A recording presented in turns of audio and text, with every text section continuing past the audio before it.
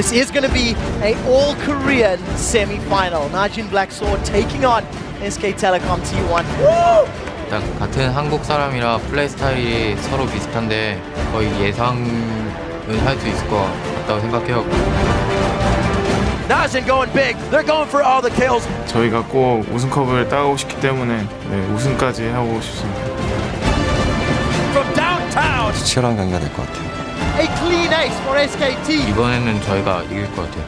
That's a matchup that is going to be awesome to watch.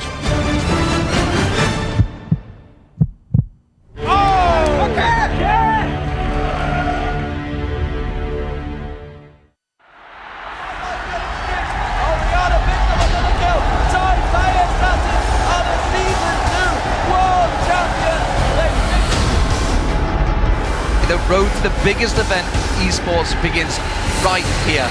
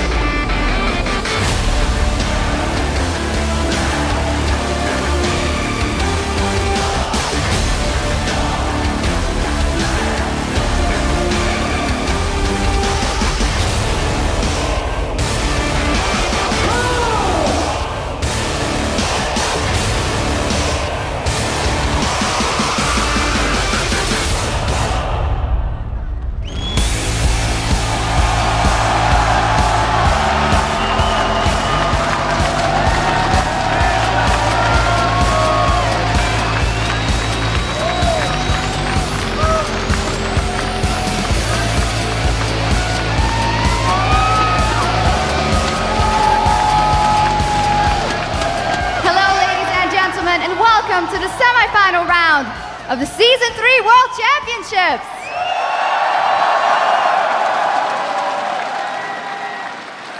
I'm Efi Shogzaportra coming to you live from the main stage here at the Galen Center in downtown Los Angeles, California. Are you guys excited?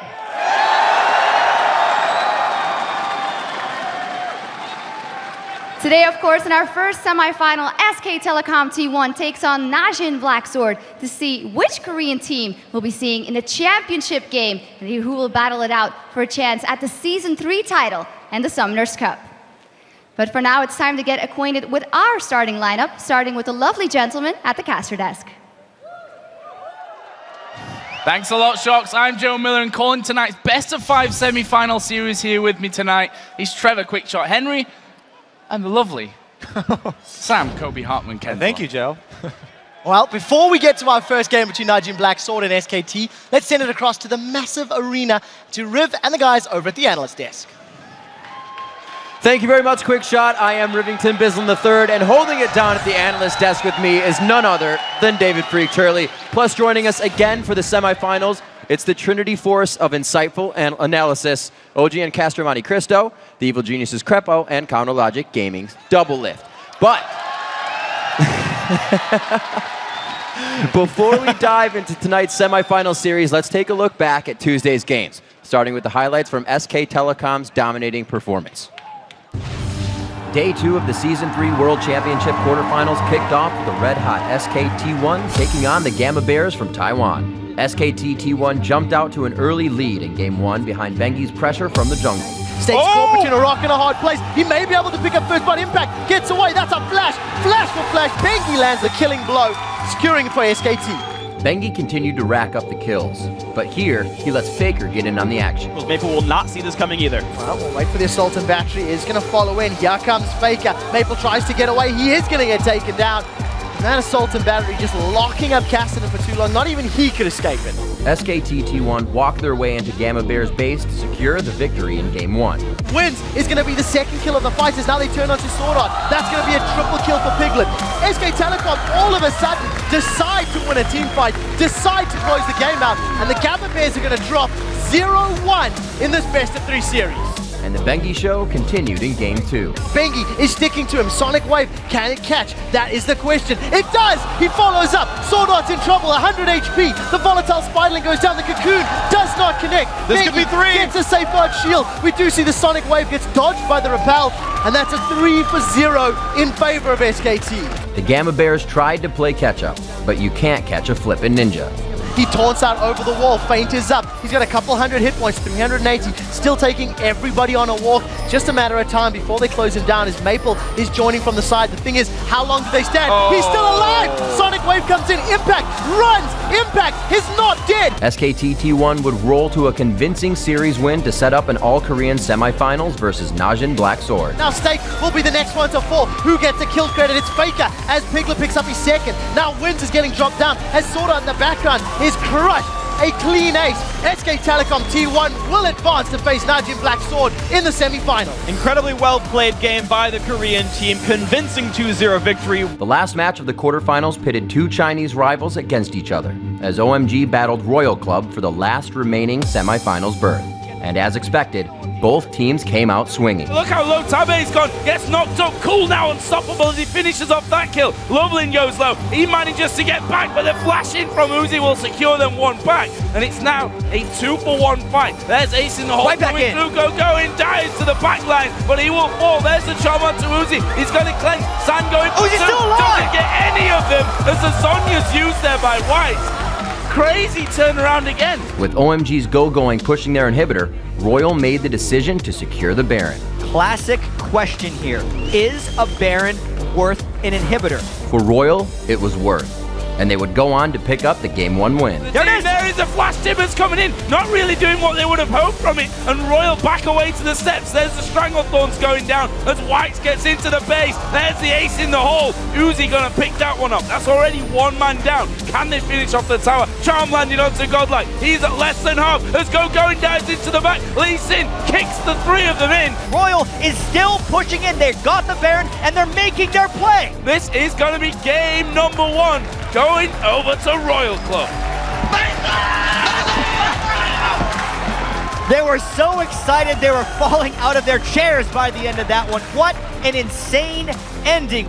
With a 1-0 lead in the series, Royal kept their foot on the gas in Game 2. Wow, Tabe going very low, but cool. He's going to get burst down from this one. Uzi picks up that kill. White's is going to finish on Big Pomelo, no problem. And now San, he's a dead man. Uzi going to get the finish on that to get a double kill. Another beautiful crescendo from Tabe would give Royal an ace from out of nowhere. There's a three-man crescendo coming in as well. Tabe picks up a kill, but they're only going one way right now. San taking tons of damage there as he falls. They're still chasing here as well. Lovely, can he get away from this one? Tumble comes down, and that's a triple kill for the Vayne.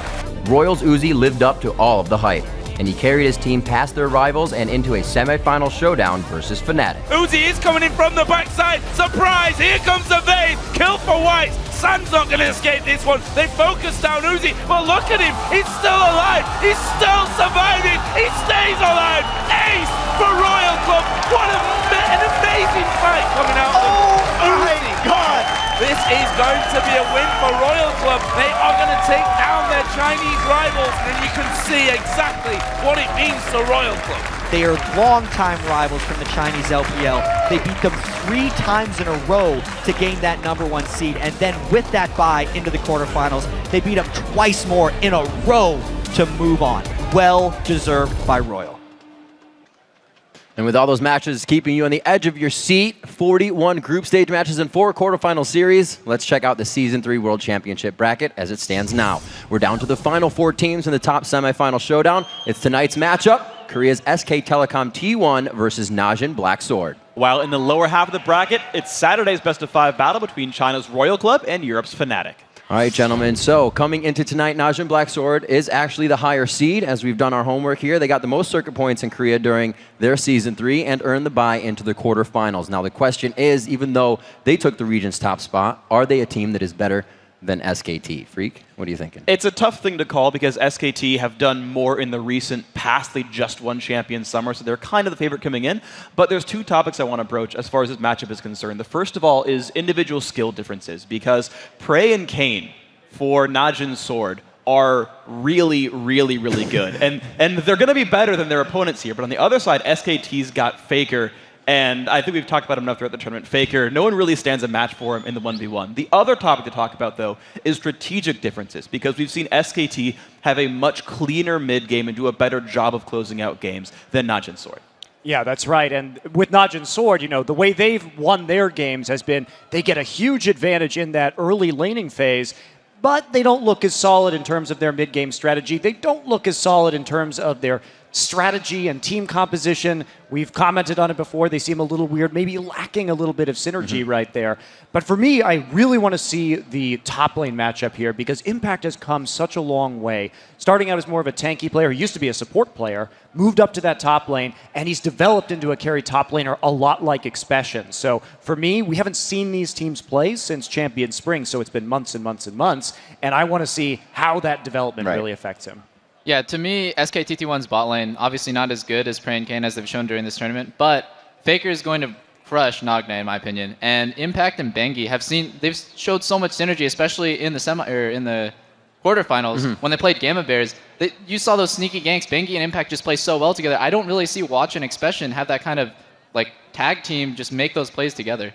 Yeah, I think that's what set both teams apart. There's synergy with their jungle, because many people consider Watch a slightly better jungle than Bengi, but Bengi does really well with Faker. Who's going to stop Bengi and Faker? Probably nobody. And then Bengi and Impact, as he said, to do really well together as well. So, and aside from that, I just want to point on that Najin Black Sword actually did play in Winter, OGN, and they did a lot of 3v1 dives there. That's actually where SKT1 was lacking a lot in the earlier stages of the group. Mani, final thoughts? Yeah, we see that coming out of Najin Sword, and yes, they're less of a dive-oriented team, but they're still capable of doing it. And notably, Expression, when he was on the sister team, Najin Shield, had to play against that dive a lot. And for me, out of all the Korean teams coming in, he's had the most safe play in those 2v1 situations, because you can tell he knows the limits of the dive and is constantly watching out for it, unlike some of the other Korean top laners that we've seen here. And that's what Najin Black Sword will have to do, get an early lead in the early game and extend that into mid game, because if you go even against SKTT1, once the mid game pushing starts and the rotations start happening,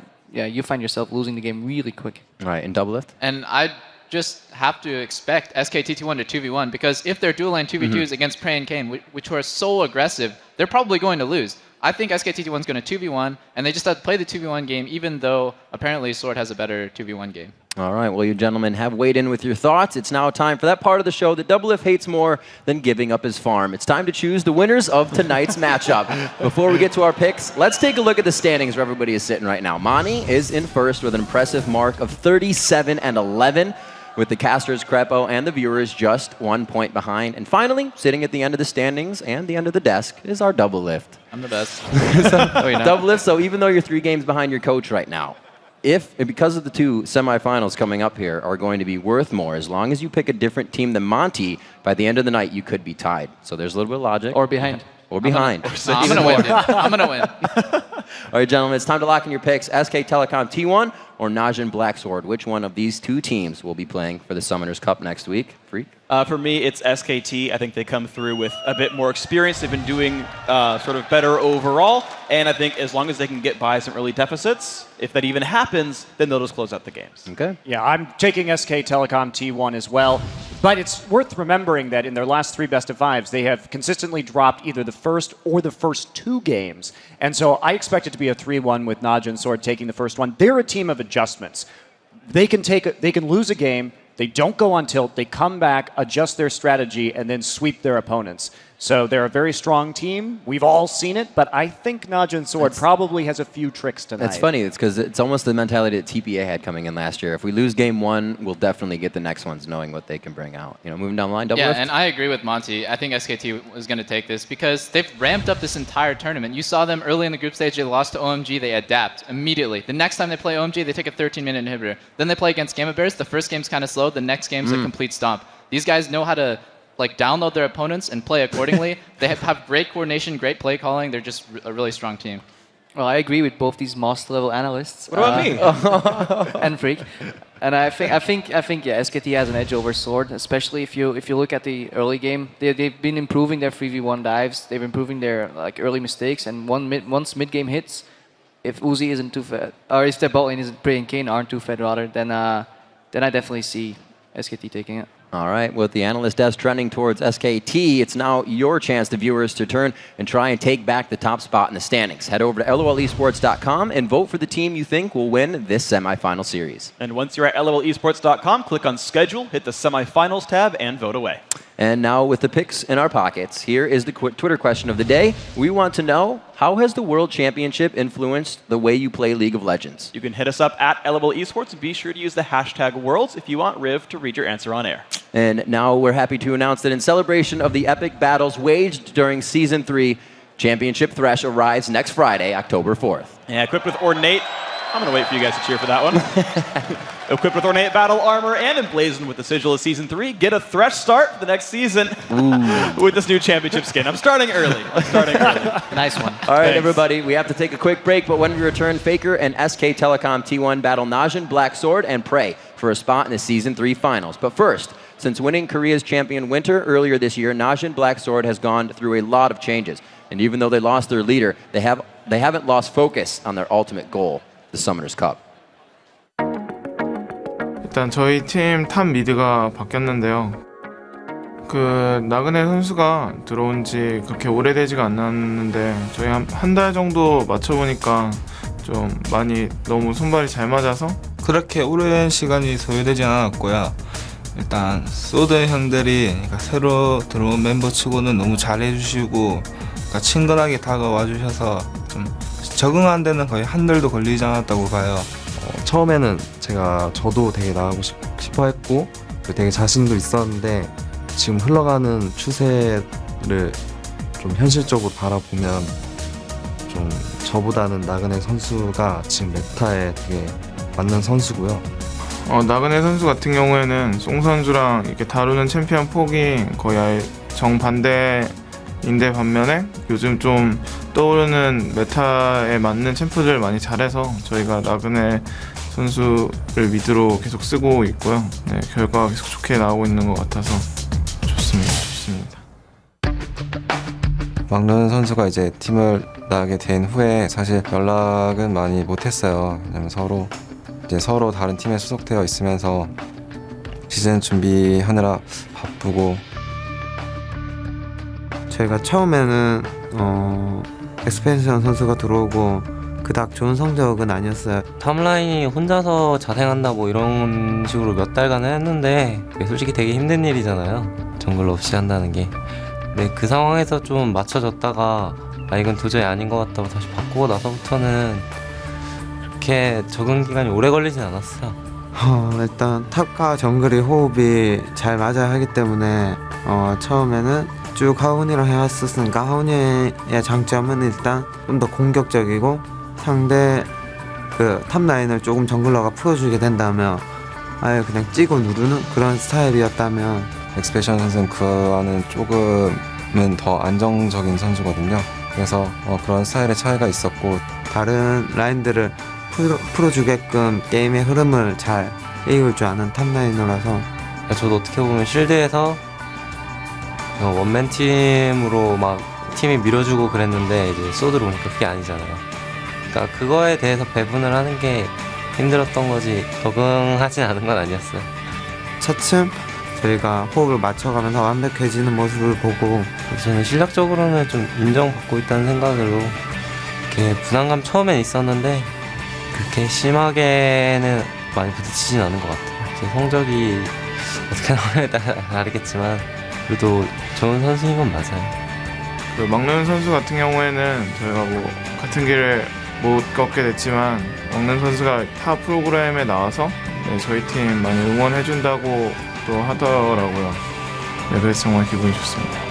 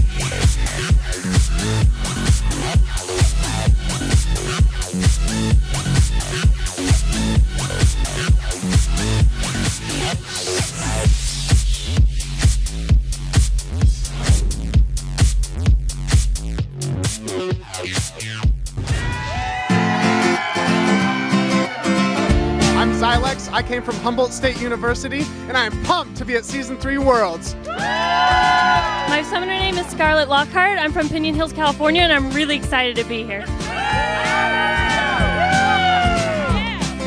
I'm Pomiest. I'm incredibly excited about League of Legends semifinals. This is my first LoL event, and I'm like, never been out before. Yeah, buddy!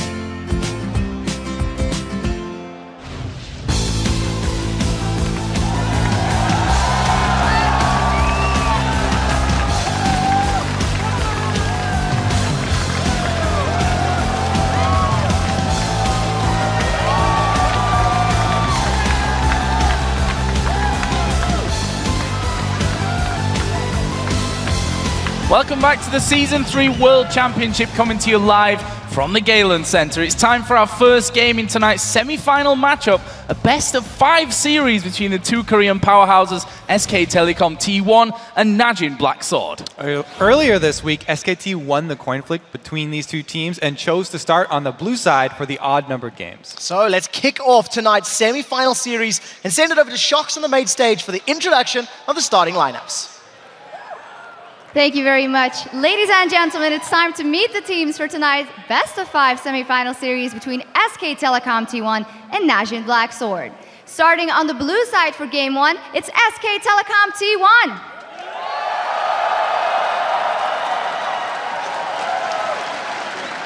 Let's meet the team. Starting in the top lane, Impact. In the jungle, Bengi. In mid, Faker. At AD carry, Piglet.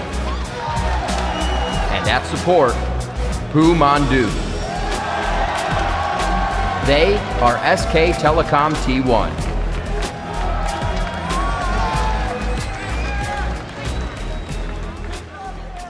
And starting on the red side for Game 1, it's Najin Black Sword.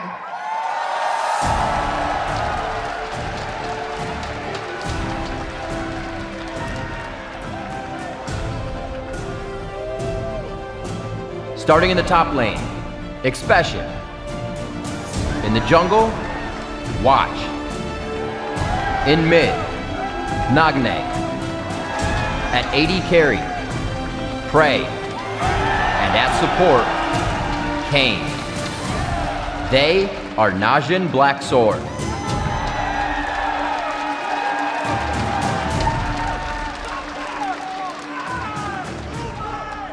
Please give it up one more time for tonight's competitors, SK Telecom T1 and Najin Black Sword.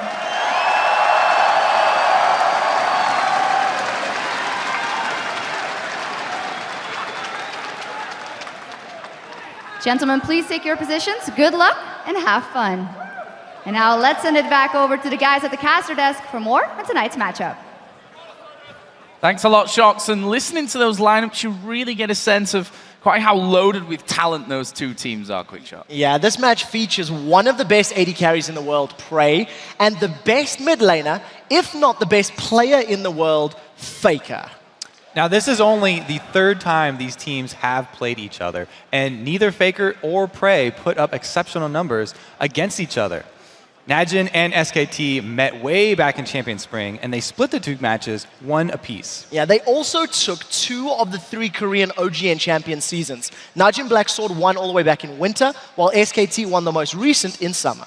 And even though SKT and Najin Black Sword haven't really faced off in a while, because they watched each other's play throughout Season 3, both teams know exactly what they're up against and what it's going to take to win this semi-final best-of-5 series.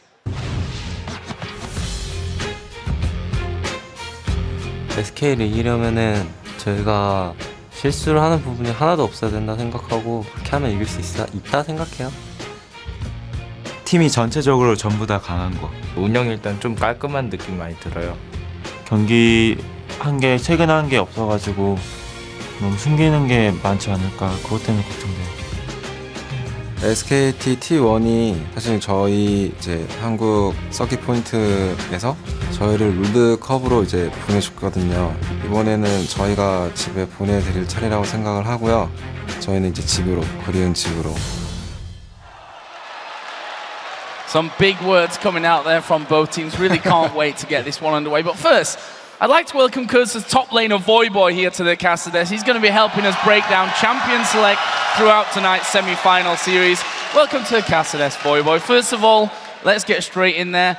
What are we expecting here from these two teams in this first game? I mean, these are the top two teams from Korea. They're here fighting for their spot in the finals of the World Championships, so you definitely know they're going to be bringing their all. This is going to be an amazing match, and I'm just really excited to see what they're going to whip out. Me too. I mean, everybody's looking at the mid lane here. Pretty much everyone giving it to Faker already, even though Song is pretty confident.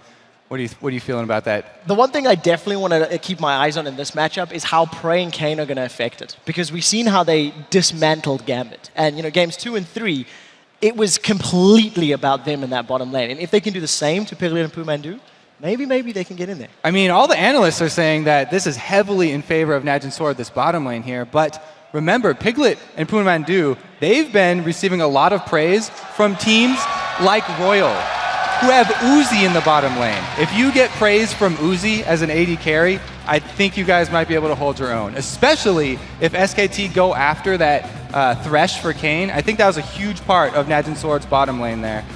Well, you saw into the future a little bit there. We see Twitch and Thresh, the two first bans coming out here for SKT, going quickly with a Vi and a Z band out from Najin Sword. Yeah, I mean, SKT, obviously, they're feeling the same as all the analysts, targeting that bottom lane 100% with all of their bans.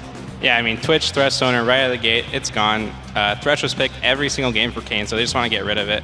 Vi, Zed, and Fizz were all banned out by Najin Sword. They are showing a lot of fear for Faker and a lot of respect as well. They took out his two prime assassins and they got rid of Bengi's Vi, so they cannot just completely dominate that mid lane with that aggression. Exactly. This is pretty much what we thought from both of these teams. Bottom lane, the target here from Najin Sword, and the middle, the target from SKT. But that meant that they get the Shen as their opening pick, which definitely changes the game. They have that global presence up top. They can jump to the fight pretty quickly. Yeah, for sure. I mean, Najin Sword as a team has been known to give up Shen. When they played versus Gambit, Darien is a very renowned Shen player, but they gave it to him twice in that series. So we know that Expression is very confident in playing against Shen. He definitely has some counter picks in his belt, such as that Diana. Picking up Corki and Elise, very standard picks. We were a little bit worried about Watch picking up that Nunu again, but it seems he's gone for that very standard meta Elise pick. I'm actually very happy to see that. Yeah, I feel like Watch is kind of the hidden weapon here for Najin Sword because they had him on Nunu 2 times against Gambit. Oh! The lock-in for the carry top laner here. I love that pick. Expression is renowned for his Jax. Back when he was like, when Mac Nunu would tout him as like the best top laner that nobody knows about, everyone knew Expression Jax was amazing. And Jax versus Shen, if you can make it that early game, if you can get your trifecta of items, you can make it to late game and you will just destroy Shen in the 1v1. Oh. Not to mention you can cancel his TP with your E. Faker picking up the Ahri. What do you think about that? Faker does get one of the assassins that he's very much at home on. He'll be rushing that Deathfire Grass and then looking to kill supports. But the support he's going to go after here, Leona, extremely tanky. What do you think about the bottom lane now for Najin Sword? Now that they have a Leona, will they be looking for that 1 versus 2 situation, or would they rather go for that kill lane in the 2 versus 2 heads up? I think going off of their momentum from their series versus Gambit, Najin Sword is not going to be afraid to go into that 2v2. Corki Leona is a very high damage, high kill potential lane. Corki's E can instantly re-proc Leona's passive and just get massive damage off if she can land a stun. So I really expect them to just be going into that lane head on and just trying to make plays to carry the game like they did before. Kind of a classic matchup here. Corki and Leona go together so well. And that's going to mean that they're going to look for Jax versus Shen in lane. How do the first few levels match up versus that? So basically, Jax versus Shen. Shen will just poke you for free early game. Jax can't really go aggressive because Shen can just taunt him and fight inside the creep wave and come out ahead.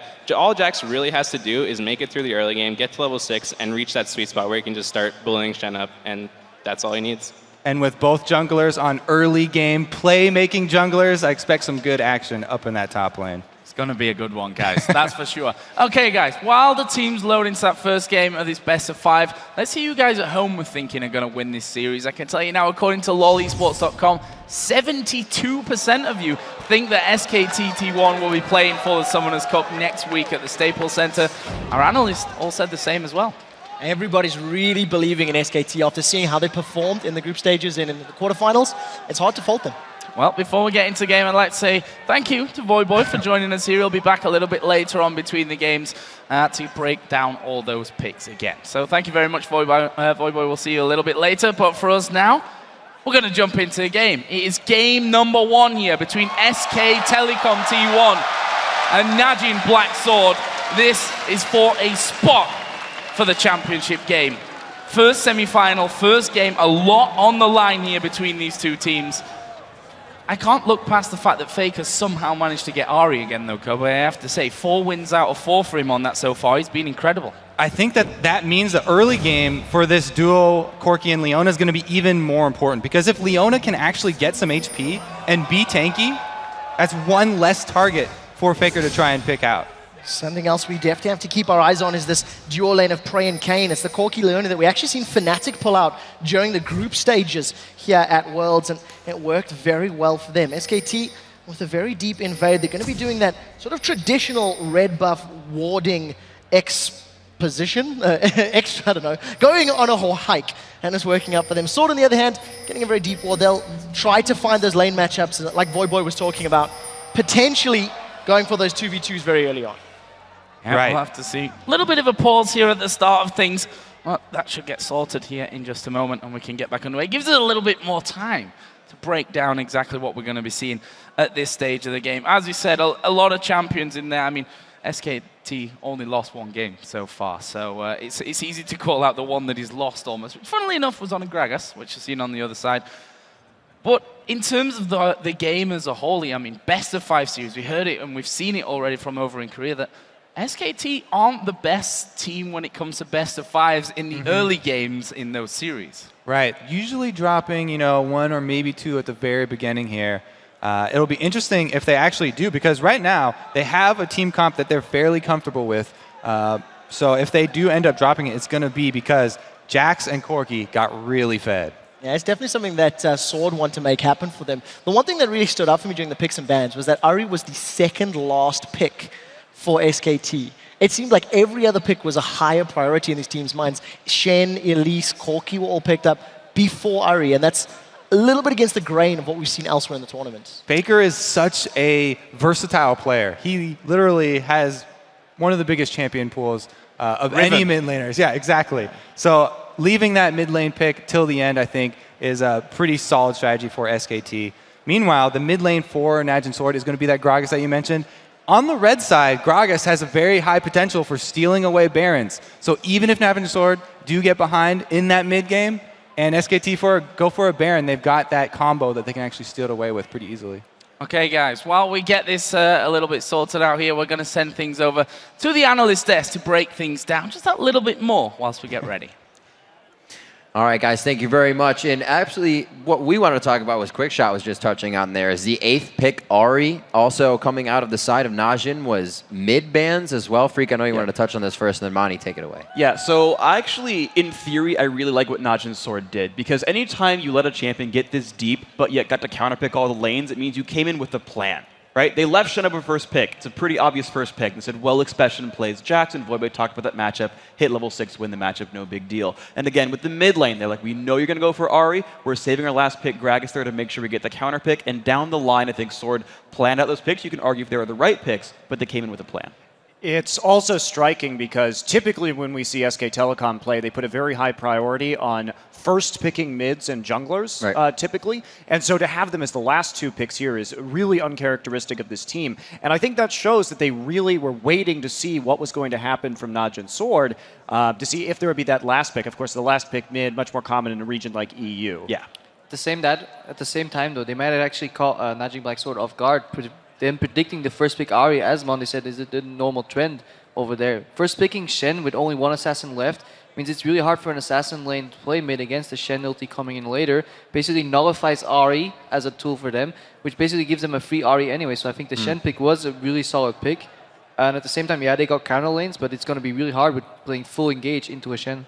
I think it was definitely a smart choice to go for the early Shen, but this is actually something that happened very directly by this team against Gamma Bears, where their Shen and Ari were both open, and they're like, actually, we're going to go Shen first. So Sword doing the research, they would have at least seen that as a likely possibility, but you're right that mid lane's going to be difficult. And just to touch on the peculiar Leona pick that we haven't seen before from Najin Black Sword, this is actually a really volatile 2v2 lane, as you can tell, just because of it's a kill lane for Leona. But at the same time, pre-6 minutes, Lee Sin is the best early skirmishing jungler to counter gank. Like, if Leona goes in, she's not getting out. If Lee Sin's there to safeguard to the Zyra or something, then Leona's dead. And past 6 minutes, they have Shen. So it's actually in SKT's favor to 2v2 that lane if they can play it correctly. If they can bait Leona in, or if they can bait her in with Shen ulti, it's just like a free kill. So now we'll actually have to see a Bengi impact synergy in a different kind of way. Not playing on their own lane, but just both trying to counter gank that bot lane with Leona. And it's incredibly difficult to play as Leona, especially if it happens once or twice. Afterwards, you'll be really scared going in the third time. All right, guys, final thoughts, Monty, as we are finished up with a quick sound issue? Oh, yeah. No, I just want to say, and with the level 1, they got a really deep ward in there, even deeper than the usual ozone ward that we see. So I'm looking forward to seeing how Najin Black Sword decides to play this, because they have a lot of information about where the lanes will be going from SK Telecom. All right, guys, we are going to throw it back to the desk. Looks like we've sorted everything out on the stage. Let's send it back to the guys at the caster desk for game 1. Thanks a lot, Riv. And we are going to be getting into the game here just shortly. A little bit of a sound issue, all fixed now, so we can get things back underway. And interesting to hear the thoughts there. Probably going to be a very explosive start to this one. I think a lot will be determined in the very early game, like they talked about before Shen hits level 6. But as Double Up is saying, if Lee Sin's right there when Leona goes in, then they have a good opportunity to turn around a gank. Watch knows this. So if Watch positions himself in one of the side bushes, then he can be there as well, turn into a 3v3. So let's jump into game then. You can come back in a second, because we are going to get into game for this one and get things back underway. Very early stages still, just 1 minute on the clock. It's going to depend on who can outthink their opponents in this one. The most difficult mind game possible. Both of these teams with very deep wards. Also, after Najin Sword got their very deep ward that's going to see the lanes from SKT, they recalled straight from the jungle. So SKT did not see them exit. It stands right now, SKT still on the invade, looking to set up a steal here on Sword's blue buff area. You can see the rest of Sword moving towards their lanes. They're going for that traditional 1-1-2 setup, and it doesn't look to be any sort of steal just yet. As I say, that Watch and Expression are moving towards the blue buff of SKT. Right, it'll be a blue buff trade here. Bengi gonna be able to take off that purple side one. Meanwhile, Watch is going to answer. We'll have to see if Impact actually makes a choice to go check this blue buff, because a lot of top laners will go do that just so they can notify their jungler and make 100% sure where he's been going. They did see him move from that ward, though, at his red. So blue buff taken then from both sides. We'll see what happens here in the early stage. We can see that Elise actually headed on towards that top side of the map. We'll see if Impact is going to be challenged by that. Actually not. He's going to walk over a ward as he goes over to the red. So a simple trade of the buffs coming in early in this one. We can see there, statistic for Impact.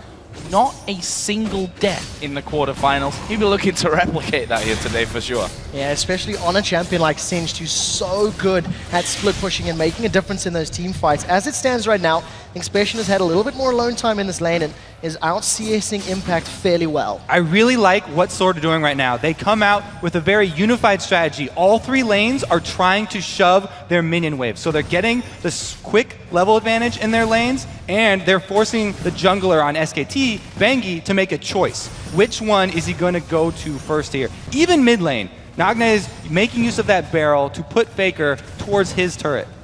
Well, we did see that Bengi did go home fairly early on in this one. Going to come back in towards that mid lane with some wards. I'll give him that extra maneuverability around as well, but, well, as I say that, he just goes straight off to his wolves. He's going to continue farming exactly the same as what we're seeing here over on the other side for Sword, as Watch was just doing, wow, those raids. Bit of a Valkyrie out there just to avoid that damage. Prey not wanting to get too deep. Piglet and Pumandu making use of the range there on that Ezreal Zyra and just laying down the hurt onto Prey, completely disregarding Kayn for the time being. You see in the mid lane a little bit of poke going back and forth here between Faker and Nagne. And as it stands, both of these teams just trying to do the best they can to CS and SKT respond to the sort of lane pushing of Sword. It's interesting because Expesin actually timed his recall with when he thought Bengi was going to be at his blue buff, which he got right. So he was out of danger there, but he didn't buy a ward on his back. He just picked up that Doran's Blade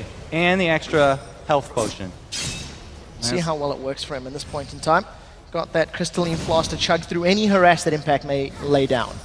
Yeah, Expression actually, we saw his statistics there, extremely good win rate with this Jax. Obviously come back into favor recently with that Trinity Force doing so well for him. We'll see what kind of impact he can have here in that top lane.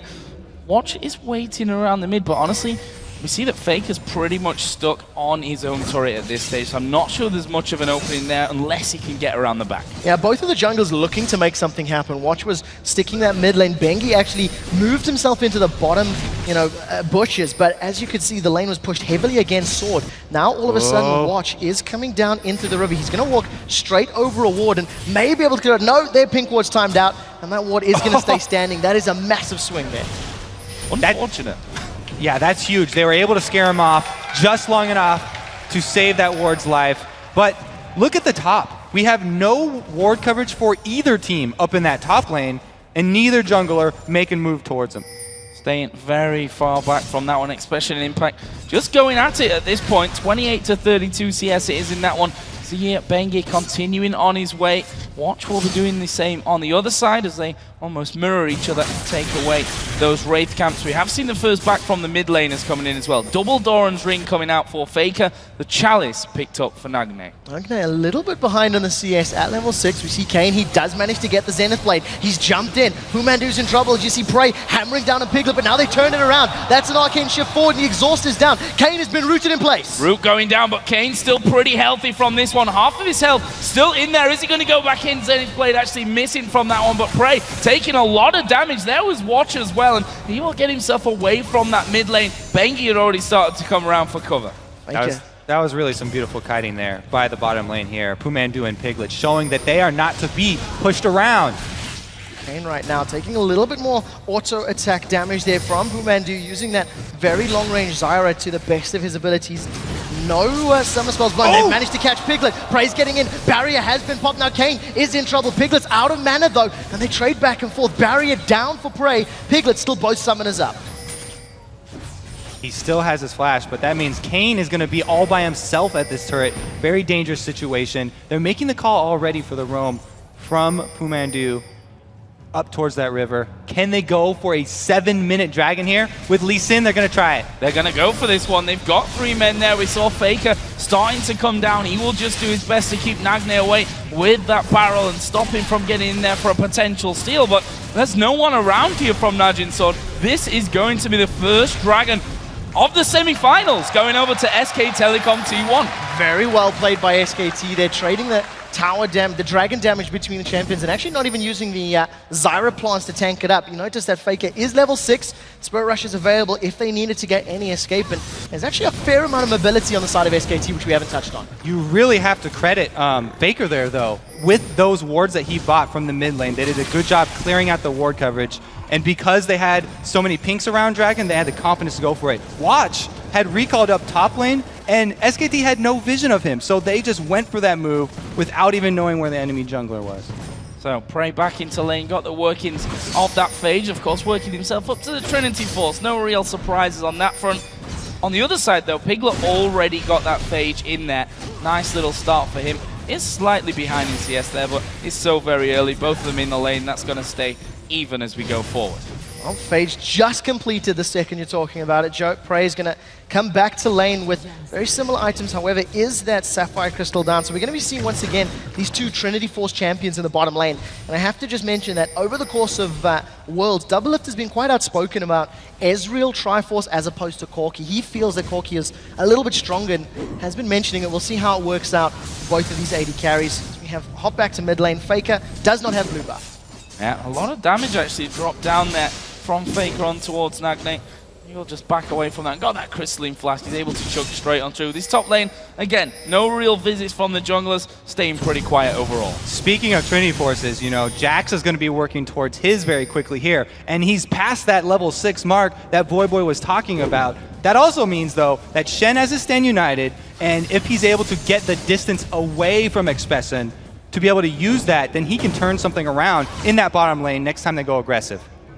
Well, watch right now up in this top lane. He does have that red buff available still, has not hit level 6. Expression has that option to land a stun, but Impact has got a massive amount of HP. Giant's Belt is up. He is going to get stunned in place as Expression continues to poke him down and harass him out. Can he pull Impact out? That's the question. Watch is still hanging around in those top bushes. He was waiting for that one melee minion to be killed by Expression there to just be able to walk into the side lane bush. He's been undetected so far.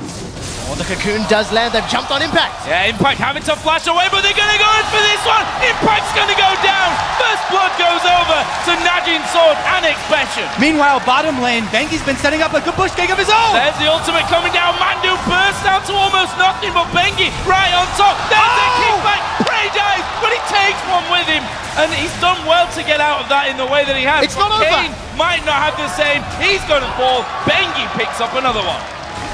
Oh, Kane sticking around there. He goes down now in the mid lane. Faker lands a charm. That one won't end up in a kill, though. Now we're at 2-2.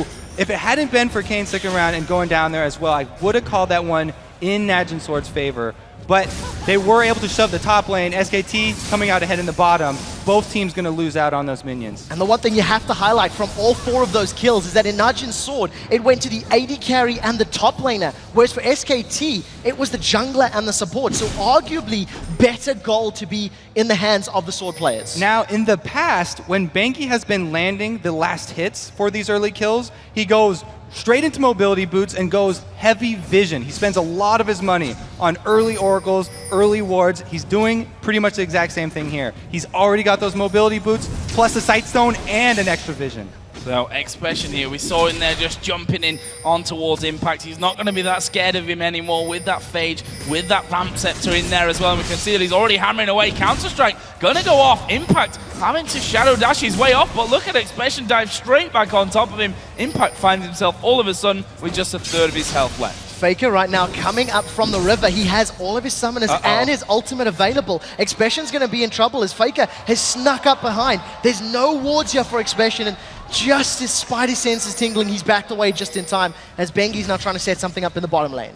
I think he realized that lane pushed a little bit too far for him to be truly safe when the fact was Faker wasn't in that mid lane. Don't want to give that away. See here, Nagne and Watch actually moving through with a pink ward into the jungle of SKT. They're going to get themselves in position and gain some vision control and come down by the looks of it towards this bottom lane. We'll see if they make their way down. They have decided to just back away a moment or two ago. We were getting excited about the prospect of a barrel knocking people out, but right now, this could be a two-man sword trying to set something up on Faker. Watching Nagne just poisoning themselves. Mandu has managed to land the root on Kane. Kane's going to get caught by the Strangleforce, thrown up into the air. Pumandu and Piglet are hammering away. That's a great solar flare, but it's not over yet. It's Piglet and Pumandu pick up the kill on Kane. Oh no, Kane's sticking around again, but you got to shout out Pumandu for landing his snares right there. Again, more money towards this bottom lane. That kill going to the AD carry here for SKT. So Piglet gets his hand in the honey jar. 1-0-2 now. Piglet is 1-1-2 on the other side for Mandu. So let's see how that one works out. Expression still bullying Impact in this top side. Impact knows he can't really stand and bang with him at this point. Got the workings of that Sunfire cape, but not quite up there, as we are going to see Expression coming in, but Bengi moving around the side. Here comes Watch as well. Cocoon lands on towards Bengi, and from what was a big scenario, turns into a little bit of damage and not much else. Now, the one thing I definitely think that SKT need to keep their eyes on is the fact that Expression has basically 1v1 Impact several times over the last couple of minutes. And we'll have to see how SKT decide to respond to this. A Jax that gets farmed and is able to completely control his lane can become a monstrous split pusher in the mid to late game. I think that's a really good point. Everyone thought the carry potential for Najin Sword was going to come all from this bottom lane, but Expression has himself in a very good spot. That being said, we're already 13 minutes in, and all the analysts were saying that Najin Sword had to make their moves very early. It's already SKT's gold lead here. Well, problem right now is that Piglet has a bit of a keyboard issue, so you saw the admins on stage, they're just working to get us through that one. A working keyboard is always a bit of a bonus. It's pretty for important. It is pretty important. I know most of this is on the mouse, but you can't use any of Ezreal's skill shots if you're going to be using a broken keyboard. That is definitely for sure. So that's going to get fixed up when we get back in. But that gives us, again, a little bit of time just to kind of break down where we're at this stage of it. 13 minutes in, 3-2 in kills over for SKT, and they have a nice 1,500 almost gold lead. Right, so the kills have mostly been around the bottom lane where we thought they would be. Anytime you have a Leona, a lot of fights are going to break out. And we also had that one up top. There hasn't been much action mid lane here, and all the gold from these fights, top and bottom, have kind of washed out. Really, the gold lead for SKT is from the dragon that they got. Yeah, I'm really happy you mentioned that, because it was such a good call on their part. They just shoved out Prey and Kane from that bottom lane. They dealt some damage to them,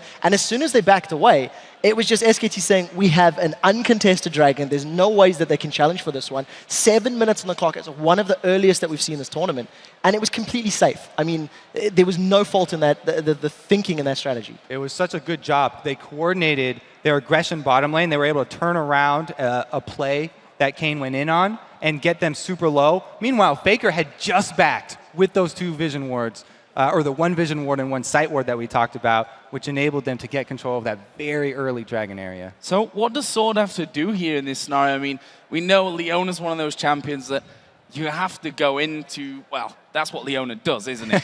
If you fall behind, you can't really do that anymore. I mean, are they going to need to switch things around here? Right now, at least Prey is post-level 6, so he has a bit of an easier time using missiles to farm or harass from a long range. But I think more of Najin's farm is going to be funneled over to Expression. So here we go then, back into game. And as I said, 13 minutes on the clock. SK Telecom T1 have the lead right now. Well, Expression is the man of the moment, I feel, for Sword. If he's able to really get rolling on the Grandmaster at Arms Jackson, maybe that could be their way back into this game. They are only 1,000 gold down, which is not a massive number right now, especially when you consider how well the entire Sword team scales. It looks like they're making the call to put more of their attention with Expression up in that top lane too, because Watch has gone up there once again, even though Faker by himself taking that mid lane turret. Yeah, first turret of the game going down there after almost 14 minutes of the game. Meanwhile, Expression still pushing this top lane out. Impact gonna shadow dash away, and this could be a turret right back in it for Sword. So trading back and forth right now, able to scare Impact away. Wasn't gonna run the risk of the very strong tower dive potential of that Elise. All of a sudden though, SKT now realize they've got the chance on Dragon. Banky doing a good job right there. They got themselves into position. Watch showing top means that they can just rush this dragon down, even though they're fairly low health. A little bit of a miss on the smite there, but when it's safe and there's no one in around, the top lane, so, when there's no one around, but Expression and Watch haven't left the top lane. Expression's going to start hammering away on this tower. He's going to take a couple of turret hits, I think, actually. He hadn't landed yet. Now Impact is in trouble. They've left on him. Ignite's ticking. Expression picks up his second kill of the game. Piglet's going to secure a trade, at least with a tower on the bottom. That's a huge kill for Expression because that's the one that they want to get rolling, but you're right, they answer here with the turret. So another objective for SKT, which is also going to open up this entire blue side, and we'll look for SKT to start warding up this golem jungle of Najin Sword so they can then control the blue buff, keep that away from Nagne, and that will just increase the lead that Faker's got over him right now. Yeah, we just saw that blue being given over there to Faker. Nagne does have his running in there as well, as he just body slams away from most of the damage from Faker. One hit from his W landed. He's got that Athene's Unholy Grail now. Faker almost done with that DFG. He's probably got enough money for it right now even, and that's where he's going to get real scary. We definitely see kind of a difference in styles here. Faker's known for just building and masteries and using his runes as well, all for offense. And he does not build too many defensive items very often. Already, he just finished his Deathfire Grass. The Cocoon does land here. Oh, they've caught him out. The barrel throws backwards. Pumandu forced to flash out. The Solar Flare comes down. Stand United is going to keep Pumandu alive as they turn the pressure back onto Watch. Now Watch is doing the best he can to get away. He manages to repel away from the taunt, but here comes Faker. Kane is dead in this one. He's not going to be able to escape it. Are they going to keep going for it though? Expression going to dive in. Here comes Prey from the side. And all of a sudden, he gets the burst kill on towards Faker. Impact and Bengi. Oh, Nagne going deep. He's going to die from the tower. Piglet picks that one up in the end. A crazy fight. Ends in 3 for 2. Man, dude just waited way too long. Way too close right there. But Faker uses his ultimate going in to answer so he can get another support kill. And that opened up Faker for counterplay right there. Really good job by Najin Sword, pushing the objective after they get the one-man advantage. Definitely having the numbers advantage. Here's a replay. Talk us through it, Kobe. All right, so the ultimate has already been used by Nagne. At this point, Mandu needs to lead. His life has been saved, and Shen is just going to feel really bad right now. Oh, I saved you with my ulti, and now you walk back in to die. But Faker comes to answer. 2 uses of Spirit Rush right there already used up, so he only has 1 left, and actually doesn't use it. Oh no, that was 3 already used, so he didn't have 1 left and had to burn the flash. Really good job here. And then Nagne, this is a 1-for-1 trade, but I like the style. He's going aggressive. He's not playing scared. That's definitely something that we haven't seen either of the mid laners doing up until that point. It had been a very passive sort of farming lane between Faker and Nagne. Nagne now 2-1-1. He's picked himself up a needlessly large rod, still yet to complete his boot. So we'll have to see if he gets caught a little bit out of position. And Faker now has a blue elixir as well. So he's going huge power spike. He finished the early Deathfire Grass, and the extra ability power and cooldown reduction from that elixir is going to mean he has a huge amount of potential for making plays by himself. We'll see if anyone falls prey to him in this one. As Watch here kind of just back away. We can see he does have that Oracle's on. That was, by the way, unintentional, but worked out, whatever. Hopefully for Sword, it won't be Prey that falls down. He's now 2-1-1 after picking up that kill earlier on, with that Trinity Force now finished as well. Yeah, I'm happy you're pointing that out, because there's actually 3 completed Trinity Forces in the game, as well as Prey going for the Sorcerer's Shoes. This is something that we've been seeing Corkis do all throughout the Worlds, is picking up those early Sork boots and then going for the likes of a Last Whisper next, really getting lots of penetration to round out all of Corki's spells and auto-attack damage. Piglet, of course, also trying to pick himself up a Last Whisper, got that pickaxe and longsword already completed, and the lane's basically resetting. We'd seen SKT trying to set something up in the mid lane, but nobody from Sword was running into them. Yeah, we see with the CS there as well, mid lane is pretty much bang even. Obviously Expression in that top side, 2 kills, 2 assists. Impact's died 3 times now, and obviously he's had a lot of time to spend free farming in that top side. But with that Trinity Force already done with Advanced Scepter, they've got to be so careful of this Jax now. This Jax actually can handle Shen by himself at this moment, but to do that, he needs ward coverage very deep in that top side. And we've already seen an elixir picked up by Mandu. So Mandu's going to be clearing out this ward coverage that Expression needs to fully utilize his leverage that he has over Shen. Right now, Prey and Piglet alone in lane. You can see both Pumandu and Kane are roaming around the map. Expression's got himself that Bilgewater Cutlass completed, so going to be working towards that Blade of the Ruined King. And I don't feel like it's going to be possible for Impact to deal with Expression if they're going to come down to this 1v1 split push. So if SKT can pick fights and get that Stand United while Expression's not there, that could be one way to bring themselves back into this game. Sword, only 700 gold down, as Dragon will be respawning in about 40 seconds. See Watch there, just making sure that they've got the pinks in position as well. Of course, he can move around and take down wards of his own, but with 2 pinks now around this Dragon, they can hold it that little bit easier. And for SK Telecom T1, they need to get down there if they're going to contest for this next Dragon. 20 seconds to go until that one spawns. We see that Expression is starting to come down. Impact does have Stand United available, and Sword get ready to start off the Dragon on its spawn. Well, 10 seconds left before that goes up. This is the first time Sword are going to be in range to even challenge for a dragon. And you can definitely see that they were just waiting for some time to ramp up, waiting for Jax and Corki to become impactful. However, because Expression has to run down to the lane, it's going to allow Impact to split push that top lane uncontested. SKT have grouped up as a 4-man on the bottom of this river. Dragon already secured. SKT thinking about going in, but they're going to have to commit deep if they want to, and they decide against it. Now that the Dragon's down, they really do not want to pick that fight. All they want to do is try and slow Najin Sword down so that they can buy Shen time to try and answer up in that top lane. But he's not getting any work done on this turret, and the whole squad for Najin Sword is headed up there. Yeah, we saw he was trying to get rid of those minions, didn't really have many of his own to deal with there while that dragon was being taken out. And once he realizes that the rest of the team probably coming up here from Sword, he will recall back off to base. So that turret staying alive, that dragon going unanswered, and we can see that the gold from that has really evened itself up now. Just about 150 the difference between them. Yeah, very, very tense game between these two teams. Only a single kill separating them, a couple hundred gold, which is basically already spent in wards. And the only real difference, I think, between these two teams is in the top laners.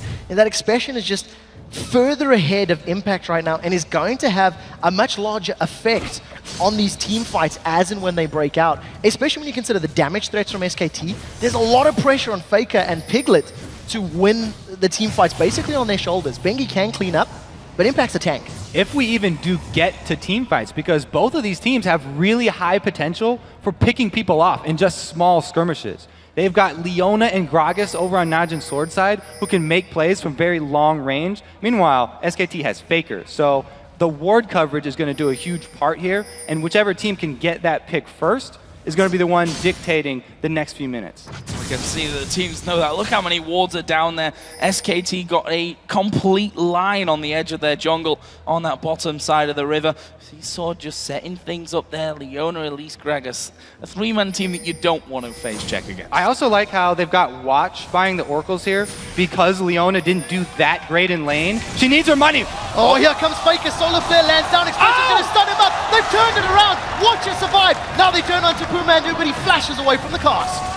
It's those picks that we were talking about. Faker was looking for his, but the Vision War, Najin Sword knew that they were going to go for that when they set this one up beautifully. Using them as bait, they were able to capitalize, just stacking all of their sons very, very well. So, the turret now going to be under pressure. Bengi taking a lot of damage. True Shot Barrage actually flashing to Bengi. He's gone in there. Not sure that's the best decision. There is a Stranglethorns. Will only hit Gragas as Kane goes low, but it's a double kill for Expression here. Prey now having to flash away from that one. Piglet going to chase through. He's going to pick up that 1v1, and that is leaving us with a 3 for 3 here in the end. Watch is still uncontested in this bottom lane. He should be able to pick this tower up though, and at the end of the day, picking up that objective is good for Sword. But this means that SKT can run straight down the mid lane here. This is Ezreal with a double buff. They're going to be able to just melt through this turret. They're actually going to tank it even. They are going to tank this one up. Impact feeling strong enough at this stage of things. Piglet just going to be hammering away on that one as Impact actually leaves him there for a little while. Minions do come back around and they've got something to tank that one up with. They need to be careful because Nagne is coming around the backside and sort of started to spawn it. Nagne does have his ultimate, but he has to wait for the rest of his team to make his move, and SKT able to finish off the turret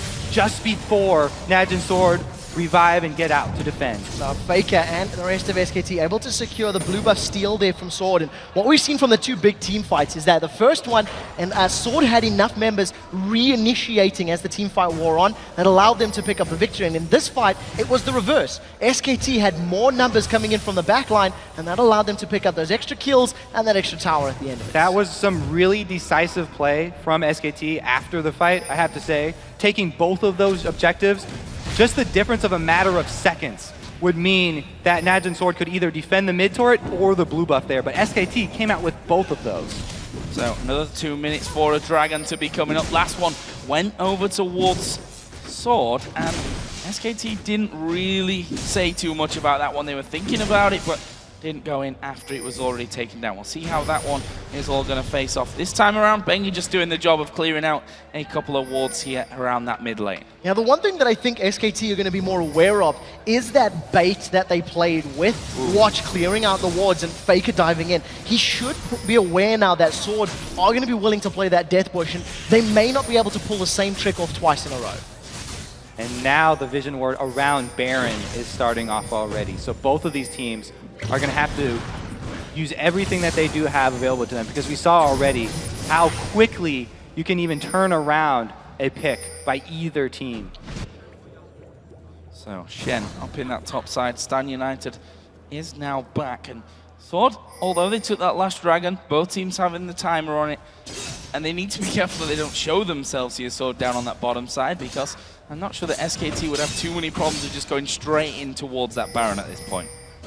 I also want to note that this team for Najin Sword is a pretty risky team here. All of their pick potential relies on skill shots hitting. Leona's ultimate, although it's long range, isn't that easy to land dead on. Same thing for Gragas. If Gragas misses his ultimate, then they are at a huge deficit if SKT are able to force a fight right after. Well, we'll see SKT securing that top lane tower.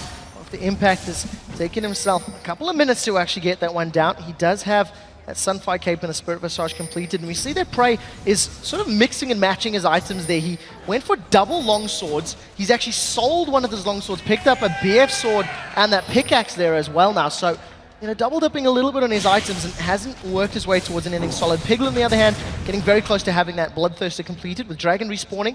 It looks like Sword are going to make their way down towards the pit. I like how Sword are clearing out wards as well. When they had a single person go down, clear out the ward, they usually have 3 or so hiding in the Fogger ward, just so they can actually pull off that same play they pulled before.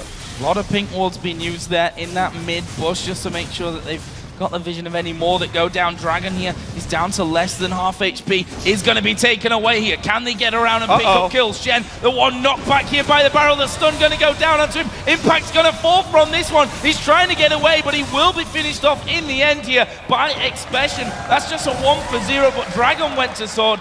And again, that 5v4 in middle, we'll see if they can do better with it this time. Again, Najin Sword are being so decisive here. They just burn down the dragon, even though Bengi landed his Q on it. And then Nagne uses his ultimate just on impact. Beautiful, beautiful capitalization. And not only that, they've picked up another tower, so that evens it up at 4-4. There's only 600 gold separating these teams. Sword clearing out those wards as they continue to roam around the map. 15 seconds left on Impact to respawn. He does have his Stand United available, and Sword are going to be aware of that, so they're not going for any risky Baron play, but they're just making sure they've cleared up the vision, and they make SKT check. Ooh, True Shot Barrage almost coming in there for Piglets. Yeah, that's what they got to be real careful of right now, making those risky plays, because the gold lead, even though it is over there with Sword, it's really not a lot at this point. It's the amount that can change so very quickly in just one pick. One bad engagement from Sword could throw them back behind from it. So I think we might see a bit more passive play here as we get a little bit of a farming phase going on again. That's also why we saw Najin Sword, right after they take that mid turret, they went immediately to clear out all the vision around Baron, because ward coverage in that top side of the map right now is an objective in itself. Oh, see right now, Prey and Nagne pushing through this mid lane to try and shove the wave out. Some big items have been completed there. Nagne's got a death cap as well as another blasting wand in his pocket, while Faker's picked himself up a needlessly large rod. We'll see where he decides to go with that one. And another massive pickup for Expression. He's had that Blade of the Ruin King for a couple of minutes, but now he's getting some HP to back it up. Got himself a Giant's Belt as well. And you know, it's already incredibly difficult to take a Jax down, especially when he throws on his ultimate and gets all of those bonus defensive statistics. But with all that additional HP, it makes the problem even more difficult to deal with. Notice how they aren't having Impact push side lanes anymore either, because he's very scared of that Jax finding him.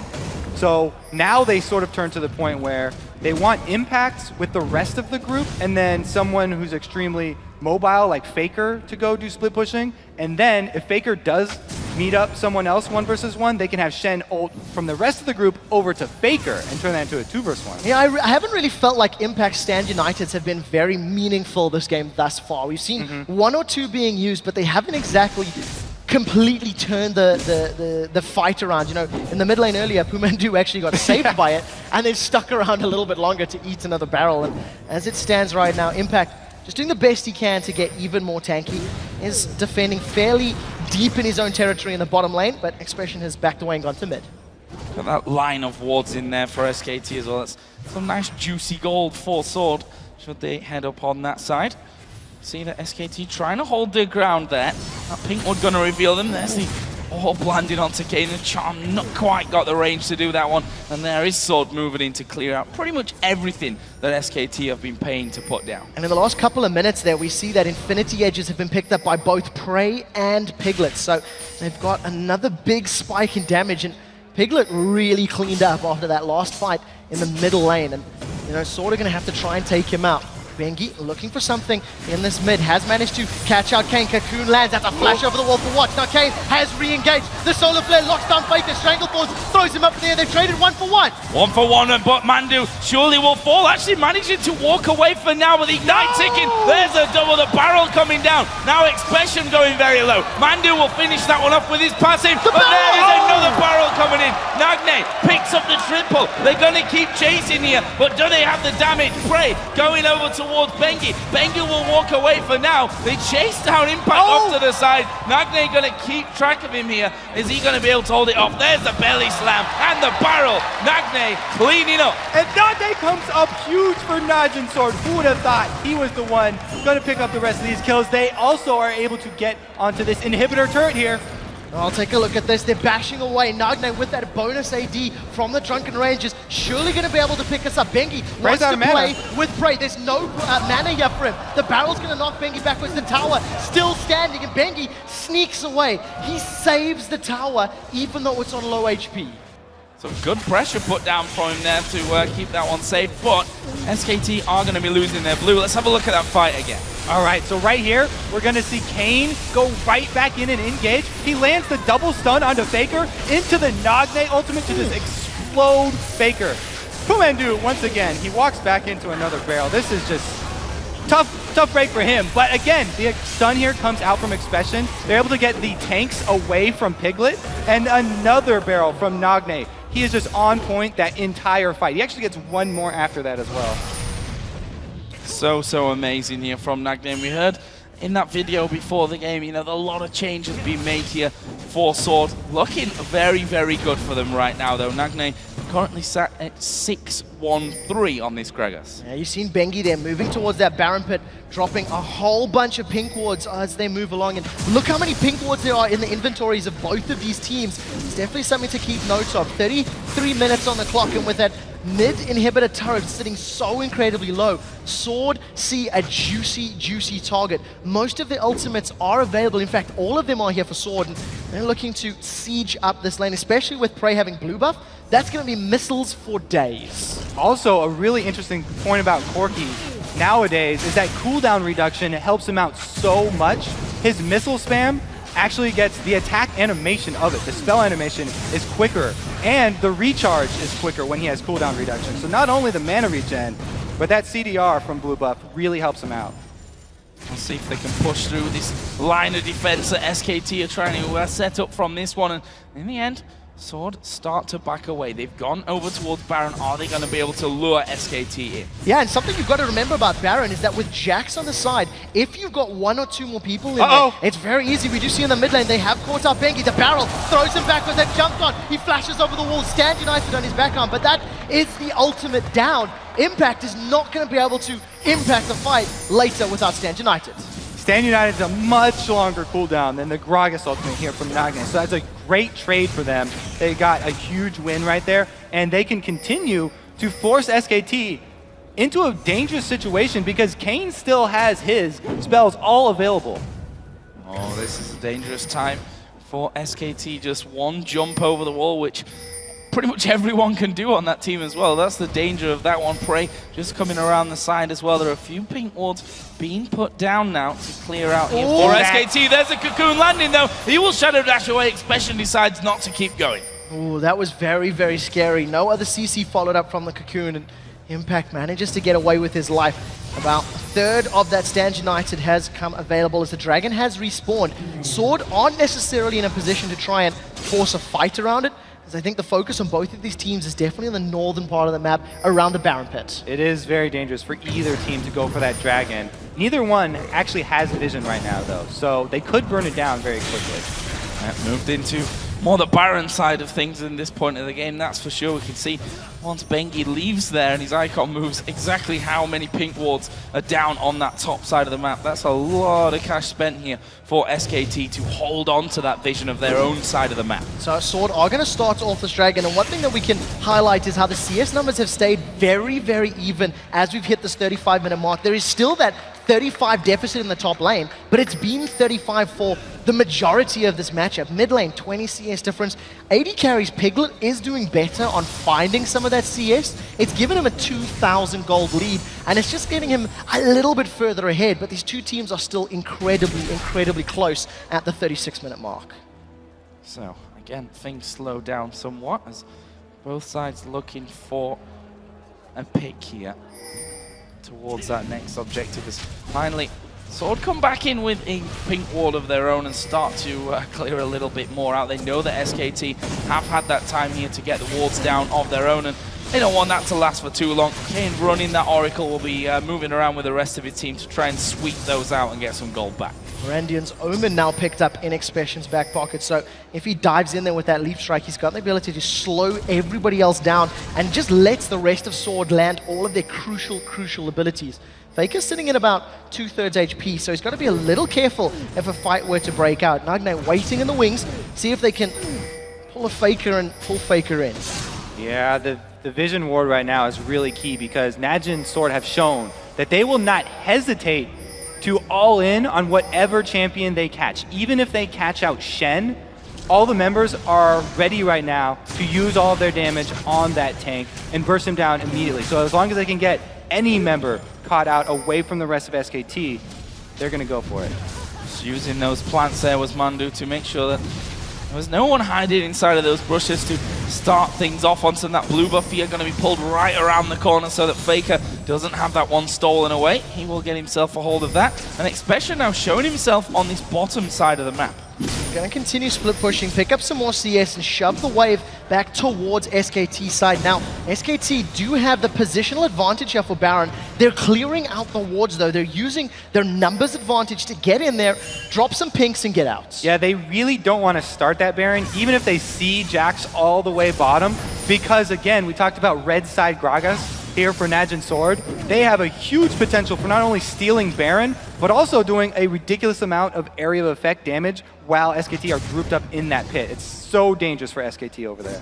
So a bit of a push back down middle, and then the retreat back off towards Baron. This ward clearing expedition that's gone back and forth for, well, a good 10 minutes at least now of this game, just showing how tense this one really is. And talk about best of series all the time, and a best of five, very crucial as the barrel goes over the top there, but not really doing that much to SKT. Ooh, Faker just used his ulti. Spirit Rush used from Faker, and that's massive, although both Spirit Rush and that explosive cast, not the longest of cooldowns, and will be back up and available in the not too distant future. I want to mention that Faker now with another needlessly large rod, he's decided to just go only for the needlessly large rod item. He's going to work himself most likely towards that Zhonya's Hourglass, and over the other side, Void Staff, almost Hourglass, Death Cap. That is very, very scary damage from Nagne's Gragas. And we just saw Nagne right there, again, not hesitating to use his ultimate on just the potential of catching someone out. Humandu had gotten bursted down to about 30-40% right there, so Nagne immediately chucks over his barrel.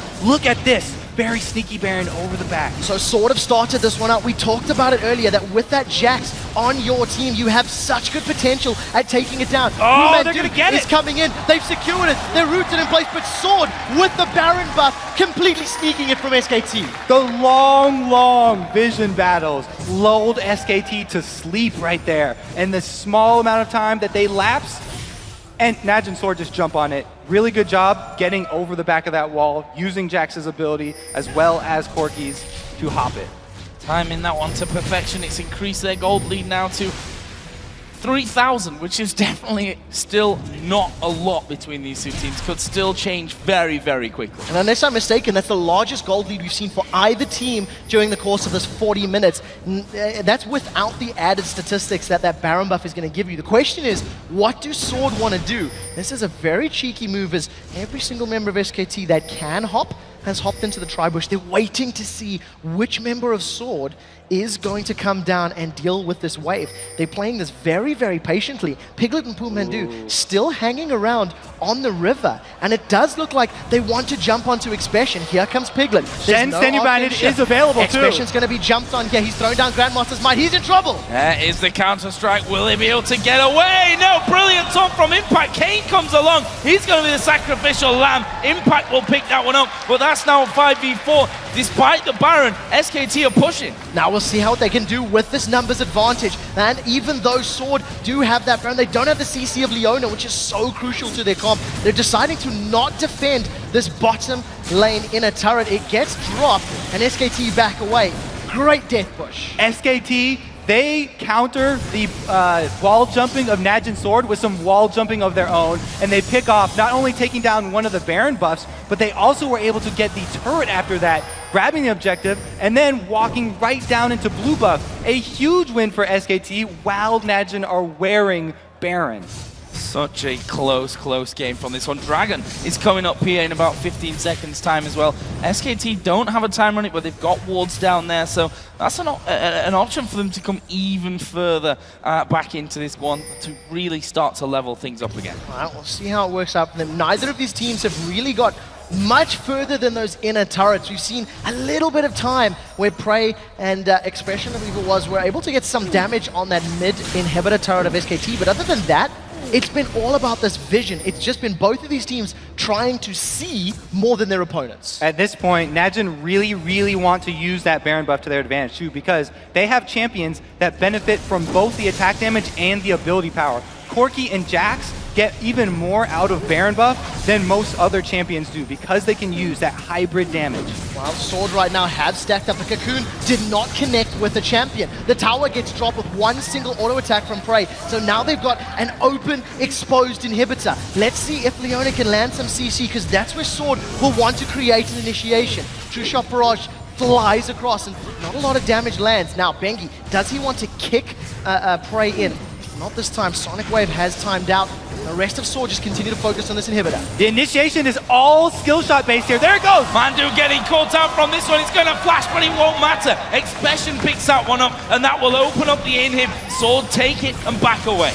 Great play there by Sword. The barrel from Nagne starting it off and finding Pumandu before he could even get his Stranglethorns off. Now, Najin Sword with a 5-man stack, looking to steal away the blue buff. Remember, their blue buff was stolen by Faker not less than 2 minutes ago. The rest of the team is going to shove the wave down, and they're going to try bash away on this top inner turret. There is a wave pushing against Sword's bottom lane, but it does look like the inhibitor turret should be able to fend it off, as now Sword are focusing on this tower. The good news for SKT is that the Baron buff is about to fall off, though. It's not in time for them to save the outer turret. Will it be enough to save that inhibitor turret from this one? Kane, he's going to get burst on this one, but not quite going down from it. He gets away with hardly anything left there, and Sword keep going. They're not too phased with that one. Lee Sin going to dive in, but they've managed to catch out Impact. They go back there as a kick from Bengi, but the tower's gone down, and Sword get away with another one. Najin Sword managing to get the inhibitor, 3 towers in total there. That is a definite win for them as that Baron buff times out.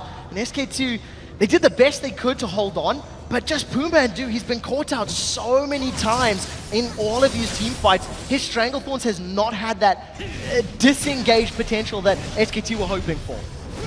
I would expect Najin Sword not to let up on this pressure at all either. They can go force another fight at that exposed inhibitor. Even without the Baron buff, they now have such a large gold lead that they can go over there and be confident enough to poke down that inhibitor with no threat of that turret around it.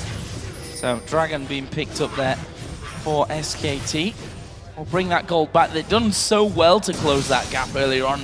Just grown back against them. See, they've taken 2 out of the 6 Dragons had so far. Baron is coming up in about 1.5 minutes. Yeah, the one thing I do want to highlight as well about this matchup is that Faker's Ari that we've famed, that we've lauded, that we've talked about all tournament long, 0-3-4, is not able to insta-burst Elise or Jax, and hasn't been able to stick to Gragas or Corki, and just hasn't really had that game-changing impact that we've we've come to expect from them, but this is sort of what we know from SKT. They do start best of 5 series a little bit slow, and we'll have to see how they bounce back, because as it stands, this is Sword's game to lose. Well, Naj and Sword, they are grouping up at that exposed inhibitor, and right now, if SKT want to make a move, it's going to have to come very quickly. A flash taunt or something from Shen. They were trying to get in there from the side, and speaking of Shen, he is still waiting. There is a ward down. Sword know exactly where they're coming from. Expression's going to dive in. He focuses straight on towards Bengi. The slow comes down. Expression starts to back away, and SKT have held them off. Great play there by Expression, pulling the gun before anybody from SKT could do that, forcing out the members of SK Telecom. Now Sword, with a little bit of a numbers advantage, they didn't use any of their important abilities during that previous fight. Randians wasn't popped, Blade wasn't popped, and now Sword are going to start trying to get on the second inhibitor here. Prey has been caught by the Sonic Wave. Bengi plays this one safely, decides not to go in. Keep your eyes on Pumandu, because he might just get popped. There are minions doing work for Sword in the bottom lane. They may be able to get that tower.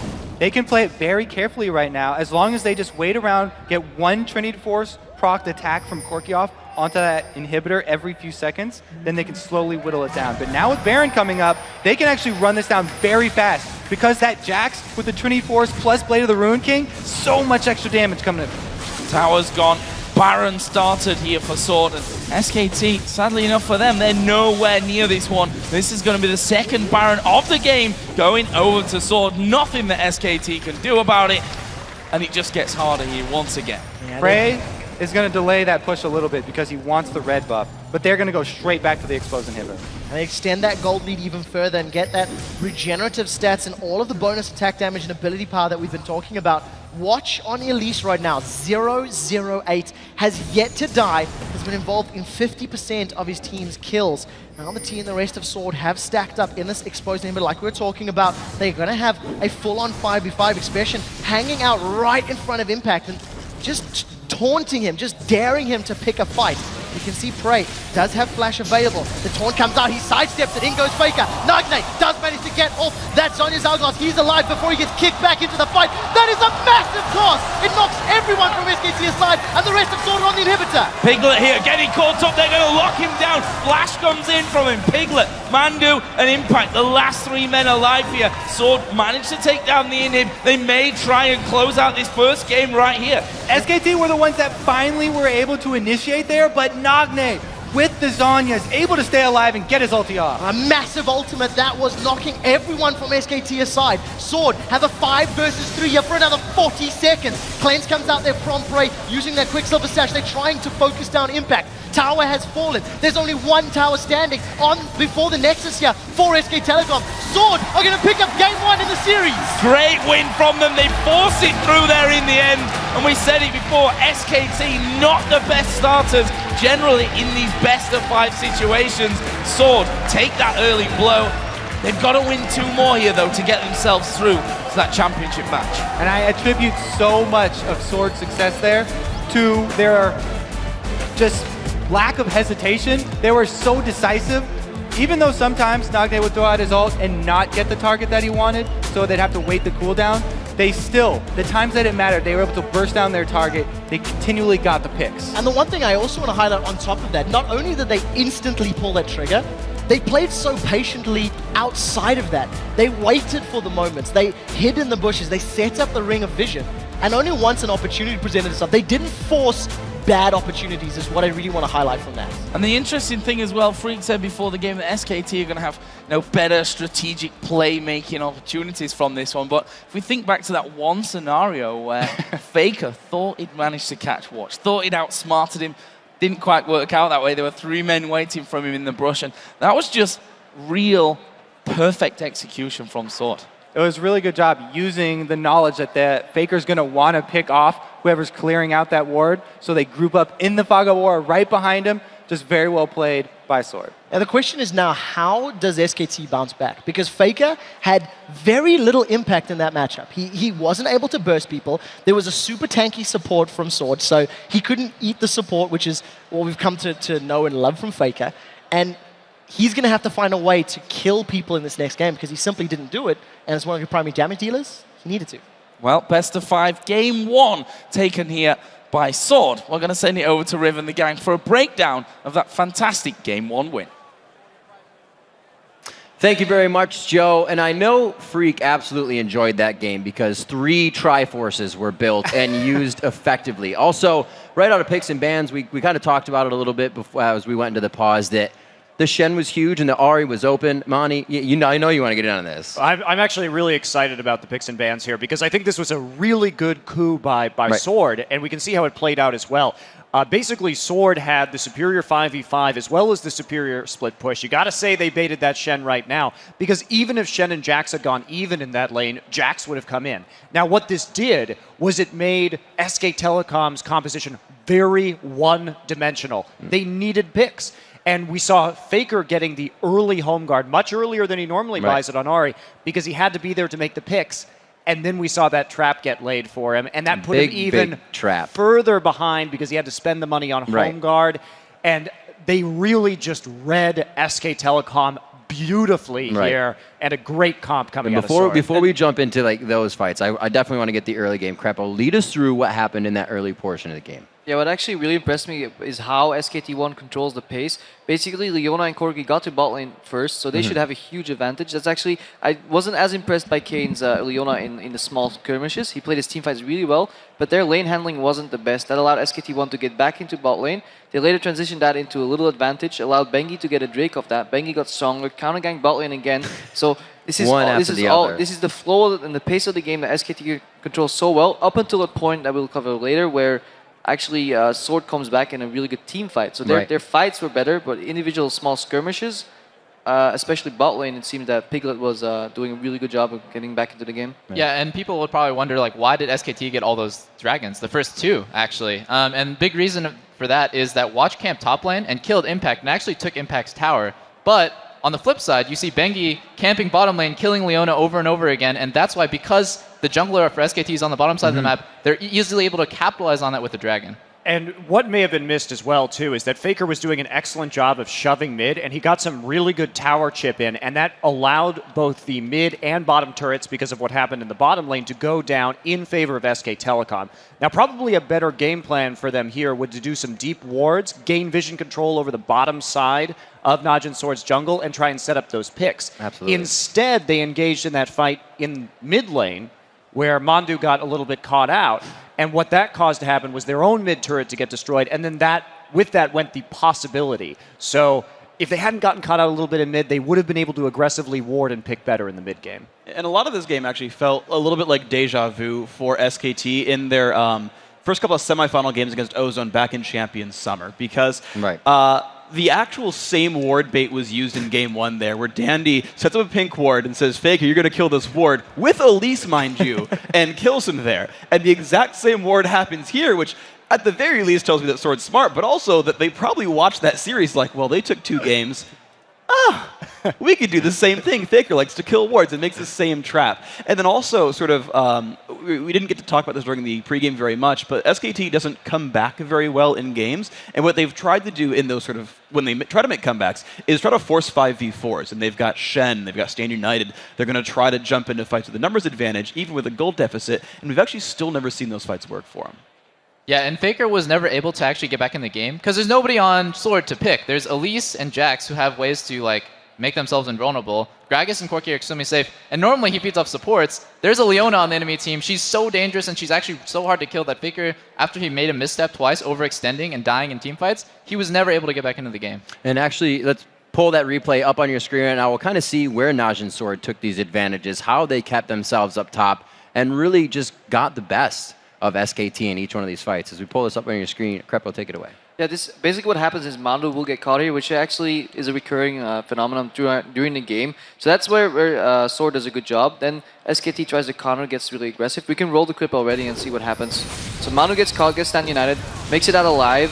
He'll eventually walk back into a barrel. He does good Zyro ult, a good disengage. Watch does another really good repel. This is what Kane does good in fights. Disengages, gets the aggro, exhaust on Faker, forces Faker to use everything. But here they get too aggressive, and this is where Expression comes in. You see 2-man stun, Corky comes in, no hesitation. And this is what I really like. Gragas will now E into the fight and then flash to carry on the E impact, which basically shows he's playing with no hesitation. Ezreal barely manages to kill him afterwards, but it just shows that how well Sword plays with no hesitation, good synergy. We saw at least, I think, 3 of them E flashes from Gragas. Right, yeah, Nagne playing so much better than his previous match. Yeah, and you look at what happened in that fight as well, is both Expression and Prey were not in the fight for the very beginning. So there were only 3 members of Sword there, and they had to run across the map. And, you know, the early pick happened, nice pick and whatnot, and then the rest of Sword backed off, despite the numbers advantage for SKT, right? Chenault comes in, numbers advantage, and Sword backs off till the reinforcements arrive. And then these guys re-engage with once more the numbers lead here. And that kind of team fight dictating was really good. And I wanted to talk about Expression a lot, because Triforce. His Jax was banned all 3 games against Gambit, and I guess they know why now. Right, and we had the pause at the beginning of the game, and I'm like, guys, Sword planned this pick and ban. We saw SKT first pick Shen against Gambit Bears, and they're like, you didn't ban Jax. Please first pick Shen. I dare you to first pick Shen, so that Expression could have a field day. And he managed to build a CS lead over a global teleport. Mind you, Expression ran Ignite. He has to walk back and forth across the map, still managed to take down minions, still managed to get into fights. And end of the game, 8-2-4. Expression did amazing that game. And this comes back into the story we've been telling about Najin Sword. This is a fantastic patch for this team. Prey has always been one of the strongest Trinity Force AD carries in Korea, and of course, Expression really known for his ability to carry out of that top lane. So it's all coming together now. They look like they've shaken some of the rust off, and I am so excited for the rest of the games in this series. At the same time, we were talking about this Shen and Jax interaction. I just think Nagne is a really key piece into this, because Shen first pick forces you into actually not being able to pick Ahri, because it's really hard to play an assassin into a middle laner like Faker, supported by a Shen ulti. So basically that means Nagne is saying, hey, we're getting him Shen, but I'll have to play against Faker's Ahri, which is really hard. And he picked Gragas, and he did really well. He played really impressive in the mid lane. Yeah, I agree. This game was really dictated by the solo lanes, because you see Nagne, people say like, oh my god, Faker's going to crush this guy. He played a safe farming champion like Gragas. He actually did really well. And then you see Expression, he counterpicked Shen. I feel like SKT's game plan coming into the next game needs to be throw their bottom lane under the bus, early pick their bot lane and jungle, and just let their solo lanes counterpick Sword, or else it's going to just be a repeat of the first game. Final thoughts, Monty Freak? Yeah, and going back to the Gragas pick as well, Nagne did a great job throughout the game of when he saw Stand United coming in, using his ult to disrupt, and therefore it eliminated a lot of the potential for a Shen engage right there. I just want to really point out that the way they siege as well, Barrel at one side forces them to group out at another side, and then Expression can go in, pop his E, AoE stun, really good siege power, and Sword played that really well. Yeah, and all I really want to say is that Doublelift, I think your analysis is right on the money, where you're right, Faker's crazy and he's going to kill you, and so the safe farming pick, I was actually going to say that myself if you hadn't, where he's like, yeah, I'm going to go Chalice Gragas, I'm going to get a Flask as well, and I'll just clear minion waves, clear minion waves, clear minion waves, and so now actually coming into the next game, you almost need to completely switch your ban strategy as SKT and let Faker make plays, remove some of the safe farmers. We'll see what they do. We'll see if the Faker mind games continue. Right now we have to take a quick break, but when we return, we'll see if Najin Black Sword can make it 2 in a row against SKT. Plus, Dignitas' jungler Crumbs will join us to dissect tonight's semifinals. The Season 3 World Championship, we'll be right back.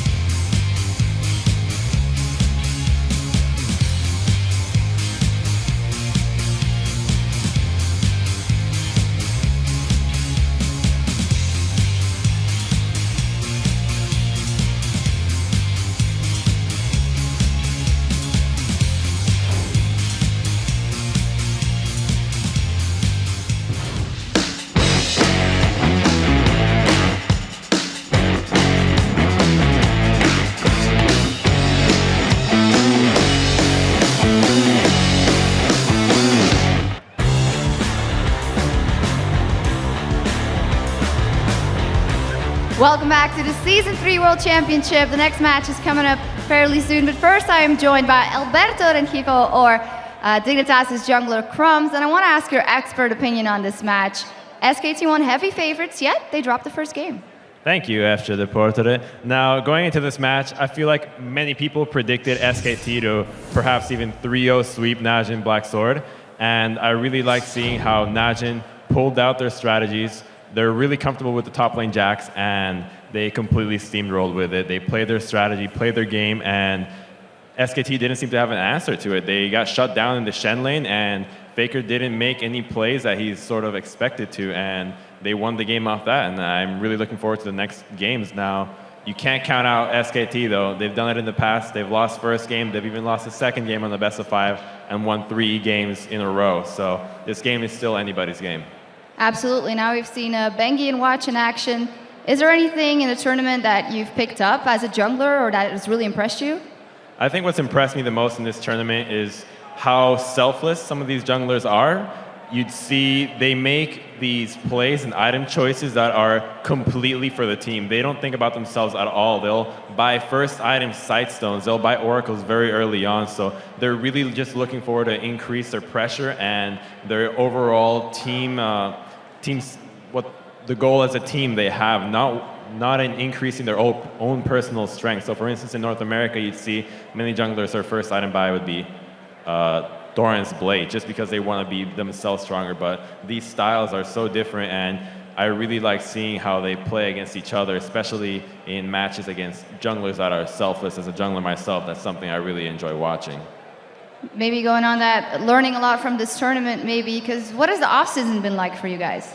Off-season happened for us as soon as PAX was over, and it's mostly been a lot of vacation. As soon as it's over, you're very disappointed. We didn't make it to Worlds, but then you got to look on the bright side. Bright side is we get break, so we get to just go relax, visit family, visit friends, and a loved one, and it's really enjoyable for me. And then you can just sit back and watch the game, and for once, instead of watching it as a professional player, you can just watch it as a fan. And it turns out a lot of us are big fans of the actual game, even if we weren't a part of it. So that's something that I really enjoy. Well, thank you very much, and enjoy the rest of your time here. As for us, we're going to be going over to the boys at the caster desk.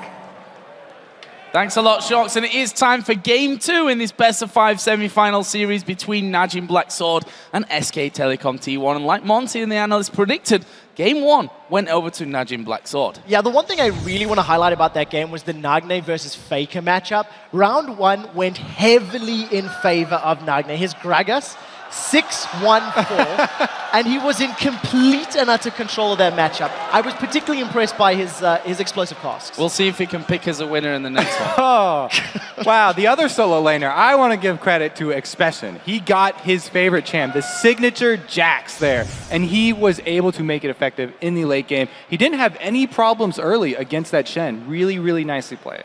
Well, we're going to be moving here into picks and bans for game number 2. Voyboy joining us once again. Voyboy, what were your takes, first of all, on game number 1 and how that all went down? I was really impressed with Expression and Nagne in particular. The solo laners of Najin's Sword were kind of, I guess, not disrespected, but people just like, oh, obviously Faker's just going to do so well, he's just going to carry the game. And they actually came out really strong for their team, while the opposite actually occurred for their bot lane. Kayn and Prey didn't really show up. They kind of lost lane a bit. A lot of pressure from Bengi going out there, but people kind of expected the opposite to happen. So I was really impressed by Expression just stepping up and being able to carry his team to a victory. But you actually have to give props to Watch for that first stun through the creeps that picked up the first what onto the Shen and just snowballed the rest of the game. That's what I was going to talk about. The junglers here came up big. We didn't see the Watch Nunu. I don't think we're going to see the Watch Nunu again. With the success that they have already had with him on Elise, I think he'll probably return to that. Well, let's have a look then. Bit into the bans and the picks here for game number 2. They come quickly here, so let's skip over them. For Sword, Fight, Caitlyn, Fizz banned out. For the other side, Twitch, Zed, Shen. Interesting. So again, they ban out the Vi and the Fizz so that SKT don't have that combo in the mid, but they leave up the Ahri. Yeah, very surprising. Nagne, while he had a bit of a rough start to this tournament, I think he really became comfortable very soon, and I really would not be surprised to see an Ahri pick coming out. I think he's just testing us with the Jax, but I wouldn't be surprised to see a first pick. Oh my god, he went for it. All right. That's confidence right there. Yeah, so again, we're going to have Expression on his signature champion here. But you're right about the Ahri, because that's when, what Nagne has gone to over and over again. However, he played so well on Gragas. I think that they're fine with him having on that as a playmaking champion. Yeah, for sure. I mean, right now we see them considering picking up Thresh. Thresh would actually be a really good pick versus Najin Sword. It was banned out in the last game, but Kane has been known to pick it continuously when it is up. He picked it all 3 games in the series versus Gambit, and he made a lot of plays picking up kills on Voidal and just being able to snowball their bot lane to victory. So I would not be surprised to see SKT taking that away from them. So let's see if they maybe heading towards that Ahri here, whether they take that one early. Of course, they'd have last pick and be able to counter whatever comes up next, but maybe that's a big priority for them at this stage. I say will be Thresh, and they pick the Lee Sin. All right, I want to return to the Jax just a little bit, though, because we have Voidboy here, the top laner. If you first pick a Jax, what kind of counter picks are going through your mind when you're looking at what SKT are going to go for next? Really looking at Impact's champion pool, I would not be surprised to see maybe a Renekton come out. Renekton has been really the unsung hero of this tournament. He's gotten picked and banned continuously, and Renekton can beat Jax early game, which is what I really think SKT has to do to take home the game versus Najin Sword. If they can't find that groundbreaking just kill after kill early, I really think they might struggle later on. So I would not be surprised to see that come out. All right, so Najin do lock in 2 champions that they've used already. The Elise again for Watch. That's going to be huge. Early game potential very high on that champion. He also got he was able to get first blood for his team when they played versus Gambit as well. So he's had very good success on that. And Nagne, we can't say enough about that Gragas. He was able to hold off Faker's lane phase and then make really good picks in the late game. Yeah, for sure. I mean, what we see here is Najin Sword just going for the picks that worked out for them in the last game. They picked up Jax, Elise, and Gragas. All 3 picks going phenomenally. They still have their bot lane available to counterpick whatever SKT picks up, and there we do see their Nectin coming out as expected. Yeah, and Expression actually obviously has played a lot of Renekton himself, but on the other side, Impact also has a 100% win ratio with that Renekton at this point. 3 wins out of 3 for that. What are we going to see coming up here, though? Ooh. Faker looking like he might end up taking out that Orianna this time around. So this time around, he passes up the Assassin. This is one of the very few times in any recent history of League of Legends where Ahri's left up and not picked by either team. But Faker also going to go with a little bit more utility-oriented here, more team-fight-oriented with the Orianna. Yeah, for sure. Orianna has really good counter-engage potential. So right here we see Jax, Gragas, and Elise, 3 champions that want to get in the mix, get in the fight, and Faker's just looking to counter-engage, be able to group them up, and make the AoE happen for his team to follow up on. I'm pretty expected to see the Orianna pick. She's pretty much the safest mid laner you can go for. All 3 of his main assassins have been banned out. I mean, Ahri is still up, but it did not work that well in the last game for them, so I'm not surprised to see him go for that. Wow, so Najin Sword looked like they're going to go with pretty much the same strategy here. And that classic combo, we already talked about how well these 2 champions work together because the Leona passive can be triggered by Corki. He changes it up on the last second on me. Of course, take the words right out of my mouth. Zyra definitely more safe, though, than Leona. That takes off a lot of the early game pressure that they were facing. Yeah, for sure. I mean, Zyra is actually a really good pick here. SKT has picked up Renekton and Lee Sin, 2 champions that want to dive into your backline and just create as much disruption as possible. And by picking the Zyra, being able to throw out that Stranglethorns and just prevent them from getting onto their carries and doing anything is going to be really, really powerful for Najin Sword. They've last picked the Vayne. Piglet going towards his comfort champion. When in doubt, you go for the Vayne, trying to hard carry. Very interesting pick. Corki and Zyra, I think, can do fairly well versus Vayne and Thresh, so I would not be surprised to see them go for a 2v1. Renekton is a very, very good 2v1er. He's very hard to dive. Just can basically farm it out, but I think they might go for the 1v1s just because I think that Renekton pick is aimed at shutting down the Jax early game. So that's probably what they're going to aim for. And if they do aim for that, then that means the bottom lanes matching up against each other. Piglet still holding on to that cleanse, so that is not as effective as the barrier is in those level 2 skirmishes down bottom. And the early edge is probably going to go to that Corki lane there, running barrier. We talked about the fact that SKT are not the best team in the first or maybe second game as well of a best of 5. But if you run the same comp, at least almost the same comp against them, surely that's the best way to let them figure you out. Nads and Sword, I mean, really, they're the ones with the success first, so they're going to stick with what worked. But you're right. If SKT are so good at adapting, they need to win this game. If they don't win this game, then it looks really, really bad for them. Well, thank you very much, Voyboy, once again for joining us and helping break down Champions League. We'll see you back here before the start of game number 3. But for us, we're going to jump into game number 2 as we see if Sword can take a 2-0 lead or whether SK Telecom T1 can bounce back here in game 2 of this best-of-5 semi-final. Well, they are in game right now. SKT this time around wearing the red trunks. We can see them barreling down this mid lane as they're about to clash into Sword's 5-man invade. Remember, in the previous game, both teams went for that deep red side invade. As it stands, Sword have not been spotted up. The Sonic Wave didn't connect, and this is very, very risky as both teams are setting themselves up in a position to challenge. Remember, Kane wasn't there, so there was no grasping roots. The question is it going to connect? The grasping roots goes out. Faker's able to sidestep, and he's in a little bit of trouble. Oh, a lot of damage going in. Expression not quite able to get in there, though, and get the stun off. Could have flashed, but that would have been very, very positive at this stage of the game. He could have traded flashes there. That would be a top lane flash for a mid lane flash, though, and Expression not willing to give that up.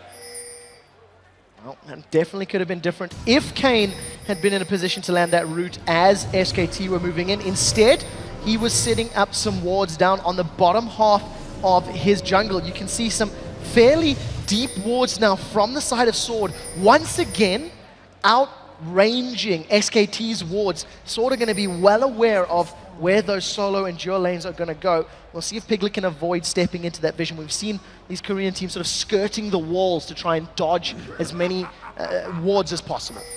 SKT starting off here on that bottom side, going to be a 3-man team kicking off with that blue buff. Looks like a similar thing over on the other side there. And you can see the pings from SKT, ping the exact position where those wards were put down. I also want to point out that Piglet and Pumandu stayed by their first turret there for a very long time, delaying the information that Sword can get with that deep ward until the minions are out, and then they make the run for the top lane. Well, they are going to get their way up there. The rest of Sword rather are still hanging around in that mid lane. It does look like Expression is hanging out by the Wolf camp, and you'll see the duo lane trying to get to this bottom lane as quickly as possible to challenge off against Impact. We do see that Watch is now going to start off his red buff as this Corki and Zyra are very far behind. They actually haven't got any CS at all right now. Impact has had quite a lot of time in that lane completely alone. Definitely. The duo here running all the way from the top side of the map down bottom meant that Impact got a nice little boost of experience there with the first free minions in his lane. And even so, the minion wave's still going to be pushing against his turret, so he won't be zoned out. Well, let's talk a little bit about these 2v1s here. I mean, Jax and Renekton, the two unlucky ones, I guess we could say, for both sides in these 2v1 scenarios. Who's going to have the better time of this? Or is it really dependent on those junglers as we see Watch up there now? It really is dependent on the junglers, but we also saw Jax doing that wolf camp first, so he actually came out ahead. Even though Impact was down there with the minions early and got some first minion kills, the whole wolf camp for Expression actually gave him more experience, and he's starting this one out a lot better. So Expression right now hanging around in this top lane. Piglet getting some auto attacks down onto that tower. And you see Pumandu lashing Expression's back with those Thresh auto attacks. We did see Watch hanging around the top lane, but has decided to back away and is going to move towards this mid lane to see if he can get in behind Faker.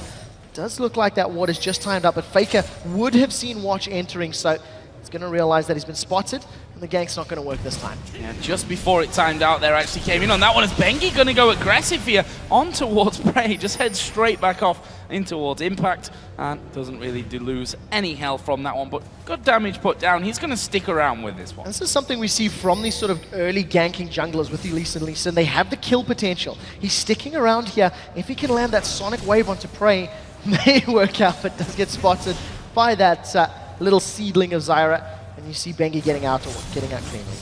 Now we actually had Elise going for another camp before coming to aid Jax in his lane, and make it a 2 versus 2. So even though Lee Sin up a lot of minion kills. Going up towards Piglet from this one. He will actually make his way away from that one with the flash, and Expression took a lot of damage in the meantime. This bottom lane has also had some more pressure put down, but in the end, both duos staying safe.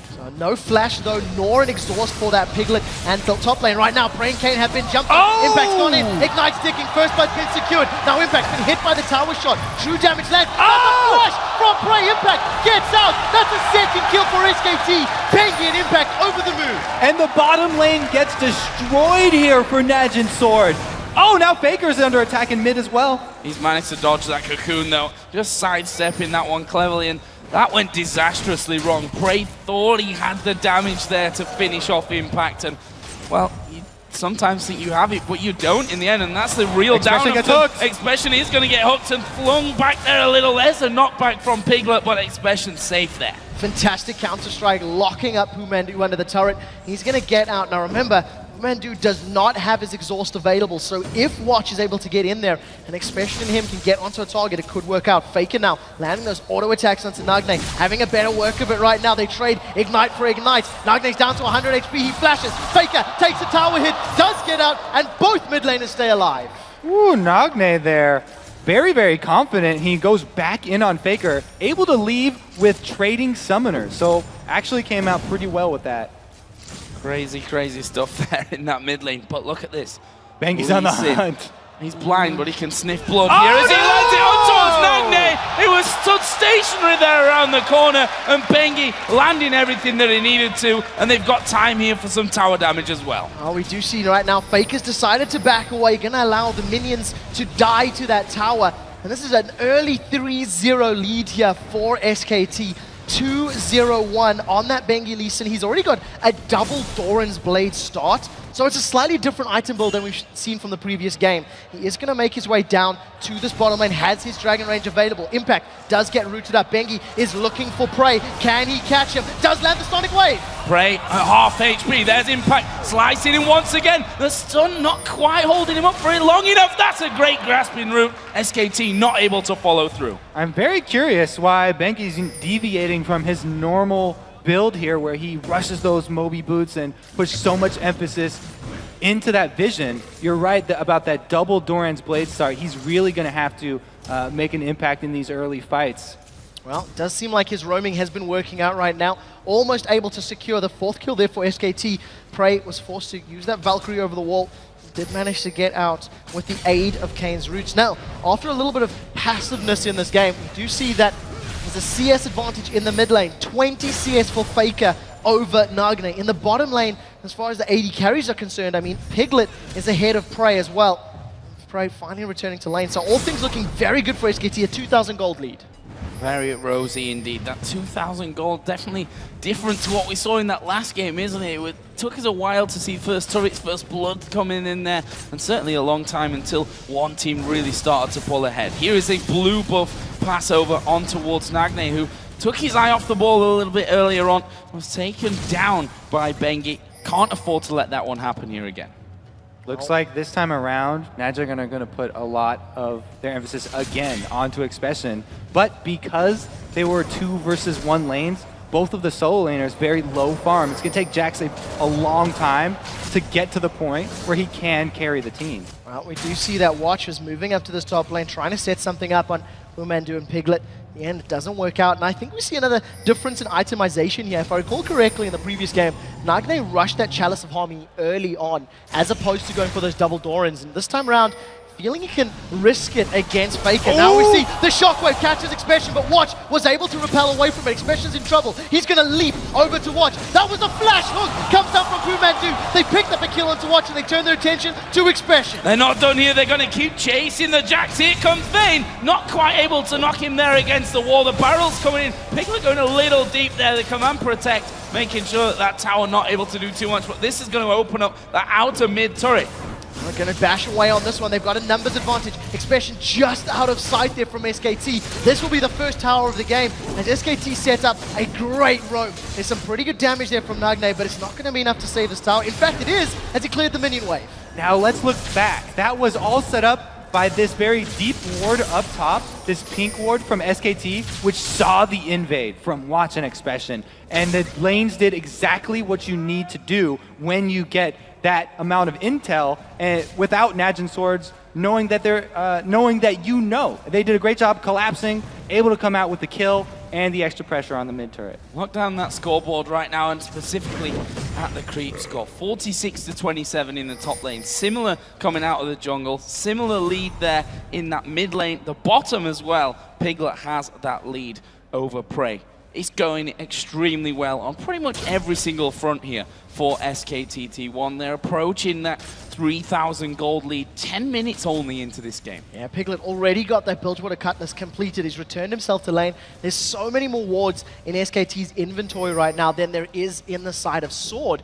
Sword just doing the best that they can to hold on right now. We do see Impact and Expression now going toe-to-toe. Ping's out on Lee Sin. Impact's thrown down the Dominus. He's chasing down. Expression is going to stun him up. Here comes Bengi from the side. Can he land any abilities? That's the question. Grandmaster comes on from Expression. He sidesteps a Sonic Wave, and at the end of the day, Impact and Bengi make it easy as they run him down. This is going to be very difficult for Najin Sword to come back. Not only did their mid laner get killed and their bottom lane, but also that ill-fated invade up in the top side jungle really cost them. The jungle pressure from Najin Sword isn't going to be there either. Very difficult always to invade on the dual lane side. Now it's Prey and Kane that are under attack. Faker's got his shockwave available. We'll see who decides to go in first. The death sentence doesn't land. Here comes Faker from the side. He's got the attack down. Oh, but Prey and Kane still sit there behind them. Sorry, there goes a shockwave. Prey tried to flash it. Box goes down. Good disengage there. Pumandu tanking up the turret. He's actually going to fall, but it will be a 2-for-1 in the end. Great roam by Faker up top. Nagne way far behind him. Now going to come in, try and clean up some minion kills. But now every single lane here going very well for SKT. This is a completely different story from last game. Now the first kill of the board for Sword, and it goes to Kane's support. You know, in the previous game, it was the carries that were able to get that advantage. This time round, it's the support securing it. Now Expression, a very different game. He's sitting on the makings of a Phage, not yet completed, and he's trying to challenge Impact Sunfire Cape. We do see Impact once again chasing Expression down. Expression's just going to leap away, but he cannot trade with Impact. He cannot pick fights with him. It's not going in his favor at all. Yeah, not at all. That was the right statement for it as well. I mean, we saw Expression coming once again, has a leap strike away from it. The fact is Impact didn't have his ultimate there. Could have been even different if he'd have stuck around with that ultimate available. Right now, though, SKT going in for Dragon. Sword not going to give this one up for free. They're coming around the back. There come the Gragas barrels, but it's picked up by SKT. They're pushing in. Kane's going to go down. The Lantern bring Piglet through into the action, but they walk away as Sword back off. And Najin Sword being this far behind, they can't play the team comp the same way that they played it last game. Last game, they could use all of their cooldowns on just catching one person out and have the confidence that they had the damage to back up that pick with an absolute kill. Ooh. But since they're so far behind this time, they actually don't have the damage to follow through on one of those, and they need to stall it out. SKT right now running away with this game. Pumandu's thresh hooks have been phenomenal. Right now, Prey is in a little bit of trouble. Fake is coming up from behind, and Bengi is over to his right. Prey does have Valkyrie, but nothing else. Can he get away? He's going to Valkyrie over the wall. Sonic Wave does miss as he sidesteps away. That's a lot of traded damage back as Expression is now going to get caught up by Piglet and Pumandu, but thanks to the aid of the tower, he's going to survive. Here comes Watch from the side. The Cocoon doesn't land! Cocoon missing from that one. Pumandu is going to thrash them back, but Piglet popping his ulti. He's going to knock them away. Mandu will go down, but will Piglet be able to survive this one? He's going to be forced to flash over the top to the safety of the Lee Sin. One kill on the board there for Watch in a 3v2. It's something that Sword are going to need vitally in these next few minutes. They are 6,000 gold down right now. A Dragon down, 2 towers down, and Sword are just scrambling to find CS as they're about to lose their third and final outer turrets. Right, they did get a kill onto the support, but because they committed so many resources down bottom, Impact got the turret. This is a good bait here. Oh, see them jumping onto Impact. Dominus is up. Prey gets caught out. Impact knocked away by the cask of Nagne. He manages to flash away from the slow. They're going to chase this one down, and it should be a kill secured here for Sword. Brilliantly done there. Just a case of a nice bait coming in, but will SKT be able to push something for this one as well? They're on that middle turret. We will see Watch coming around the side. That should stay safe, but he's taken almost half damage. SKT committing pretty heavily to this one, and the duo coming up from bot can close in on them. Beautiful! Manages to repel the And shockwave. catch him. Lands the cocoon, but that's a massive amount of damage from an attack dissonance. That was incredible there, reaction-wise from Watch. Throws the ward in there, repels away straight out of that shockwave, and he's still able to get a cocoon on him as they try to escape. So nicely done from Watch, but also doesn't really gain too much from that aside from that shockwave going down, which is going to be back on. I mean, it's already a half cooldown already. Right, that duo going through the jungle, trying to collapse. We're not able to get anything out of it, and it opened up the free minion wave farm down bottom for Vayne. Good job securing his red buff there, though. At least Watch is able to get it with the smite. Yeah, Prey was so close to it, but I think that sword was just too scared of that buff being stolen away. So Watch secures it with that smite. We do see now SKT once again just returning back to the lane and pulling even further ahead. It's about a 40 CS difference now between Bengi, Impact rather, and Expression. So Bengi is tied with Watch in the jungle, but that's a 3-0-3. He does have those boots of mobility, which is something we've seen him do traditionally on that jungle lead, but he still hasn't gone from that side stone, which is something he tends to do when he gets ahead. Well, you're going to have to eat your words now because he just bought it. Damn! Going in for that one this time around, and Expression again coming up to this top side against Impact. You can see that Impact is not scared of having a go at him from this one. Almost half of Expression's health being taken away. Impact moving in. The stun's going to actually pull Impact here underneath the turret, but it's still Expression losing more health overall. You can see Impact much happier to be on Renekton, a character that can handle Jax 1v1, but it's making him very, very confident. Piglet comes in, stuns. Expression going to go down from this one, and almost a double bait coming in from that. We saw Expression trying to pull Impact in. Gragas was coming along at the same time, and Impact just says, that's fine. We're going to have the Vayne moving in. Meanwhile, Mandu down at bottom is in trouble. Prey's going to do the best he can to chase. Does have his flash. Is using those missiles. It actually catches onto the minions, though. Now Mandu in trouble. We do see Watch gets caught out. The Condemned doesn't land. Watch gets shredded down as Prey was unable to secure the kill in that bottom lane. The rest of SKT now, a 3-man pressure on the tower. And Mandu got away down in the bottom lane, so they didn't even have to give up their support kill. I have to say, the initial top lane fight was also started out because of the 2 pink wards spent up in this top lane that allowed Vayne to come down and know that there was no vision of him. Really well played here by SKT. They're not giving anything back. That's Prey down in the bottom, trying to pick up the first tower of the game here for Sword. Let's not forget that. They've not been able to do that up until now, 17.5 minutes into this one. You see Prey just keeping the minions away from that tower, and that will finally get pushed down. Let's have a look at the overall score and how it stands at this point. 10-3 in kills, 4-1 in turrets, and that gold right now at 7,000, the lead for SK Telecom. The thing that's more scary about that is where that gold is clustered right now. You can see an Athene Sorcerer Shoes and a Needlessly Large Rod completed for Faker, in comparison to just that Athenes and those Dorans. A completed Blade of the Ruin King for Piglet, Sunfire Cape, and the Cowl for Impact. They are just so tanky and have so much damage to back up their front line. It's very difficult to see how Sword are going to get their way back into this game, especially if Expression gets caught out. Bengi's going to chase in there. We do see the attack at distance. He's connected with the Sonic Wave. Oh, going to push through this one. Actually kicking Watch away, but there's the Shockwave. Expression dives away. The Q will hit him. It's Faker that picks up the kill in the end. Nice chase down. Good job there. Bengi actually dodging the stun and then kicking back, maybe the wrong target right there, but they got the kill anyway, so it was all worth it in the end. Right now, SKT hold onto this lead. Dragon has respawned, and knowing that Expression's not going to be able to jump in to help them out, may decide to go for this one. Instead, they're going to use Dragon as a bait. Sword are going to be aware of the timing. They're hanging around in the bush, and they've started it all. I also really want to point out that Impact is doing a better job split pushing on Renekton than he did on Shen.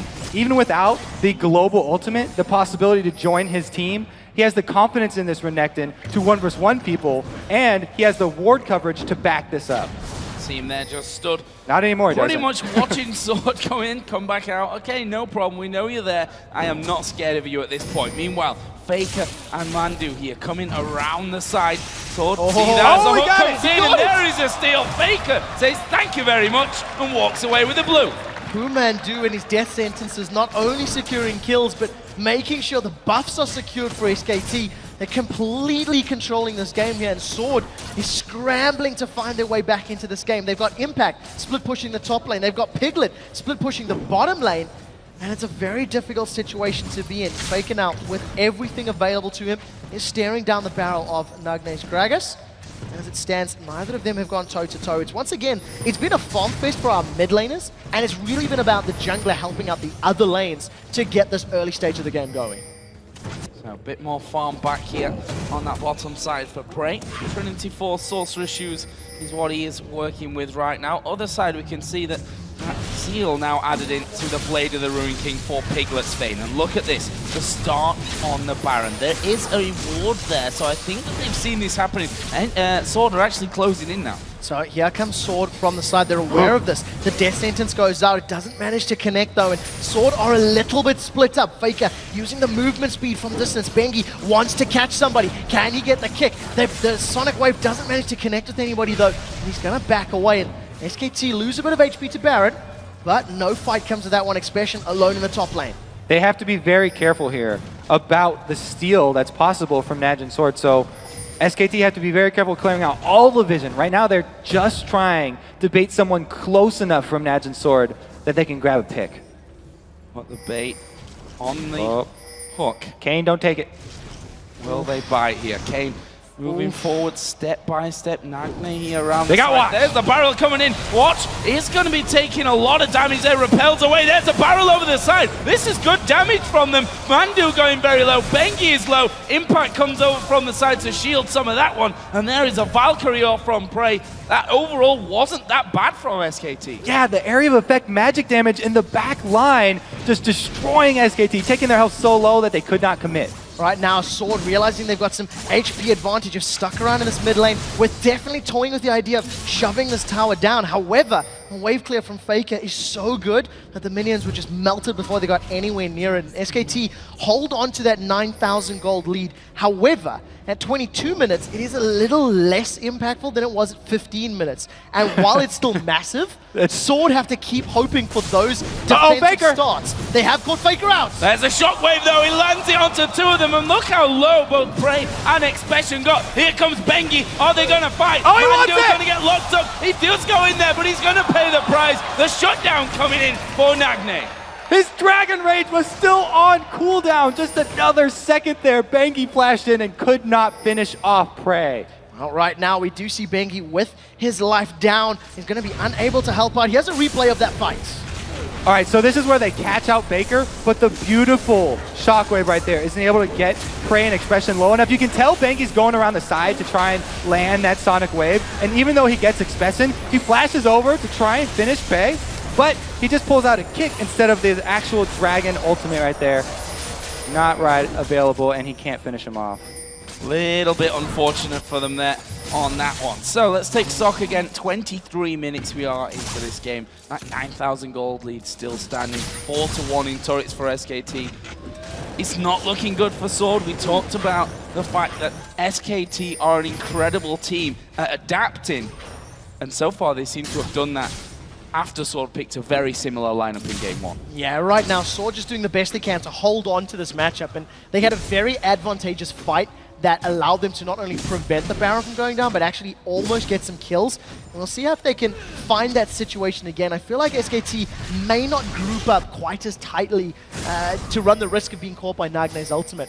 The one thing that is different in this game from the previous game is just how much less emphasis there has been on wards and clearing wards. And it really feels like it's a lot more action-packed as SKT are stacking towards this top lane. Walking straight over the ward there, and that Cocoon came around the side just to push them away from that area. SKT not going to be gambling anything at this stage on that one as Impact dives in, and so far for him, I said it before, that his Renekton is incredibly good. 3 for 3 so far here in the World Championships, and right now looking like a 4 out of 4 for him, to be honest. I think that, SKT are probably going to finish this one out by the split push as well because they don't feel like going for that Baron. After Bengi right there literally had 1 second left on his Dragon Kick, his Dragon Rage, and he couldn't get it off. It doesn't seem like luck is on his side, so they don't want to go with that Smite Wars, and they'd rather just shove down turrets. Yeah, they're focusing it down. Tower is getting dropped very, very quickly. Barrel comes up from Nagne, but does absolutely nothing. A decent Strangleforce will interrupt SKT from re-engaging, but here they come! Wow, the shockwave comes down. Prey, he's going to be finished off, and look at Piglet ripping through Sword here. That's 3 men down. Triple kill. Is he going to be able to pick up 4? The barrel comes back. Piglet won't be able to catch up, but it's 4 kills for them coming in. Oh, in total, only Nagne stays alive. They're going for the turret. Piglet was so deep right there. He was closer to Najin Sword's base than Najin Sword were in the middle of 3 people, able to hunt them down and finish them off. This is going to be an inhibitor. The inhibitor has been taken out. SKT tanking up that tower until their minions have conga lined in. Death sentence from Pumandu, running enough interference. Sword, 11 kills down, an inhibitor down, and a massive amount of gold. Here's the fight, Kobe. Let's go back through this one. What a dodge by Piglet right there. Getting out back away from the Gragas ultimate, and then they were also able to get around the Zyra ulti. He finishes off the turret, and this is where he goes deep. Flashing in, lands the last hit, and now he's tumbling through the rest of the team, chasing every single man down. Amazing, amazing play here from SKT. And they look like this looks like a different game completely to that first one. A one-sided affair so far here for SKT. We'll see, though, how they're able to close this one out. We've got Dragon up here. Baron, of course, is still available for the taking. A slightly different itemization here from Piglet as well. After picking up that Phantom Dancer, he's grabbed himself a Hex Drinker, and I guess against the immense amount of burst that comes from Sword, as well as every single member doing magic damage, that makes perfect sense. Now, with the super minions in the bottom lane, SKT are going to pick themselves up a Baron. They've got great control of vision, and this is completely uncontestable by Sword. All right, so they will take the Baron when they have total vision, not only of Baron Pit, but also all the paths leading to Baron Pit. Pretty much the safest Baron you could ever hope for, I think there. Complete control of everything going in. SKT, meanwhile, pushing in for turret number 7 here, the inner turret in this top lane. They cannot defend this one because Expression is still split pushing bottom. Very, very dangerous for them to even be close. Well, right now you can see without the numbers advantage, Sword haven't even tried to challenge. Pumandu was looking for that death sentence from over the tree line and didn't manage to connect with anybody. Right now, SKT, they keep the numbers. There's a 5-man team in this top lane. There are super minions getting closer and closer to the Nexus. They have caught watch. Pumandu decides not to go in. Shockwave is available. If it's going to come down, Faker holds on to it this time around, and SKT haven't exactly jumped on this fight, waiting for the minions to back them up.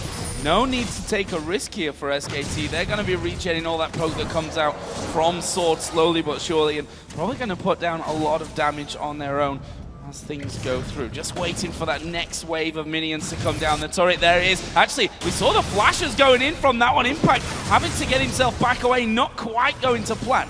Nagne's explosive cast was used in that engagement though. Faker has held onto his shockwave. Now we have a 5v4. Expression is close by, but it'll take him a couple of seconds to get there. This is going to be very hard for Najin Sword to continue defending. Expression actually going in on Bengi here. Probably won't follow it up though.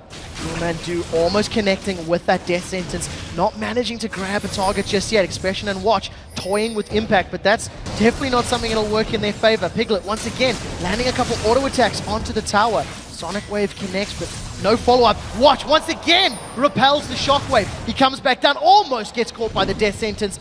And Pumandu once again applying so much presence around these towers. And they've been able to defend until Nagne's ultimate comes back up. So he's only got 4 more seconds left on that one. The Gragas will be available. If Najin Sword want to make a play, it's going to have to be with that barrel landing in a perfect position so they can follow up with their skill shots AC and chain it.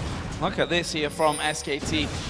Going to the top, bit of damage. Mid tower, top tower, mid tower, top tower. That tower exchanging themselves between the two there as those minion waves streaming on both sides of things. And again, they push on towards that mid. There is Expression jumping in. Gonna get a good stun off there. There is a barrel as well. Strangled Thorns will knock up Mandu. The hook has landed on towards Prey, but SKT going a little bit low from this. Looks like they want to back away. There's the damage on to watch. He's coming straight down on top. Piglet gonna pick that one up. He's now dominated. Now, right now, Sword doing the best they can to hold on with 4 members. They've held off for the most part, but Impact untouched. They've caught Prey. Prey's down. Here comes Piglet. He manages to cleanse off the root, manages to pick himself up a kill, and he focuses the rest of the damage to clear out the minions. SKT hammer down the 8th tower of the game and their 2nd inhibitor. Impact is so ridiculously tanky on Renekton.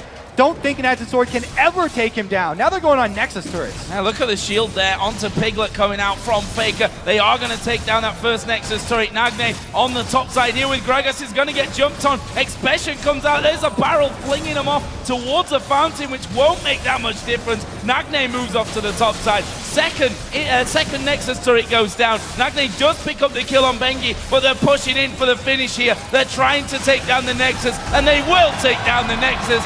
SK Telecom T1 pick up game number 2 here and bring us all square at 1-1. And compare the way SKT used the Baron to how Sword used the Baron in the previous game. Sword waited until the last 30 or 40 seconds of Baron to try to force those objectives, try to force the towers.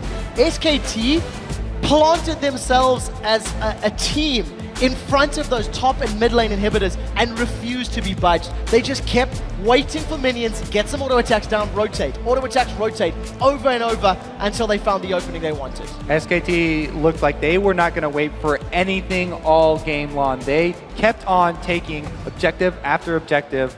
Really, really quick start for them. And Naj and Sword, basically, they showed them the exact same plan coming into the game. SKT did make their adaptations, and they definitely answered big, bringing it to 1-1 already. This is an exciting matchup. Does that mean that we're going to see a complete switch of ideals and strategies coming out, do you think, this time from Sword? I think now it's definitely on Sword to make the changes here. I mean, they came out with the first strategy, worked great the first time, but we've seen that it's not going to be reliable. I'm trying to test my mind here and think back to any other series where a team has run basically the exact same comp 2 games back-to-back. And I can't think of an example in a very long time, if any. And more importantly, that would work. If you lose to a composition at this level of play, and you know what it was that you lost, where the mistakes were, you're not going to play the same going into game 2. So I've got to question the decision-making from Sword here, running 4/5 of exactly the same comp and playing it in the same manner. And I think a big part of why it was successful the first time is because they were able to bait SKT. They got them to pick that first pick Shen, which is basically how Jax got to the late game, and they got the Superfed Jax. They had no chance of getting that Superfed Jax this time. Going into the 2v1 lanes, he never got there. Well, we're going to send it over to Riv and his crew for a look at SKT's dominating Game 2 victory.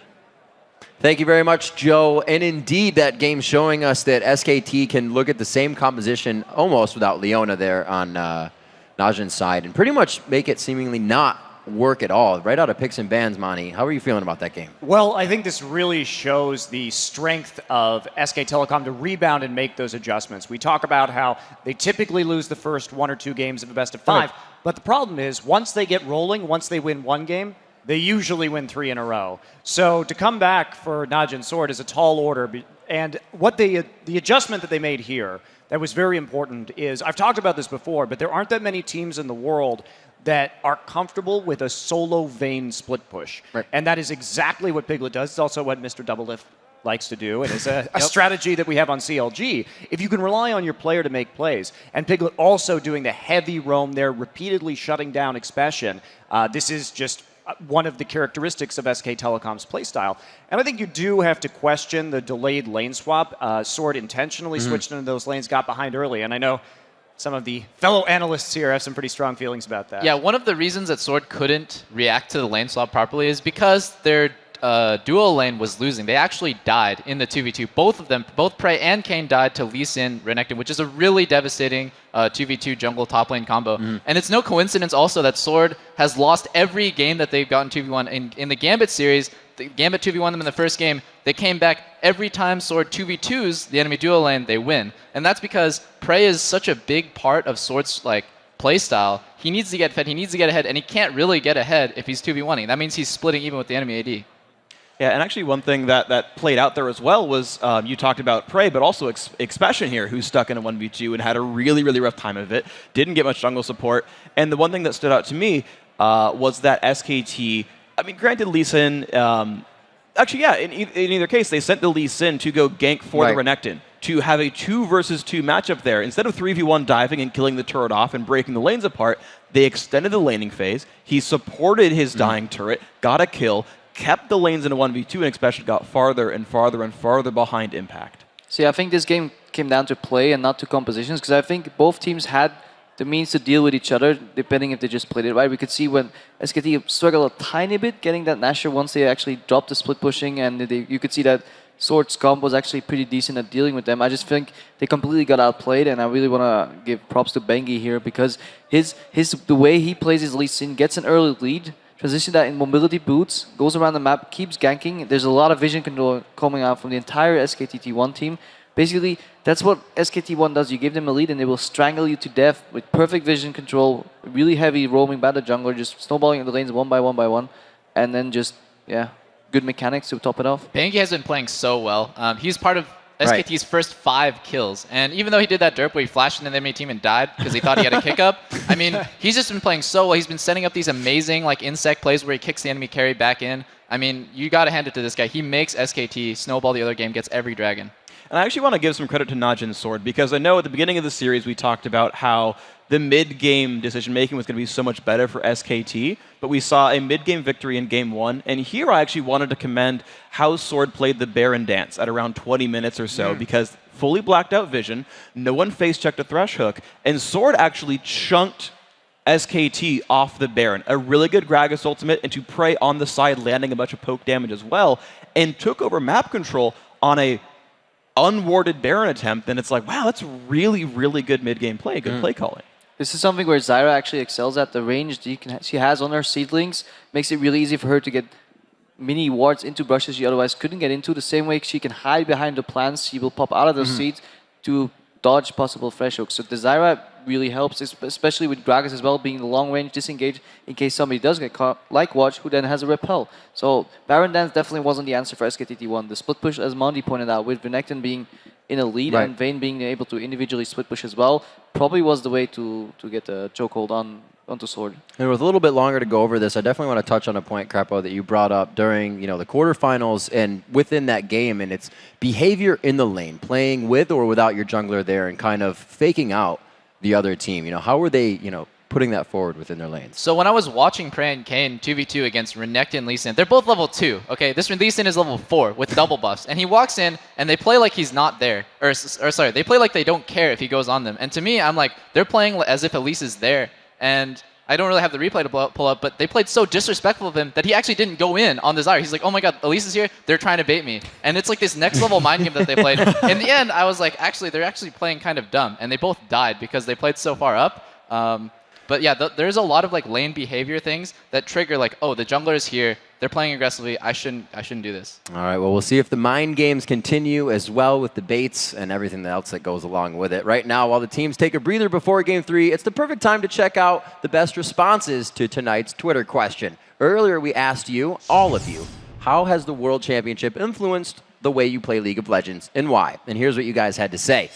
WarX Pro says, it's shown me that confidence and trust in yourself and your team is absolutely fundamental to winning. And I think from the beginning of broadcasting, any team would have told you that, and it's huge. It really is, and we saw that actually, especially from SKT's games, both in their group stage win over OMG, that final game, as well as this match here, is ruthlessness. Is we caught someone, everyone go win, we'll capitalize, don't worry about it. And being on the same page and starting those fights has worked really well in a lot of cases. Yeah, you say ruthlessness, and I kind of translate that into, like, these teams have no hesitation. When I look at SKT1, they have no hesitation to make plays. It's because they trust that they have the ability to make this play, and they trust that their teammates will follow up accordingly. And everyone's on the same page. The second this happens, I'm going to react with this.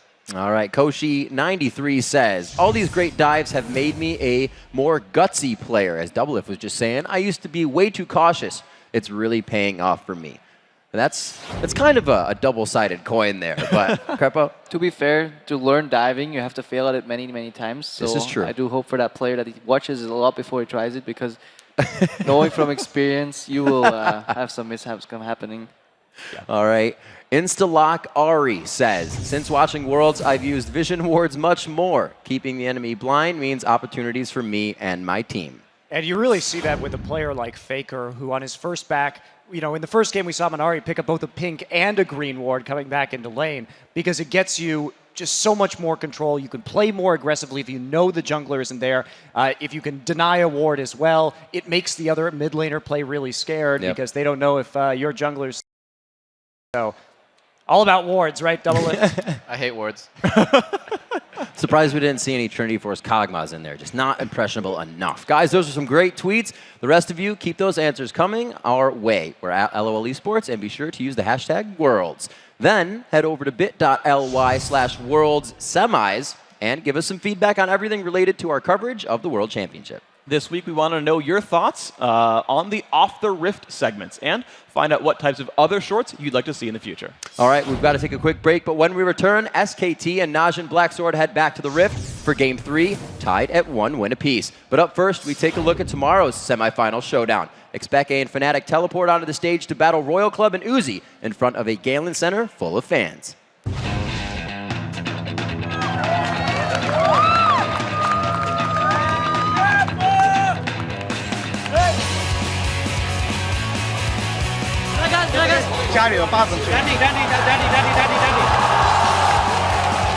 It's really crazy when you can look and see people everywhere cheering and going crazy.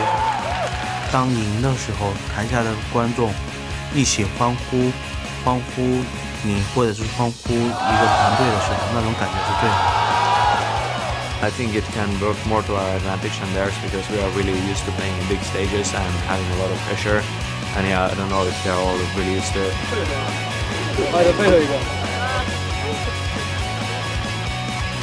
But even there is like a million audiences looking at me, it's the same. All I want to focus is how to beat Fnatic.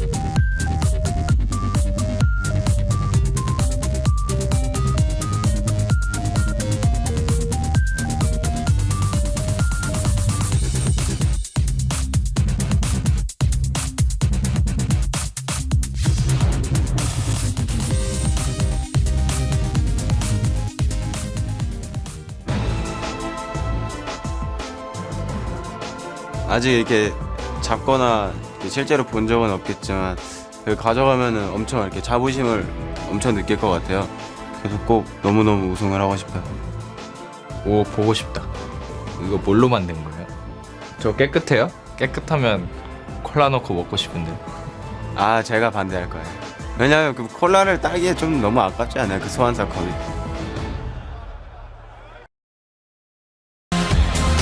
Welcome back to the Season 3 World Championship. It's time for Game 3 in the semi-final series between SK Telecom T1 and Najin Black Sword. And tied at 1 apiece now, the teams will look to make the adjustments necessary to pick up a second win in the series. Yeah, one of the things I want to highlight from the previous game is that Faker made a big adjustment to his game. He didn't pick an assassin. Ari was left untouched during the course of that game. He picked out Orianna to deal with Gragas, who was drinking from his cup, as some of the teams are saying. And I think Orianna on Faker in that game played a lot better because they had all of the utility to offer, because Ari's burst just didn't kill anybody in game 1. In the bottom lane too, I really got to shout out Piglet, because everyone was kind of writing him off, talking about, you know, how good Prey is. But man, on that vein, he got so strong, he could split push, and then he was ending team fights deep in the enemy team at the front of his, and he got out with 0 deaths. So we have Voyboy with us once again for this one. Voyboy, your thoughts on game 2? Well, as Kobe said, Piglet did have a really good game. He posted up big numbers. But one thing you have to remember about that is because Kane and Prey got 2v1 and died, they gave up a double kill early on in the laning phase, which was basically what allowed Piglet to get so far ahead of his counterpart and just end up slow pushing like a monster. And Expression, he got 2v1. He didn't do that badly, but just the fact that your bot lane dies like that in such a way and gives the enemy top laner 2 free kills or 1 free kill just allows them to be so much stronger in every pretty much aspect. And I really hope that Kane and Prey can step it up for this game, because people have been talking about they're so instrumental for their success. They've been kind of letting us down for these last 2 games. So if they want to win, they gotta step it up. So you're giving credit to the jungler. Nice, I like it. Bengi made some big plays there very early here.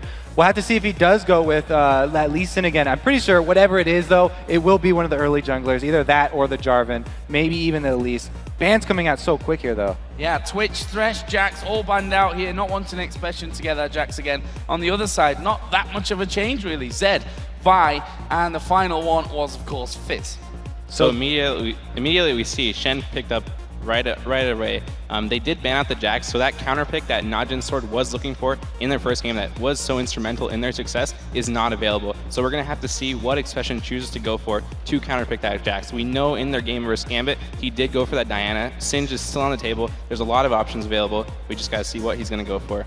The Diana game definitely comes to mind. In that one, I believe he was 2 versus 1 as well, though. So really the importance is in those deep wards. And if they can get the deep wards, so that SKT actually walk into them. We've seen SKT pull a lot of tricks as well. Them waiting in their base till the very last second when they rush cross over to the minion lines. They really don't want to give away how they're setting up the lanes in the beginning. So I think the level 1s even are extremely important in this matchup. So we see there for Sword the Sona and that Lee Sin. We're going to see Watch on the Lee Sin, something that, of course, Bengi has done so well with in the last couple of games. Yeah, for sure. I mean, I think taking Lee Sin away from Bengi when he's posted up such big results is a really smart move. Bengi has been picking it right away if it is available. I think that's a really smart move on him. He's just been playing really well. Even in the first game when he lost, he got their bot lane, he got them ahead, and he's just been making play after play. So Watch, we haven't seen him play it in this tournament yet, but no doubt he's going to be able to post up some results as well. Oh, so Bengi hovering over that Aatrox, which is another jungler that's very strong early if he has his passive available, though. That's someone with a lot of counterplay. When you're jungling Aatrox, you feel really strong when you have your passive up, but very weak when you have it down. And with these junglers at this level, the whole team can take advantage of you if they know that your passive is not up, and they can all just come in, invade your jungle, and really shut you down. Yeah, for sure. I mean, Faker still has his Ahri on the table, so I would not be surprised to see him pick it up. Ahri plus Aatrox is a really powerful 2v2 combination, so I would not be surprised for them to put a lot of pressure onto Nagne and try to take advantage of the less experienced player on Najin's Sword. So we see the Ahri coming out there as the final pick anyway, so kind of expecting that one while it's still on the table for Faker. Other side, just to step back a little bit, the Renekton coming out in there for the top laner Expression plus the Corki as well. It's really interesting that SKT team, they've got a lot of split pushing potential. Not only do they have the Shen, but also as mentioned before, Piglet on Vayne gets to the point where he can split push himself, and then Faker, as always, he's confident in his 1v1 abilities. Yeah, for sure. I'm not surprised at all to see the Renekton and Gragas picks picked up. Renekton has been huge this tournament. It's just Impact and Expression's go-to champion. When you want someone who's just going to consistently do well in their lane, push out and put pressure, and allow the rest of the team to carry, Renekton is your go-to. And Nagne picking up that Gragas, it worked phenomenally for him in the first game versus Faker Zari. He's just looking to repeat that success once again, so let's see how that goes. And this time around, there's no Bengi Lee Sin that's going to come around to behind his turret and snipe him. So hopefully he'll be able to hold on to his life a little bit longer. Well, there is the Aatrox that could come behind his turret and snipe him off. We'll have to see how that one goes. But, you know, the question again that I have to ask is, can they adapt here to things? I mean, they did adapt, let's be honest, for game number 2. It was a very one-sided affair, that SKT win. Is this composition different enough now from Sword? I mean, I like the change, especially taking away that Lee Sin, because he was the one who got it rolling, especially down in that bottom lane. You know, if they won't adapt their in-lane play, then taking away that champion's huge. But Aatrox is something I'm really a fan of, and I like this substitution here. Bengi going to that one next. Yeah, no doubt. They gave Corki to Prey again. He's picked it basically every time it's been up. We've seen Corki huge in this tournament. Triforce, of course, a big factor in all of that. He hasn't had that much success on Corki in the last games, so I'm actually really surprised that they chose to go for it again. But I mean, obviously, that's just showing confidence. I definitely think they're going to step it up for this game. So. Also, that duo lane, Sona was banned out in the first game. So SKT, they know that that's a high priority for this bottom lane. We'll have to see if they can execute with it. Well, thanks again once again, Boy, for joining us for the picks and bans on this one. We'll see you again before game 4. However, we are going to move into game number 3 right now as SK Telecom T1 take on Najin Black Sword. The scoreline, we're tied at 1-1 here in this best-of-5 game. And we'll see how well Sword can do in this matchup. In the very last game, we see them actually stealing away 2 picks here from SKT. That Lee Sin and that Renekton, locking them in for Sword, and we'll see if Sword can have the same level of success. As it stands, SKT with a heavy 5-man push down this mid lane already. All right, so SKT also coming out with the 4 Doran start here. 2 blades, the ring, and the shield. They've pretty much got the whole set here, and I like the fact that they've got Shen with the Doran shield. He can go very easily into a 2-versus-1 situation if they are able to get the ward coverage down to find that out. And Aatrox as well. Jungle Aatrox always starts with a Doran's Blade because he doesn't need any sustain from items. He won't buy a lot of potions. His W will sustain him up easily throughout the jungle.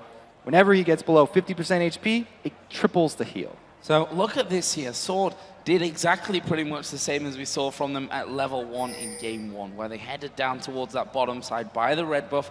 Not quite getting the same wards in there. They've got one by the red, but not one a little bit deeper. And we saw that SKT set up this trap, but Sword not going to walk through. Sword right now, they're stacking up towards their own blue buff area. Gonna hang around, play a little defensively. This is the first game that we've seen Sword not getting those very, very deep wards down on the SKT jungle. And this time around, they're just going to have to do a little bit of guesswork as to where those lane matchups are going to go. Nagne playing his Gragas once again, coming up against Faker Zari. It went very well for him in game number 1. He'll be hoping to repeat the success here in game number 3. So blue buff start for Watch. He's going to be helped out by Expression, who will be taking this 2v1. As I say that, 2v1, he's moving down into the bottom lane, and it's looking like it will be a 1v1 as Impact is moving over. This is an interesting start from SKT. So both of these solo laners shared blue buff experience with the jungler, but actually it's going to be Expression down to the lane first, so he's going to have the experience lead on Shen in this situation. And both of the junglers are looking to steal away red, so it's going to be a red trade for each of them. Well, Bengi has already secured that red buff, still looking very, very healthy from this early start. Watch will secure the red buff a couple of seconds later, going to clear out the last stragglers of that camp, and you see Bengi continues to stick around in Sword's jungle. He's now gone into that Wraith camp and will be stealing that one away. It looks like Watch will most likely be doing similar as he's moving up to the Wraith camp, and both of these junglers reading their opponents and copying their plays. I also want to shout out that Bengi is going 6% lifesteal, so 3 lifesteal quints on his jungle Aatrox, whereas the European Aatrox, a lot of them just like to run straight flat damage on him, and he might even make use of his passive very early here. Aatrox loves diving turrets because he can just revive in the tower aggro reset. Looks like they make the call for him to just back off, though, as the good ward coverage for Najin Sword. So it does recall there after stealing away some of the golems, the Wraith Camper, and the red buff. You can see that Watch once again still sticking around in the jungle here of SKT. Going to pick himself up as double golems. Piglet and Pumandu have been pushing Prey and Kane extensively in this top lane. Every time we flicked up, Piglet and Mandu have been against Sword's tower, but Prey is doing well to CS, just a couple behind, and he does have that full wave in front of him. Yeah, someone forgot to tell Watch that they've switched sides from this one around because he's taking everything on that bottom side of the jungle here. We just saw Bengi actually going over to the Wraith to see that there wasn't anything there. Of course, nothing on the red buff, and when he jumps over that side, he'll see that the big golem is gone as well. Bengi sulking a little bit as Watch has cleared out most of the large objectives. Watch going to return to his jungle, going to clear out that golem camp as well. Now he's going to go in to try and aid Prey and Kane. If there's any sort of harass down, they could burst Piglet, but there's no CC. Without that crescendo available, they're going to be relying on the summoner spell and the power chord slow of Kane. You can see Watch still milling about at the back there, waiting to use that safeguard in. Vision is not available. He's actually snuck himself in, so SKT are not going to be aware of Watch's position. However, look at Bengi sneaking up from the lane. Aatrox is available to counter gank. Now in the early 3v3 situation, if SKT don't have Pumandu being initiated on, then Aatrox will come out ahead because he's got his passive. Gonna dive in onto the side. It will be Watch that they focus on. He's actually knocked away there by Piglet, and everyone losing a little bit of health. Prey down to half there. Watching a similar scenario, but no first blood here. Yeah, more flashes burned on the side of Sword though, so overall, SKT come out a little bit further ahead. And we'll have to see how it affects them. Impact right now, farming up under his tower. Expression gonna be doing some lane cutting as it were, getting between both of those towers and just really holding on to the wave, knowing that junglers were top lane. Prey takes a massive condemn into the wall. Continuing the aggression here from Piglet and Punandu, but you've got to give props to Prey. He's only a couple CS behind. Look at Expression, they're going to be stealing away those golems as well, something that Watch did a little bit earlier on. Knowing that Bengi was on that top side, he's feeling very, very safe to do so as well. There's Piglet actually chasing it on towards Prey once again. As he said, he condemned him right underneath that turret against the wall. Not quite got the ability to do that one again. Finally, in the bottom side, we're actually going to see Impact trying to stop Expression doing that farming, but what are you going to do? Pops his ultimate, and he's all fine again. And there's nothing in the jungle for him to steal away either, so he's not going to get that much out of the ultimate. Meanwhile, when Impact does hit level 6 and he gets his Stand United, then he will actually be able to turn around something like this top lane gank that's about to go off. Will he get level 6 in time, though? They know that Lee Sin's coming through there from that one. Impact does hit level 6, but the fact that Watch hadn't committed there. Right, they wanted to bait it in, but since he wasn't quite level 6, don't want to take any chances. Well, we do see Impact and Expression still trading blows on this bottom lane. Expression playing confidently, but hasn't built himself up a lead. Remember, he stole this pick away from Impact. Impact does have Stand United, as you can see. Watch moving towards the top lane. Bengi is very close by. Watch has committed, lands the Sonic Wave. They've jumped onto Piglet. He manages to get over to the ward. First blood is going to potentially be picked up here by SKT. Here comes Shen. He may have been interrupted. I don't think he landed. I think he Renekton got in the way. Now Prey still alive. Bengi continues to focus him down. Gets the auto attack. Here comes Nagne. They pop Bengi's passive. The Bloodwell's going to come back up, and that's going to be another kill for Sword. Great win for Sword right there. They were able to get the Stand United as well as the Aatrox passive down in addition to their kills. It did cost Expression his life though, because he had to dive the turret to get in range for that stun and interrupt Shen. Well, this was waiting a little bit there for that first blood, but it certainly comes quickly. Now 2-2. It's Najin Black Sword that have a slight lead coming off from this one, having the farm lead and that top side of things. Impact once again going to be pushing on through. He's not really been back to buy much up at this stage. You see his opponent Expression, who did go down just a little earlier, has now got that giant spell added into a Doran's Blade and shield coming into this bottom lane again. So Faker once again, after hitting level 7, got some good wards. Watch is just going to get melted. Faker's got another Spur Rush, is going to get forward, picks himself up a kill, and just melts Watch in the jungle. Faker had to pull that pick off by himself because Bengi still coming from the base. Now they have all 5 members around Dragon though, and because of the play made by Faker and Faker's warding, they're able to grab that objective. I have to say, he struggled a little bit in game 1 to make these kind of plays. He was baited into almost a similar scenario in a similar area of the map in that one, but this time around, things working off nicely. They get that objective straight away afterwards. Job done here for Faker. He goes 1-0-0 with that Fiendish Codex now added in to his double Doran's rings. And Nagne changed his build up a little bit again, going for that chalice again this time. Yeah, what we actually noticed there was Expression helping out Nagne with that blue buff. Expression pulls it up, Prey and Kane now trying to challenge and interrupt Bengi and Faker on this blue. Watch is nearby, does have his smite available, and there's no smite for Bengi, so this is going to make Bengi and Faker back away. That blue buff went on a very long walk as it does reset itself and secured there by Watch. So a good steal by Sword to give themselves a little bit of an advantage. All of this jungle action is causing both junglers to be quite far behind. You can see it's a level 5 and a level 4, whereas the supports are already level 6. Oh, Expression taking a lot of damage there underneath that tower. The Zyra Vayne combo doing a lot here against him. He does have the ultimate available should he need to pop that for safety, but in the end, with those minions being knocked down, they're able to force Piglet and Mandu away to stay safe. And in the meantime, Prey and Kane are going to come back down into this bottom lane. We finally have Crescendo in there for Kane as well, just a bit of added danger. Now we'll see if he can make it work for him. We do see that Phage sitting with Prey. Going to interrupt the recall of Pumandu, but not going to commit further than that one. Summon a Flash and Barrier almost available there for Prey, so if a fight were to break out, he does have that potential to survive some burst damage from Piglet, who's once again running that cleanse. Does have a 10 CS lead, so as it stands, Piglet's Vayne a little bit further ahead thanks to all that very early pressure in that 2v2 lane. Up top, we do have Watch getting positioned for a gank, but he misses the Sonic Wave. Sad times for Watch there. Trying to get in. Nicely dodged though by Impact. Will just whistle by, and he will be living to fight another day up on his top side. Between the two of them, 81 to 73 CS. Expression having the lead on that one, despite the fact that Impact was able to pick up that kill onto him a little bit earlier on. You can see that he's playing that one quite aggressive. And with that giant belt, with the chain vest, the main ingredients of that Sunfire cape, Impact not taking too much damage from him at this point.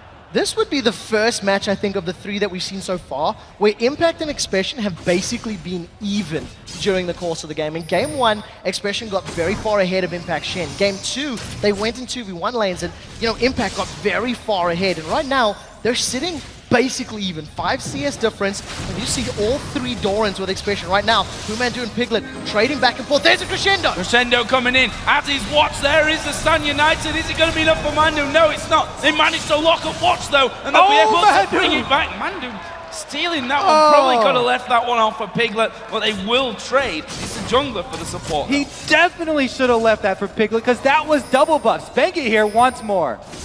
Here comes Bengi, doesn't manage to land the Blades of Torment, and Impact and Piglet not really all too keen on that one. They're going to be happy with putting a lot of damage on this tower, and if nobody comes to contest, this could be the first tower of the game in favor of SKT. Will be the first tower of the game here. I think they've got a good wave coming up. Vayne is just making sure that the next one doesn't come down to that one. Meanwhile, Impact joins him, and that will be surely the first one of the game going down in favor of SKT. Well, it's taking its time, that's for sure, but it is generally on its way out. Faker, meanwhile, has gone up now to this top lane to go up against Expression. Meanwhile, they're still having to tank it up. Finally, it goes down. There we go. What I like about that is the tower was denying the minions, the gold, the levels, the XP from Prey. So even though it's only a 10 CS difference, it is a little higher thanks to that sort of strategic decision-making there of Piglet and Pumandu. Right now, Prey, with that Sheen completed, is now once again returning to lane. But I anticipate that Piglet should have his Blade of the Ruined King or be very, very close to it, which is a massive, massive spike for him. He's going to be able to out-duel Prey in a 1v1 situation as long as he doesn't get instantly burst down thanks to Kane's Crescendo. Just saw Faker there actually trying to lure in Expression. Well, didn't quite work out for him. He did have Bengi there to help him if that would have gone down, but a plan not coming to fruition. However, in this bottom lane, it is once again 2 versus 2.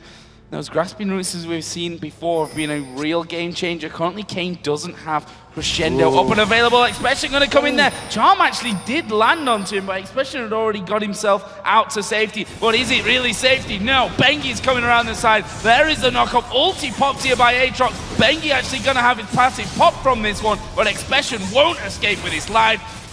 It's Faker that picks up the kill. Expression staying there because he wanted to pop that. Oh, here we go down bottom. Stranglethorns comes down, throws Kane. No, he flashes over it. Now Piglet, tablet forwards. Oh, he got hit. Catches him just with a tip. He manages to flash away. Now Prey, way up front, secures a kill onto Piglet. Throws down the barrier. Piglet is alive in the background, or rather, the tower drops in the middle there for Sword. A very good fight going in favor of Prey and Kane. It's not over, as here comes Watch. If the Sonic Wave lands, Piglet's in trouble. He connects. Barrel comes out a little wasted. He gets the Sonic Wave to land even as the Condemn comes out. Really good confidence right there, and a little bit of overconfidence from Mandu. Continuing to try and fight that actually cost them his life, so that's the bottom turret as well, being traded for this top. So that brings the gold. Where should we should probably wait a minute because SKT are pushing that middle outer turret as well. We do see Nagne coming around the side just to stop that one from happening as the minions get wiped out as well. And funnily enough, that does leave us level here. 2-2 in turrets, 5-5 in kills, exactly the same gold count. Game 1, Sword were able to maintain this level game up until the 35-minute mark where the Vision and the Baron Dance went in their favor. And we'll see if they can continue to do that again here. Of the 5 kills in Sword, 4 of them are with Watch's Lee Sin. There's only that single kill on Praise Corki. Dragon is up, they've started this one off, and you can see SKT looking to challenge. There's no Faker though, and Piglet's pretty far away as well. Oh, Impact's actually going in for that one. But it was already taken down. Smited nicely by Watch. That will be a Dragon going over towards Sword. Impact needs to be careful here. He stood on top of the ward. Sonic Wave landed on to be realized. Oh, that position has been spotted there, but no follow through. That will just be a nice little addition to Najin Sword's gold token. Piglet once again split pushing with his Vayne. There's no tower now to focus down in this bottom lane. He's been dead for a while. He's going to keep farming up. Bengi and Faker just waiting out of vision range. If Nagne steps forward, he could get caught by the charm as Faker does reveal himself. Now, Piglet and Pumandu looking to play here with Prey and Kane. Trading a little bit back and forth, and Piglet and Pumandu realize maybe they're a little too far if they chase past their river and back off safely. Top lane pushing back here on towards Expression. He's started to build himself that lead up at this point. 25 CS in the lead. 3 assists in the kill though over 4 Impact. He's level with him on items. Even got that Negatron cloak above his opponent and the boots as well. He's also buying a decent amount of pink wards to keep that top area vision in SKT's favor. Now if Impact can keep his distance and know where Expression is at all times, then he can safely use his Stand United with confidence that it won't be interrupted this time and turn around some plays elsewhere on the map.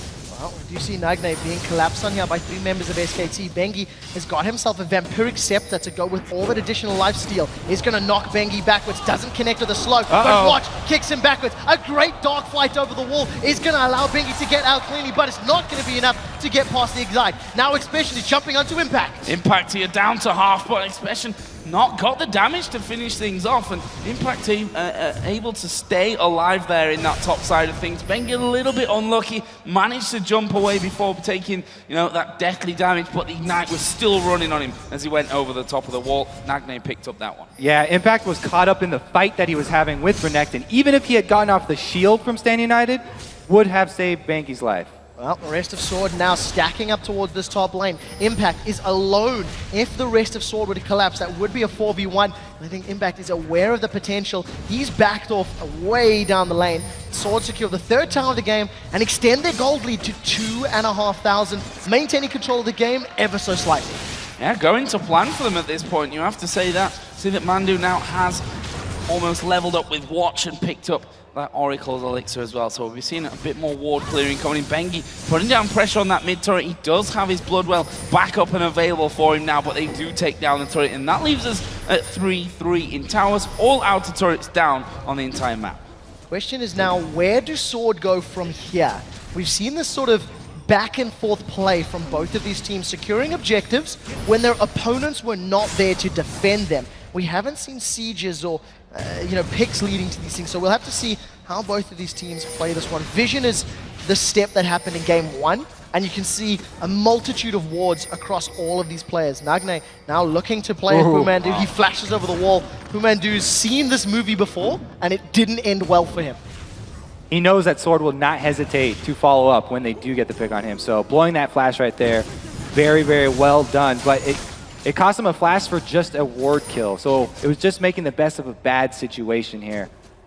A couple of times too many, maybe we could say, that Mandu's been caught out so far in this game, and he wasn't going to let that happen to him again. Flashing away, stay safe. But look at this, Bengi in the jungle off Sword right now, and maybe a little bit too deep. He's going to have Piglet coming up there with that Vayne to support him. In the end, just jumps away from it. We also see Impact pushing that top lane right out. He's going to try and steal a golem as well. He does have Watch coming in behind him, though. There's no taunt available. Now Impact is in trouble. Expression lands the stun down. We do see Impact gets kicked backwards. Slice goes through once. Crescendo over the wall. Dice now lands as well, and Impact gets dropped. Sword commit a fair amount to that, but they do get the kill. Impact was spending so much money on these pink wards, but there's a small path through the jungle that Watch took, getting through the vision, able to get behind him, and they take out the global at the source. Really well played there from Sword. Piglet making sure that that bottom lane is not going to go too far and too dangerous on towards that inner turret on the bottom lane. So he's just down there picking himself up some much needed farm, keeping that tower safe at the same time. He's got that Blade of the Ruin King now finished in. If we look over the other side, Prey added into that Trinity Force and Sorcerer Shoes now with a pickaxe. Well, we'll see how quickly he can get that Last Whisper completed. Prey once again going with that.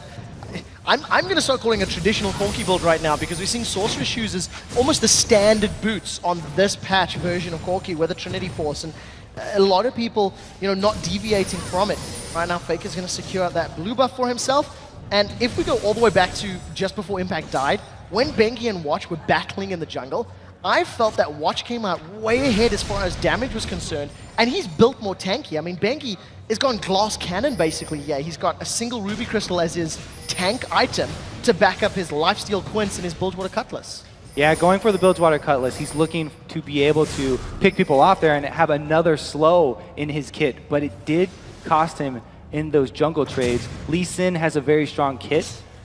For those trades, he can slow the attack speed of Aatrox, which is really where Aatrox is shining, and it mitigates a lot of his damage, especially if Aatrox does not hit his 2 spell combos that are hard to hit at long range.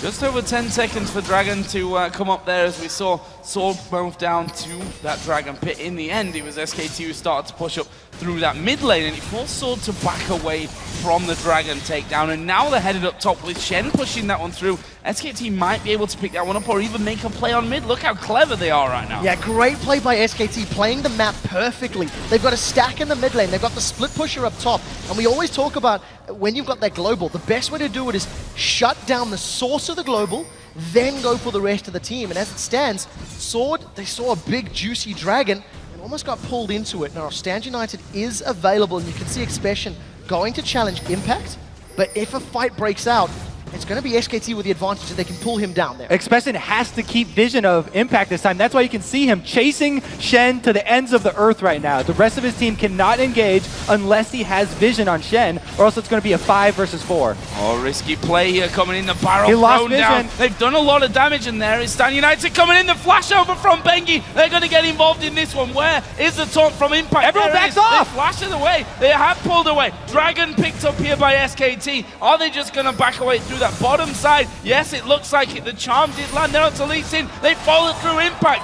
Prey picks up the kill, and they're going to keep going. It's not over yet. There's a flash over the wall from Kane. Expression has his dominance running. He's flashed. He stuns up Piglet. That's been cleansed. The resonating strike follows through. Crescendo catches Bengi over the wall, but it's not going to be enough. And the Ignite is survived thanks to Watch's safeguard.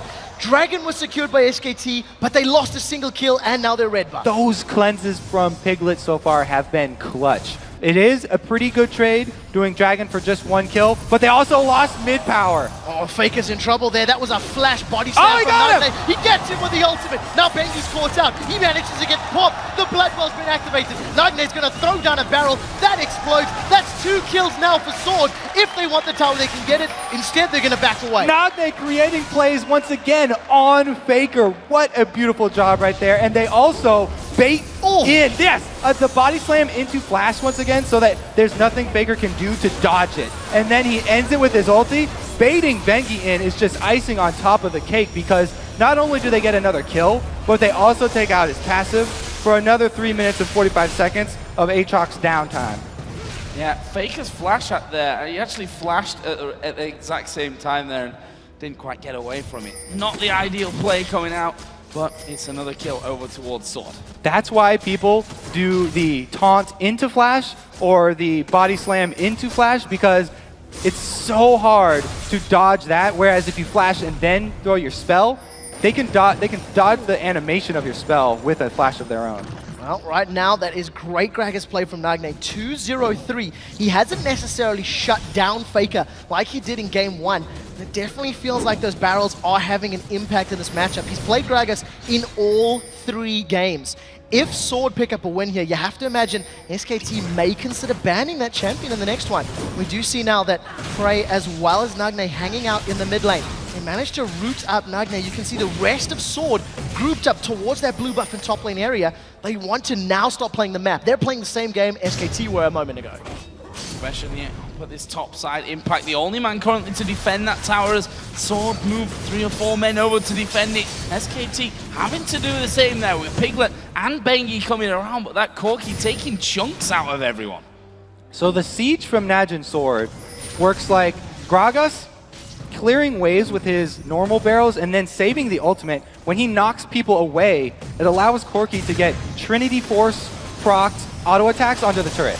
Oh, we do see the taunt almost landing there for Impact. Not going to connect this time round. The ultimate is not available for Nagne. You can see it was popped in that last little trade. There's no Bloodwell for Bengi. He's forced to use that Dark Flight to get out. A good grasping route's going to lock up Sword, but this should be the tower as Prey continues to hammer it down. There's those Trinity Force procs you were talking about. A little bit of an extended siege, but Sword come up with a 4th tower kill of the game for themselves. And they're going to turn that into another blue buff here. That's very important for Nagne. He can continue to zone SKT on those tower pushes, and they can siege up. Now, let's have a look then down some of the items while we've got maybe a little bit of a breather in this one. I'll not call that one just yet. For Faker, DFG obviously from earlier on, moving himself up to what looks like will be that death cap within the Silage Rod and the Blasting Wand. Other side, very similar side obviously from that first item. The Athenes was picked up first, and their farm between them very, very even at this stage. The AD carry is a little bit different from that. We can just see the gold there is so close, 8.9 thousand to 9,000 gold between the two mid laners. I also feel like this particular game, Expressions Renekton, is having a much bigger impact than it did in the previous matchup where he was playing Jax into that Renekton. He's being a presence in his team, provides that dominance, and the meat wall that he's been playing is working into Najin Sword's favor. We also seen Prey securing that blue buff for himself, which is also something that Sword did in game 1. Again, we talked about the effectiveness of a blue buff on Corki, and now that they are able to have that plus the blue buff on Gragas, they have a huge advantage in the next push. You do see now Sword roaming towards this bottom lane. We always talk about going to the source of the global and killing it, but it did look like Impact got out of vision of Expression, and the rest of Sword backed away, realizing actually Baron was a very juicy target. If they focused Impact down, it could have allowed SKT onto the Baron. And we get a little bit of a misposition here as SKT could collapse on Sword from multiple angles. Recall pings come in loud and clear, and Sword back away. And I still want to highlight, Bengi, no additional items after that Ruby Crystal and that Bilgewater. He doesn't get any combat effectiveness from those home guard upgrades that he got for his boots, so you won't see him coming out ahead in those trades anytime soon. Oh, as Expression just walking in towards Impact. He had that pink ward down in the brush, and he continues to push this bottom lane out there as Bengi going to be the focus for those Corki Rockets as well. Now Piglet there playing a bit of a dangerous game, just seeing how much They can test each other in that middle area. Gragas and Lee Sin both off to the side from it, but the Dragon coming up here in 20 seconds would be another welcome addition for Sword. But look at this. They're actually heading around towards that bottom side of the map. They're just trying and close in on towards Impact. They knock him backwards with the barrel. Dominus is down from Expression. He's trying to get in range for that area of effect damage. Bengi comes down, but he misses his shot. Nagne pinned against the wall. Piglet is in a little bit of a dangerous position. They get stunned up by Expression, is melted. A great kickback from Watch. Nobody gets caught up by the Stranglethorns, and now you can see Prey and Kane rejoining the fight. The HP is with Najin's Sword as they get on the tower. That's the tankiness of Expression you were just talking about. He doesn't go down, and Impact, since he got caught out with the early 2 versus 1 there, does go down, and Bengi missing that Dark Flight was only hurt them even more. Sword picking up another turret in this one. 5-3 now they lead. Have a solid 4,200 gold, let's call it. They lead. And in game number 1, they certainly took a lot longer to closing out. Guaranteed it wasn't such a one-sided match as we saw in game number 2. They've just taken themselves another Dragon now, but slowly but surely, they're getting the job done. It's not about how fancy you do it and how quick it's about getting that job done. And Najin Sword do have longer average game times as well, so they normally close them out a bit slower. Well, we do see now Sword continue to build up the tankiness. There is a Negatron Cloak now sitting in Prey's back pocket. We can see that Randian's Omen plus a Negatron Cloak with Expression. He's got no additional offensive items, just going to rely on that sort of ultimate percentage HP damage and the Sunflare Cape to shred through your opponents. And when you got over 3k HP and great resistances, it's very difficult to get rid of him. So you can see Expression shoving out that top lane while the rest of Sword grouped in the middle lane. Stand United once again available from Impact. And I have to say, his Shen has not necessarily blown my mind. Game 1, it was first pick, didn't offer that much. Game 3 now, first pick, still not offering as much as I think SKT were hoping. Since Najin are all grouping up in the mid lane here, it's going to force something from SKT. SKT having Shen split pushing, he's going to have to join the fight if there's a hard engage. This is all on the next Gragas ulti. Oh, barrels rolling in there as well. That turret now down to half. They managed to avoid damage and knock up out of Bengi. There is Watch right at the front trying to get involved. Bengi, oh, blown up. Well, his passive is there to save him. Will he be able to escape? There is Stan United coming in. Stranglethorn's going to knock Najin Sword into the air. Prey is going to fall here. Faker from the side. Crescendo comes around. SKT doing great in this one. Now Kane going to be the target. Exhaust goes down, but it won't make a difference. Expression is going to try and chase down Faker here, but with Impact to get that taunt down, will he have to finish her? Faker is still alive. Charm's going to land onto him. Is he going to be able to walk away? Faker is still running. Damaging him. There's another turn, and Expression goes down. What just happened here? Faker magic again. Faker timed that re-engage just at the beginning of the fight. Let's look at this again. He times the re-engage perfectly with the Aatrox revive and then Shen shield on top of Aatrox. Faker went right through that fight all the way to the back and takes out Prey at the very beginning, taking so much damage away from Sword. And then he's able to land the combo onto Sona. Now right here, it's up to the very coordinated play. Impact with the taunts at the perfect times. Right after the stun goes down, he gets it onto Faker, and Faker heals up the minion. He sees that he has the passive up. He gets the full Orb of Deception, which does the most damage and will heal him for the most. Then times the charm onto Expression for the last hit, which spaces out perfectly for Taunt to come back up. Massive, massive play there for SKT. Going to give them an immense amount of confidence. The tower did fall during that engagement, so Sword maybe tunneling a little too hard on that objective and chunking down Bengi. Thought that they could get away with a little bit more. We'll have to see how this affects them. 5-1-1 on Fakezari. And right now, Piglet's Vein 0-2-3. Not really a big factor in that engagement. Sword still hold a 3,500 gold lead. And we'll see how they play this one out, clearing out the vision all around the barrel pits. Don't think we can ever count SKT out at this stage when they can make plays like that, when Faker can come in and do incredible things as he once again lines up the charm there. Didn't quite connect this time around. And Kane can thank his Lucky soul for getting him out of that one. Meanwhile, Impact pushing, surprise, surprise, that Shen down in this bottom lane. He's going to be joining a little bit later once that stand united is called for. But a bit of a standoff, similar to what we saw in game number 1 now, around this same time. SKT are going to do their best to stall this out because they actually can't make that same play again because they don't have the revival from Aatrox, and without that, he's extremely squishy. He'll just go down very quickly again. So SKT really going to do everything in their power to barely hold on to some vision around Baron and stall this game as long as they can. Well, the rest of Sword right now stacking down this mid lane. That's all 5 of them. They have their ultimates available if they want to start a fight. Pumandu off to the side. He's going to have to be careful. We do see Prey going in. Stranglethorns comes down. Now Prey is on the wrong side of the team. He's still alive. Crescendo locks up the backline there. SKT is Prey secured the first kill of the fight. They traded support for support, but now Faker and Piglet are going to Sword side of the base. Prey gets taunted up. Prey gets knocked up. He's still alive though as he focuses down Piglet.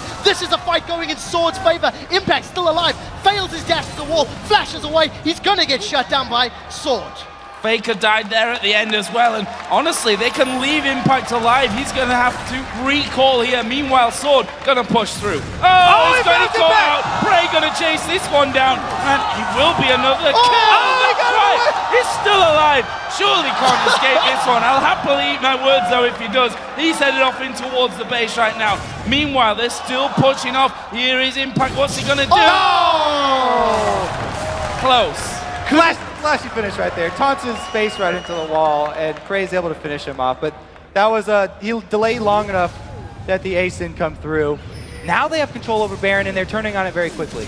Well, Prey and Watch now hammering away on this one. SKT, even though they've got a lot of mobility, are miles away. Baron's going on. Talk to us through this fight. As you can see, Baron in picture. So like we said, SKT wanted nothing more than to stall this game out, but because Mondu gets caught out of position, Faker takes the initiative again to go answer. He takes out the Sona, but then, you know, impact into the Bengi stun from Dark Flight is not enough to hold down Prey.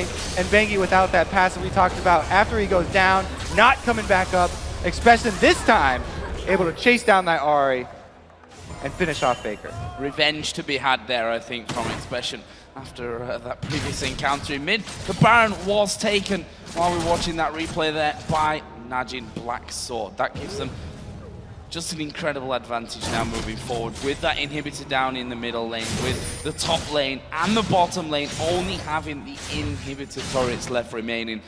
This is close stuff once again. SKT just holding on to this game. Yeah, and so crucially in that previous team fight, Prey actually committed, jumped onto Pumandu, and I panicked for him. I was like, you're going way too deep, man. He had Shen and Aatrox jumping onto him, but so crucially was able to survive. Well, you see Expression is now caught out Impact, throws down the Randian's Omen, does get taunted up. Now Watch has chased him from behind. He's landed the Sonic Wave. Yeah, it's going to kick him straight back into the rest of the team as well, and well, I'm afraid you don't escape these ones. Impact did manage to get the taunt off there finally, but that is the Shen down. That's a minute death timer now. Bad news for SKT. Second time in a row, someone from SKT getting caught out. Najin now gonna push in. See how this works out for them. Sword with a 5 versus 4 in the best case scenario. SKT 40 seconds without Impact Shen. The rest of the Sword are now hammering away on this tower. The barrel comes out from Nagnate, doesn't throw anyone towards him, but Faker's low. Expression does get the stun onto Bengi. His Bloodwell still alive, hasn't been popped yet. His Expression is gonna slice and dice through the minions. They've taken down the inhibitor. That's the second inhibitor of the game, all thanks to Impact being caught out. Still 20 seconds here until Impact actually comes back in, but super minions coming down middle. Faker, Bengi getting himself sealed up as well to come back into the fight, and see Sword back down to the bottom lane where it's the last place with those inhibitors remaining. This is the next juicy target for them to put on that pressure so ridiculously hard and get those minions streaming in from the base, the super minions from every single lane. Sword has a pretty easy time of sieging up here. Not only do they have the Baron buff regen, but they also have Sona and continuous rockets coming out of Prey. All I have to do is wait for that Gragas ultimate one more time he can split up this SK team, and they can take down the last turret. 3 seconds on its availability, 2-1, and all of a sudden that cask is ready to be thrown out by Sword. The question is, will anyone from SKT stand far enough forward to actually get caught out? Remember that Bengi still has his Blood Well available, as well as a Locket of the Iron Solari, so a little bit more survivability in these team fights if they break out. Even if Nagne just pushes all the members of SKT back with the barrel, then that opens up the turret for Sword to take down pretty quickly as well. So even if they don't get someone forward, it's going to be some tower damage. We see the rockets all landing nicely there on towards Faker. Prey going to step himself up there and get a couple of wall 2 attacks off, actually tanking up the turret and sort of actually moving into this one. It's watching Expression caught by the grasping hooks, but they just don't care about that one right now. They are going to take the third and final in him. Can they win the game? Well, see if they can chase this one in. This is going to be a 5 versus 5 on the Nexus turret, but Sword have got those streams of super minions pouring into the base. The barrel comes out there from Nagne, as we do see Bengi gets caught by a couple of auto attacks. Expression has his Rangians, has his ultimate. Bengi started the fight. Bengi is going to go in for this one, but there is a crescendo coming away. Piglet going to use that cleanse on the backside, but he's going to be chased completely out of the fight. Stan United actually coming down onto him. Piglet did survive. Not so lucky here for those Nexus turrets though. There is Impact getting himself locked up. Piglet almost being blasted down. And there is Prey going in with the Valkyrie to pick up another one. That's 4 men down for SKT. And that is the win. 2 games to 1 now for Najin's Black Sword. Top of that, 3 red side victories. And what a great turnaround. Najin's Sword stealing away those crucial picks, the Renekton and the Lee Sin, and you have to give props to Watcher's Lee Sin. It was particularly strong in that game, and I really feel like that those are going to be some very contested picks going into that game number 4. I agree, because also the Aatrox from Bengi did not work out very well for them. He built into the upgraded mobility boots, and with the early Cutlass, he did not have the combat stats to play with those early skirmishes. When you play a jungle Aatrox, you really have to consider your farm, and you can't play it quite the same as the other junglers and ignore that for so long. So the trend that we've had at this point is Sword win game 1, SKT come out and know how to beat them in game 2 because they play pretty much the same thing. Will Sword go for this kind of combo once again, or are they going to change it up to finish off the game? Let's bear in mind here that it's now 2-1, which means that SKT have to win 2 games in a row. You're right. I mean, it's been all red side wins so far. So if we continue the trend, then we'll go all 5 games. I feel like picks and bans is going to be drastically different in this game, because or at the very least, there's going to be more emphasis on stealing the picks away, because we've been seeing this going back and forth. The Thresh is still a priority. I don't think either team's going to let that one through, and if they do, it'll be early picked. But like that Renekton was game-changing in game 2, and less so in game 3, but still had a very, very big impact. It also raises the question to me, this Gragas. Are we going to see anything about this Gragas too? Because Nagne has been performing on it, but not really anything else. Well, we'll find that out in just a little while. For now, we're going to head over to Riv and the guys at the analyst desk for their take on Sword's game 3 win. Thank you very much, gentlemen. And as usual, we're going to start this one off with picks and bans. We'll just go over it a little bit, what happened. And pretty much what happened is we kind of saw the same thing coming out again. Nagne going back onto Gragas as well. Yeah. Freak, talk a little bit about that. So I really, really like, again and again, the Gragas vs. Ahri pick. It gives him good dueling potential. We've actually seen him fight Faker very successfully with Gragas, which is, I think, very impressive from Nagne. The other thing that I really like is Impact is on a guy who fights things for a living. His Jackson game 1 was crazy, drew a ban in game 3. Then he played Renekton, got ahead, and single-handedly destroyed the backline. Yeah, I just want to point out how well Nagne is playing on that Gragas. He has done and landed about 5 E's into Flash, basically making it impossible for Faker to do anything against it.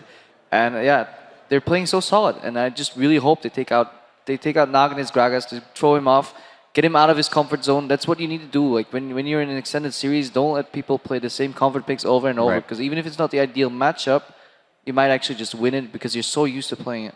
Yeah, it seems like Nagne really steps it up on Gragas, and that might be a problem because Faker's supposed to be winning mid really hard, and Nagne's able to just push him off and farm safely, clear the waves. And another thing I want to point out is Bengi on Aatrox. Not only is Aatrox not his style, because Bengi likes to go around tap lanes, gank a lot, and if Aatrox doesn't get really farmed, he's actually useless. You can see this game when Aatrox is behind, he had mobility boots and like a Bilgewater Cutlass. He's completely useless compared to Lee Sin. I think Bengi should stick to utility junglers. Not to mention that no Korean team played Aatrox until we saw SK Telecom play it against Gaming Gear, and that wasn't the best representation of a highly skilled opponent like they're facing here in the semifinals. And so it did seem like a little bit of a weird pickup for them. And with the pickups, we actually saw a little bit different style of gameplay, which we'll actually bring up in a replay. Monty's going to take us through here. 6 minutes, 50 seconds into the game, the first blood, but really the fact of watching, I think we talked a lot about emotion and doing the wrong thing kind of when you need to do the right thing here. Well, yeah, and this is a great cross-map play right now. So let's go ahead and start rolling this with Watch coming in from the side.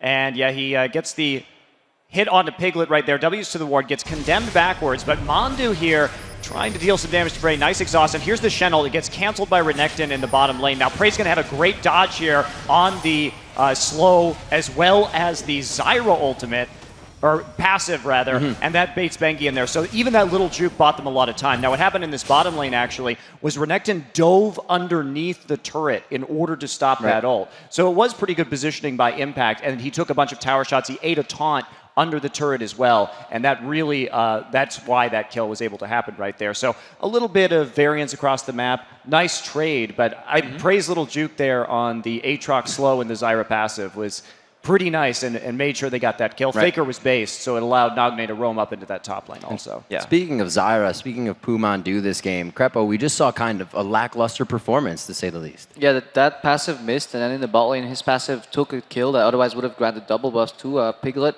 Generally, in these games, he's been getting caught quite a few times. I don't want to discredit him because he's been making really good plays, some really nice teamfight ultis. But generally, his awareness hasn't been good enough, and he's gotten caught. Oh, a lot of other players are making mistakes as well. We've seen fail flashes in this game, 2 taunts into a wall.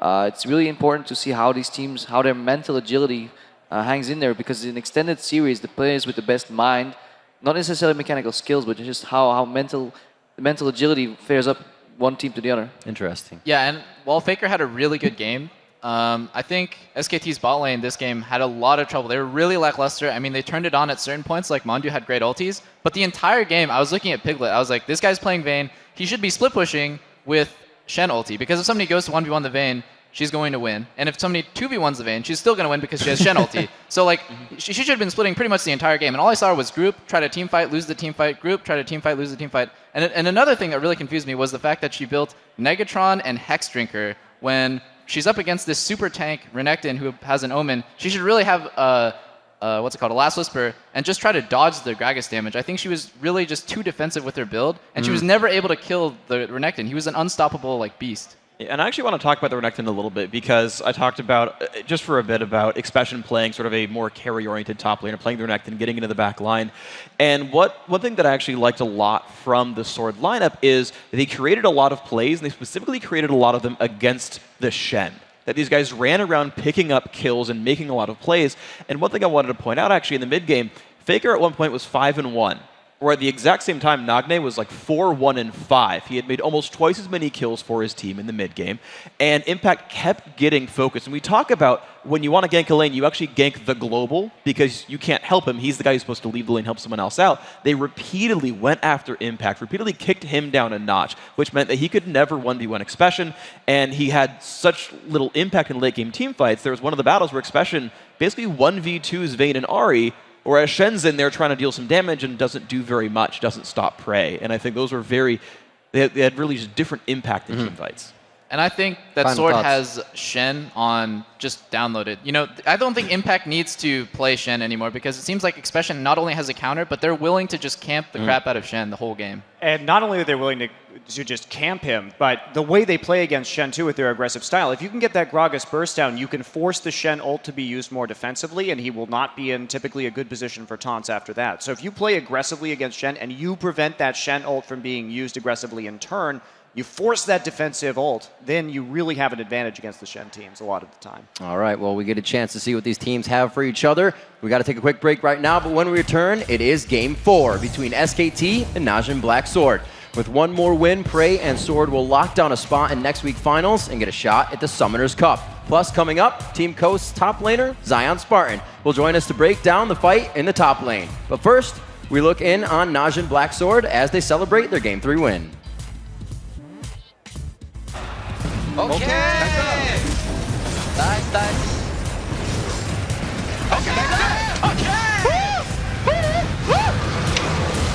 아, 힘들다.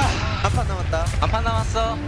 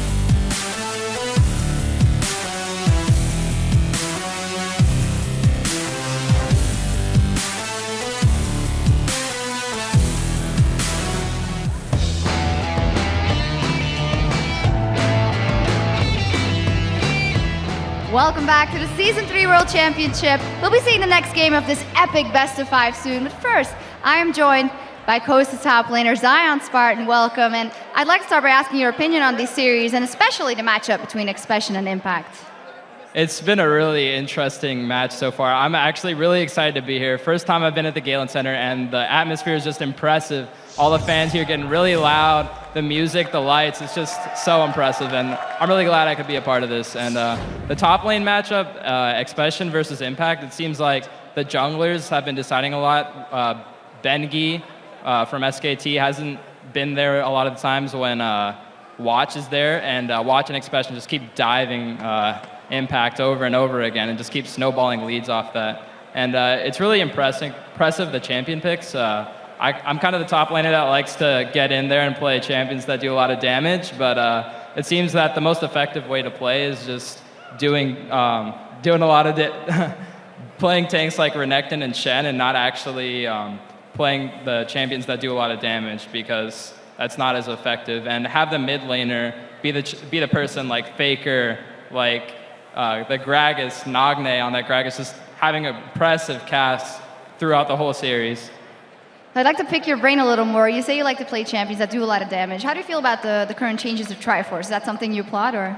I love the Triforce. I like to build it on like almost every champion, but it's probably not the most effective thing to do, because it's much more effective to play Renekton or Shen again. But it seems a little strong on ranged champions like Corki and Ezreal. Just seem really strong with the new Trinity Force changes, but I still really like where it's at for the Bruisers, and I hope I can use that. All right, looking forward to that. And in that same spirit, we see you rocking the Team Coast shirt. What's the future looking like for Team Coast? The future for Team Coast is really bright. I know we kind of got relegated, but we're looking forward to coming back and making a strong showing in Season 4. And the amateur scene's getting started up right after Worlds, so we're going to be right back in the thick of the competition and really hungry for getting our spot back in the LCS. We'd love to hear that. Thank you very much, Zion. As for us, it's time to dive into the next game of this epic matchup. So let's go back to the caster desk. Thanks a lot, Shox. It is time for Game 4 in this best-of-5 semi-final series between Najin Black Sword and SK Telecom T1. And with just one more win, Prey and Sword will earn their first spot in next week's finals. Yeah, we've really talked about SKT's ability to make adjustments and counter their opponent's abilities, but it's actually been Sword who have made adjustments to their game to pull a different comp in Game 3 and, more importantly, steal champions away that SKT was successful with in Game 2. And that was the second time that Nagne and Faker faced off with Gragas and Ahri, and the second time that Nagne has led his team to victory. He's coming up with some really nice end-game plays. I mean, all the analysts talked about SKT giving up first games of series. They didn't say anything about third games. Something new here from this one. And once again, Voyboy joining us for the picks and bans here. Voyboy, are we going to see that Gragas taken away here, do you think? I really expect to see some bans thrown towards Nagne's Gragas. He's been playing phenomenally the past few games. I really think they're going to throw a respect ban there just to get it out of the way, because I feel like that's his most comfortable pick right now. It's what he's been going for, and they just probably want to put him on something that he's less adept at.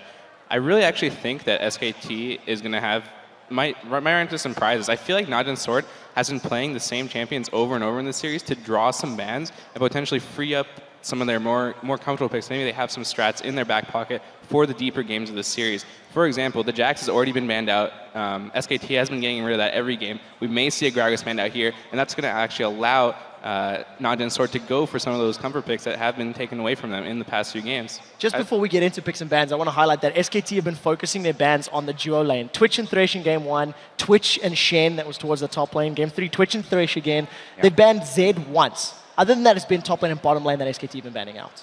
It's pretty interesting. I think that they might stop taking that Shen, as Doublelift was talking about too, because it seems like Sword are very, very fine with playing against a Shen.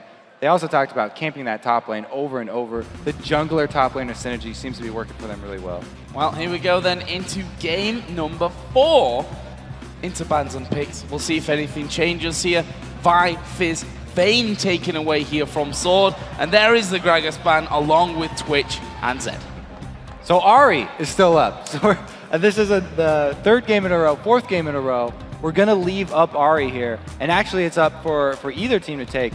Sword have to decide between which solo laner we'd rather grab that champion for. Would we rather grab the Ahri or the Jax for our top lane?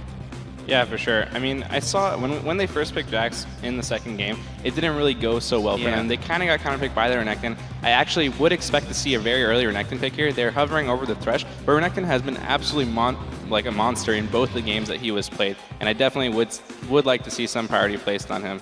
Now, when they did get Thresh, when Sword got Thresh versus Gambit, those were the games that got everyone start to talk about this bottom lane. Prey and Kayn, oh, they're amazing. They crush everybody. It's because Kayn had Thresh and he was making all these plays. So maybe now we will see that bottom lane actually exert their will on this game and actually have a really early strong pack. Yeah, for sure. I mean, it's exactly basically what I was talking about. SKT was forced to ban out the Twitch, the Zen, and the Gragas, and that allowed Najin Sword to pick up the threat, which is what they're so comfortable with. SKT taking away the Corki from Prey. We're going to actually be seeing him on a new AD carry for this series in this game, so interesting to see what he's going to pick. And Bengi, of course, going for his signature Lee Sin. Definitely expected that one. He's got it. He's comfortable with it. I'm looking forward to the plays. I don't think that watch will go with the Aatrox now that Bengi's taken away Lee Sin, so we'll have to see. Probably something more along the lines of Elise. Maybe even that Jarvan. We keep throwing out Jarvan, but we haven't seen him yet. Yeah, for sure. I mean, Elise, Nunu's still up. Nagne hovering over the Jax. Would not be surprised to see that come out. Renekton is still up. Like I was saying, I did expect them to pick it up on this rotation, but I guess they're going to go for that comfort Jax. All right, and the Elise as well. So Watch going to have those early gank impacts that he's looking for. Talked about him getting a lot of these first bloods initiated when he's on that Elise, and he actually focuses that top lane a lot as well. So him going to look to get that Jax going early could probably be the early layout here for the Sword team. Meanwhile, a Renekton and Lee Sin is pretty beast. If you meet up a 2 versus 2, which side would you rather be on here? I'd probably say the Renekton and Lee Sin. Yeah. It's very potent, a lot of kill potential. Prey is actually hovering over Ezreal, a very safe AD carry for this purpose. He really does not want to die in that 2v2 skirmish versus the top laner and the jungler. In the game that they dropped, him and Kane got double killed, which was huge in securing that loss. So right here, I think they may just go for that safe Ezreal pick when Corki is banned out and just hope to carry through the laning phase, allow Jax to reach that late game potential where he starts to shine, where he starts to overtake Renekton, make it through that early game, and really just hit their sweet spot where they can take this game home. I think the last one is the interesting one though here, right? I mean, the mid laner, Nagne, what's he going to go for? The Ahri was left open. SKT leaving their mid lane until last here, so it's all about Faker and what he really wants to go up against this Ahri with. It's pretty interesting because this was the original champion that everyone thought was Nagne's main. But with him performing so well on Gragas, they actually switched it up, banned that one out.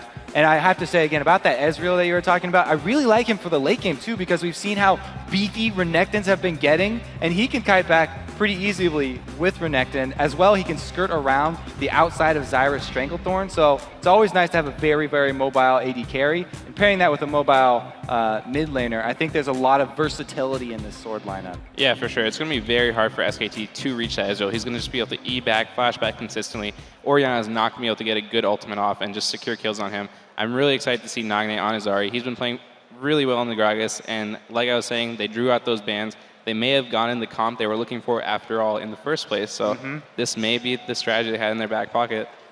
Playing safe at this point of the day, and it's always hard to call. I think when you're at game point, you've got 2 more games to play. Do you play something a bit more risky and try and throw SKT off here, or do you go the safe option? I think this is a pretty safe, comfortable lineup overall for them to be going into game 4 with. And as I said, they've got 2 chances to win this game against SKT. And SKT, with the Orianna and with the Renekton, their set of champions that they're rolling with here seems to be a little bit more team fight oriented and more focused on the early dragon, whereas Sword would be happy with having just lanes win and then spreading out the mid game. Yeah, for sure. I mean, Jax is going to be coming huge late game if he can make it there to split push. Ahri is just going to be a beast with the Elise. The skirmish potential is huge. They're going to be able to look for those picks. If Ezreal indeed goes for that blue build, he can start sniping people off with those Qs, get the slow, and then look for picks with the Ahri charm or the Thresh hook. So that could be a strategy that they're going to look to employ.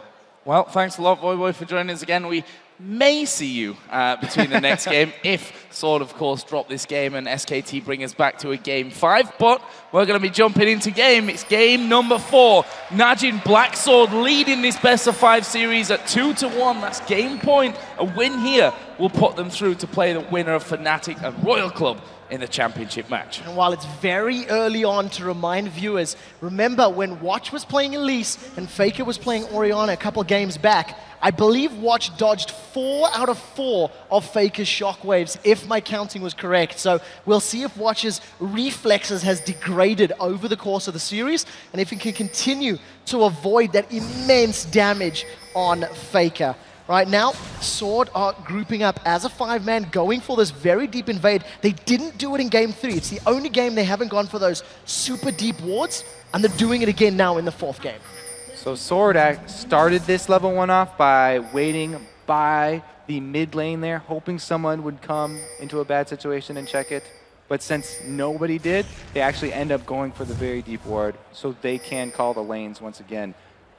Just too bad, though. Impact has already passed where that ward was placed. So if he wants to stay top lane, there will be no information gained from Sword's very deep ward. Same happened over the other side there for SKT, getting in on towards the red buff. You can see that Sword actually pinging down onto that red buff ward and the one just above it there in the brush as well. Meanwhile, Piglet is waiting off in the tri-bush here with Bengi. And also going to have Mandu coming in there as well. They're going to go for this one. The late invade. This is going to be very interesting because both junglers have smite, and Watch runs right into him. Oh, he's going to go down. This is so close. He's still alive. Gets into Spiderfall. Bengi gets taken out for first blood. Prey goes huge.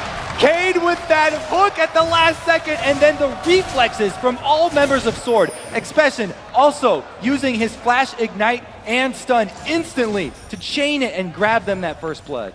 Absolutely incredible start here for Najin Sword. Let's have a look at that one again. Let's probably watch this slow, because initially Watch gets chunked down. Right after Bengi does the second activation of Q, Watch flashes away. So he knows that Bengi can't follow him any longer, and that brings him right into Kane's hook. And it's Prey that gets the first blood as well. That couldn't have gone any better for this 2v2 lane down on the bottom side. They are going to be going head-to-head from that one. Dream start to game 4 here for Najin Blacksword, who are on game point, who are on championship game point here, essentially. We also talked about how important the jungle presence has been top lane. This is a huge jungle lead for Watch. He already has both buffs, and he's heading up there already.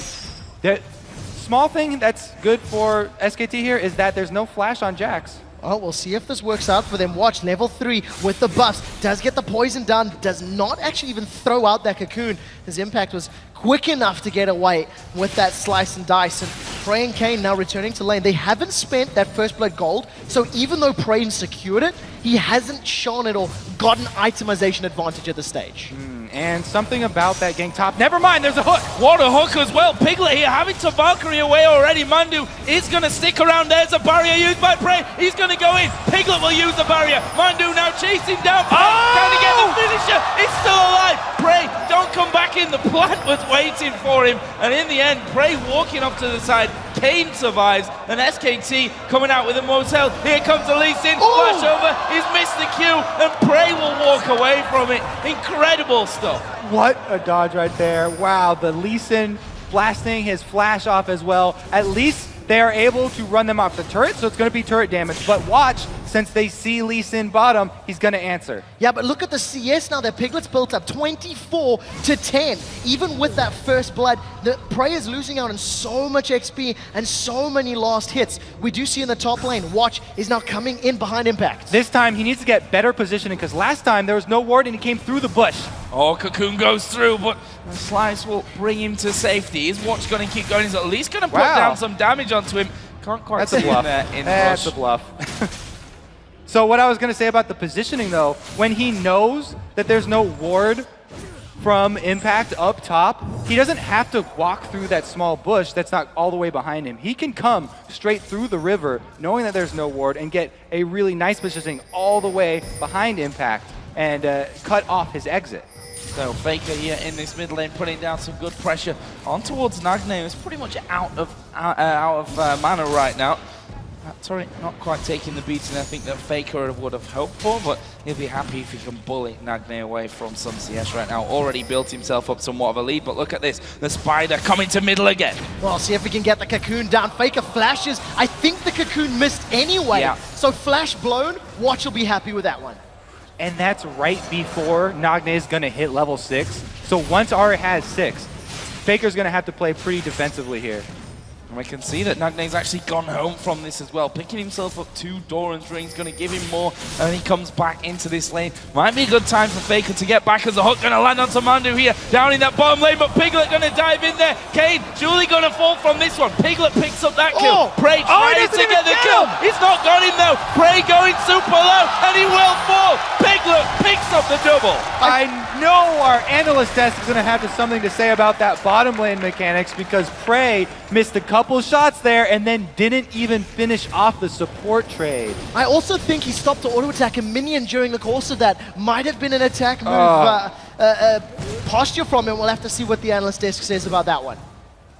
So, top lane, which has been a bit more of a face-bashing competition. We've seen Watch, of course, visit it twice now with no success. Meanwhile, Bengi now coming through in towards this mid lane. Should mention that Nagne hasn't hit that level 6 mark just yet at this point. He's still waiting on that one. Faker has hit 6 though, so that shockwave gonna be available for SKT. Well, we'll see if we can make it work for him. Nagne, this wave is very, very overextended. Doesn't manage to connect with a charm, so unable to follow up with more damage. We're seeing this Renekton versus Jax matchup, and I recall Voyboy talking about it, saying how Renekton wins early on. We do see that expression about 13 CS behind, and there's also a similar number in that bottom lane as Prey has yet to recover from that early dive. I almost feel like Kane has baited him and Prey into those dives because he's landing phenomenal hooks, but you don't always follow up on a hook that lands, and I think Prey and Kane have to be a little more cautious with their engages. They might be reconsidering how they use that first blood money. Prey was the one who got that extra very, very big lead and didn't make very good use of it. Meanwhile, we just saw down bottom, Kane had just used his Dark Passage to grab some souls, and so that's why they didn't go for that gank right there. No Dark Passage for the gank. Oh, Bengi here being caught by the charm. What? Decides not to go in for there's expression in the top lane. Will get the stun down onto Impact, then go away. Another hook landing here up towards Piglet. Well, look at the damage of Valkyrie in. The playback will keep Kane alive for now.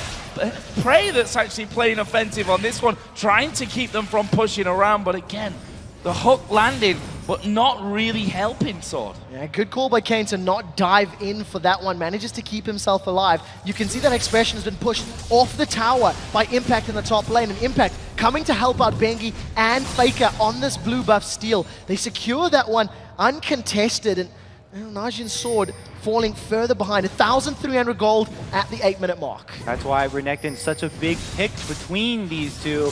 He's able to push off expression from the turret, and then they steal away the blue buff, effectively not turning that win in the top lane into a win for the mid lane. So we'll see whether that blue buff is kept over for Faker here, or whether Bengi will just take that one away for himself for that extra cooldown. We'll see about that one. It actually looks like Faker is going to be coming over, but it'll go to Bengi.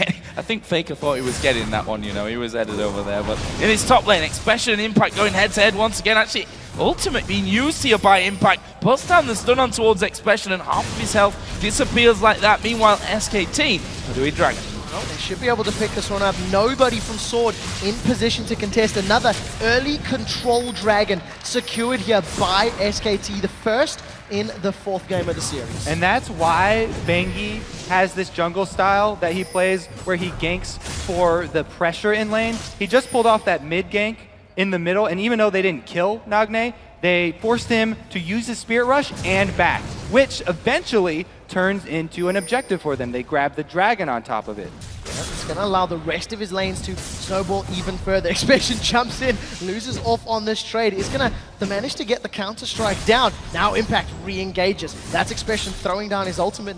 He's really not trading evenly. He's now 33 CS behind. Watch does have red buff available, sitting just outside of sight. But Impact isn't going to take the bait. He isn't going to dive past the tower. Kane, I think, was just trying to get a last hit there. We do see Piglet. He's gone forward. That's a flash burn from Kane. Very, very scared of the damage that Piglet can put down. Yeah, interesting choice there, I think, to flash away from it. He just used that Valkyrie. Would be a lot to commit there, I think, for Piglet, who didn't really know how far up that lane Prey would have been at that stage. So either way, we'll see if it costs them later on in the game, as there is a shockwave used by Faker on towards Nagne, and he's going very, very low from that one. Meanwhile, Prey down in this bottom lane. He's been sandwiched between the two. There's a flash over from Piglet, who manages to get the kill. Again, this bottom lane, Piglet and Pumandu just dominating all by themselves. This is going to snowball pretty hard, as every single lane for SKT is winning. Take a look at this. Watch now coming in. They managed to get the cocoon. Nagne's going to use that Spirit Rush to get away. Does actually come right back into the fight. The Wolves are trying to pick up the kill. We do see Expression's got one. As now Watch flashes away. I believe it was the Ignite that picked up that one on Faker. Expression has a blue buff. He's looking for a Counter-Strike leap. Faker's going to get the movement speed. Oh, the hook from Kane. Faker's going to get dropped. Expression with a double kill. He's back in. What a roam there from Kane, coming in at the perfect time. The off-screen hook, catching Faker off guard, and allowing them to answer. They need every single one of these kills that they're getting. Man, let's have a look at that one again. I mean, really caught out there, not expecting, I think, the fact that Bengi was coming when he did. Yeah, and then Nagne being chunked down before this even happened meant that right now he's running for his life from the Wolves. And Watch, just too close to Faker. Even though he flashes away, Faker still gets the kill, so that's a huge win. But here's the off-screen hook. That's beautiful, coming in from Kane from the side, and they are finally able to grab that kill. So this bottom lane, been a bit of a thorn in the side of Sword. I didn't think I was going to be saying that after we saw the first blood going over to Prey, I must say. And at this stage, that turret less than half HP. Still a few minions in there as well to help things out. You can see Piglet just chunking in there as Bengi. What a move around the back here. Shockwave actually going to pull him in. Nagne here in all kinds of troubles. He lands a charm. Can they get across? Flash from Bengi. Lands the Q. There's the kill from Faker. Steady with that Sonic wave right there. Bengi does land it after flashing, and he's able to finish off that kill. Really good job ganking again before the Spirit rushes back up. Trading some damage back and forth there. Prey and Kane doing the best they can to withhold against the onslaught from Piglet. He's sitting with that Sheen as well as the Phage, spamming out those rockets at every opportunity. And you can see Piglet with the 30 CS lead, a kill advantage and an assist advantage, doing phenomenal in that lane. We also see Impact once again throwing down that dominance, just getting the HP back, applying some ticks of damage, burning through Expression's HP bar, and we see, actually that's Bengi as well as Pumandu coming around. Kane's been caught out, they pulled Prey backwards, now Kane is in trouble. He flayed Piglet backwards. He's dead from that one. I'm not sure that Mandu will be in too much trouble here either, but there is Watch coming in. Here comes Bengi as well. He's not quite got that kick available, but he's going to kick the tower down a few times, and this should be the first tower of the game here for SKT. Piglet actually delaying that one a little bit. That might get him caught out. In comes Nagne from the side. He's taking a lot of damage though. Will have to Spirit Rush himself away. Meanwhile, Oriana's trying to move in for the kill. Well, Prey's doing the best he can to pick up the kill on Mandu, but he's going to get chunked down. Bengi secures another kill for his team. It was actually Pumandu with a double. Those plantlings too strong. He actually deserves that double. I'm going to say Pumandu earned that because of the snare that he landed onto Nagne when Nagne initiated onto Prey. Support definitely earned those two kills. Well, let's have a look where that leaves us here, because the lead starting to get a little bit out of control. 22.3 thousand gold to 16,000 here for Sword. 8-4 in kills, 2-0 in turrets. That was a shockwave used on the bottom lane. Nagne's in trouble. Ignite goes down, and even after taking the lantern, he basically face plants with Kane, and Faker picks himself up a kill. That was very weird, I have to say. I feel like Sword are a little bit off their game at this point. This is not the Sword that we saw last game. When they lose, they seem to be losing very hard. Like every single lane losing. And then that puts so much pressure on Watch that it's very hard for him to turn it around. As it stands now, SKT 3 towers to 0. They have themselves a nice 7,000 gold lead. At the 15-minute mark, Trinity Force is already completed for Piglet. Athene's and Holy Grail, plus a needlessly large rod for Faker. And if you look at Impact in the top lane, he's got the makings of a Sunfire Cape and a Brutalizer. He's feeling so confident with his Renekton that he's even gone for a very early Brutalizer, which we haven't seen from either of the Renekton plays in the previous games. Oh, this is not good. Prey getting caught out on top of a ward. Faker gonna walk in, says thank you very much for the free kill. I'm gonna kill his free. Who says Oriana is not an assassin. He comes in with the blue buff, catches Prey off guard. Top lane's just going to back off, though. No action up top. Well, we do see Faker now 4-1-1. His Oriana is doing such Just great getting work. action up top. Nagne's caught out, now gets stunned down. Piglet's going to continue to chase. We do see a death sentence going on. Nagne, thanks to the Spirit Rush, is able to survive, but it's not over. Piglet flashes forward. Nagne drops down. Now the rest of SKT are bashing away. They picked up a kill onto Watch, and they're going to take the tower as well. I'm a little bit confused at this point. I mean, it's that there, he wasn't out of reach. You've got a Corki who can Valkyrie in there. You've got champions who have all got flash to finish you off very, very low. He gets caught out once again. We saw that in game number 2 that they lost in that mid lane, if we don't forget that one, where Bengi actually came in with the Lee Sin and he just seemed to be not paying attention. And as you said, they're not just losing, they're losing hard right now. All right, so this was Impact coming right out of the bush into Nagne. He uses both Spirit Rushes to leave the fight. And then as SKT push up, Watch is standing right there. Nagne came back in to try and land a charm, but Piglet calls him and just goes all in, flashing right over for the kill. Well, SKT now securing another global objective. Dragon locked up. That's more than 10,000 gold at the 17-minute mark. This is an immense deficit to come back from, and I don't know if Sword can do this. I feel like SKT plays so well when they get an early upper hand in their lanes. The lane play gives them so much confidence for later that they continually execute these picks and these mid-game plays where they're rotating around the map so well if they get that upper hand in lane. And this is after, by the way, they gave up that first blood before laning phase. Just want to do a couple of item comparisons here. Look at the mid lane. Fiendish Codex plus 2 Doran's rings against the Death Cap and the Fiend's Unholy Grail for Faker. That's obviously a huge disparity. And then you've got the AD carries. We've got Piglet, who's got his Trinity Force finish, plus a BF sword against Prey, who's not even got the Zeal there to finish up that trifle. What's really worrying is the CS difference. Like, the kills are pretty big, but kills, the money can be regained through getting bounties. CS difference, you can never regain that. Well, and he's just getting 1 versus 1. He's going to go down here. Impact flashes forward. Golden Meek's not going to be enough. Cocoon comes out and Expression gets away, but he should never really have picked that fight to begin with. Right now, SKT are going to secure their 6th tower of the game as they take that one nonchalantly in the mid lane. Bit of a masterclass here from SKT. They're certainly showing us how to play once you get ahead. Full of confidence, not really slowing down, catching Najin's sword pretty much out every single time that they think they're safe. Meanwhile, they're pushing in on an inhibitory at this point. 18 minutes into this one. Expression, is he going to dive in there to stun up? No, he's not. This time around, not even ready to surrender here if you're a Sword member. 12,000 gold down. 4 kills to 12. We haven't even touched the towers of SKT. They stay stacked up.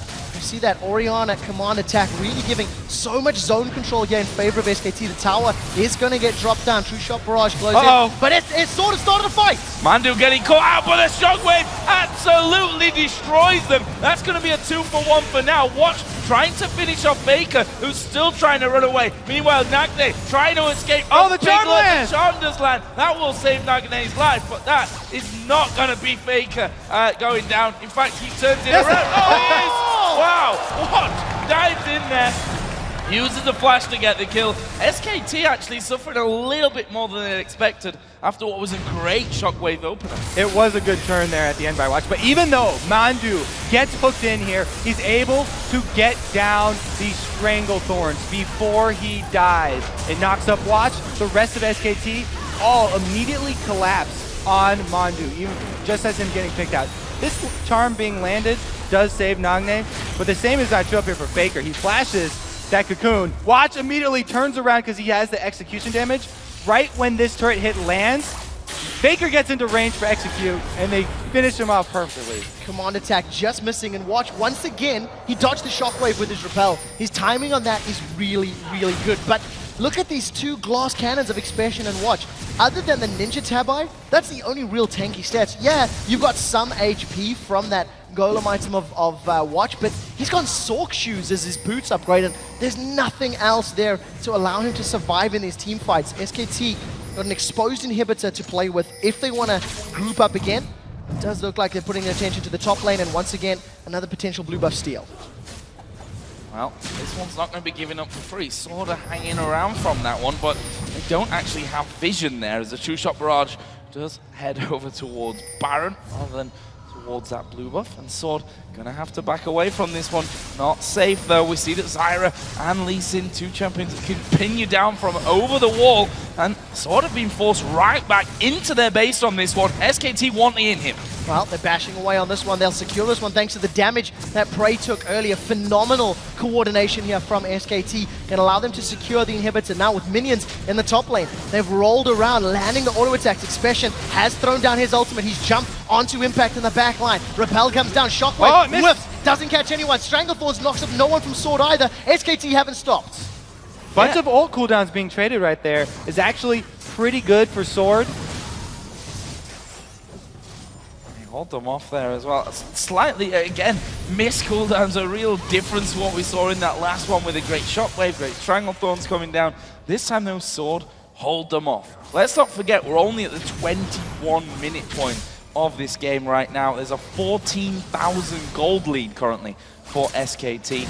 It's still pretty dire for Sword, but they're holding on, showing some great character here. Super minions are now on the steps of the base for Sword, which means SKT should decide to engage. Kane gets caught out. He's melted by the damage, and that's just such great. True Shot Barrage trying to clear out the wave. The rest of SKT, Dominus is down. They've engaged. They're going on towards Watch, who will be absolutely taken down from the map from that one. Nagne and especially are trying to run back from things underneath the tower, maybe not the safest. Mando actually going in there, gets the kill onto Expression, and that is going to be another in him. They've got super minions coming in. Have they got enough health to finish off? There's the kill onto Prey. It's now Kane and Nagne to hold on to the game. Nagne's the target, the kick there from Bengi. Faker dies underneath the fountain. He'll pay the price of life from that one.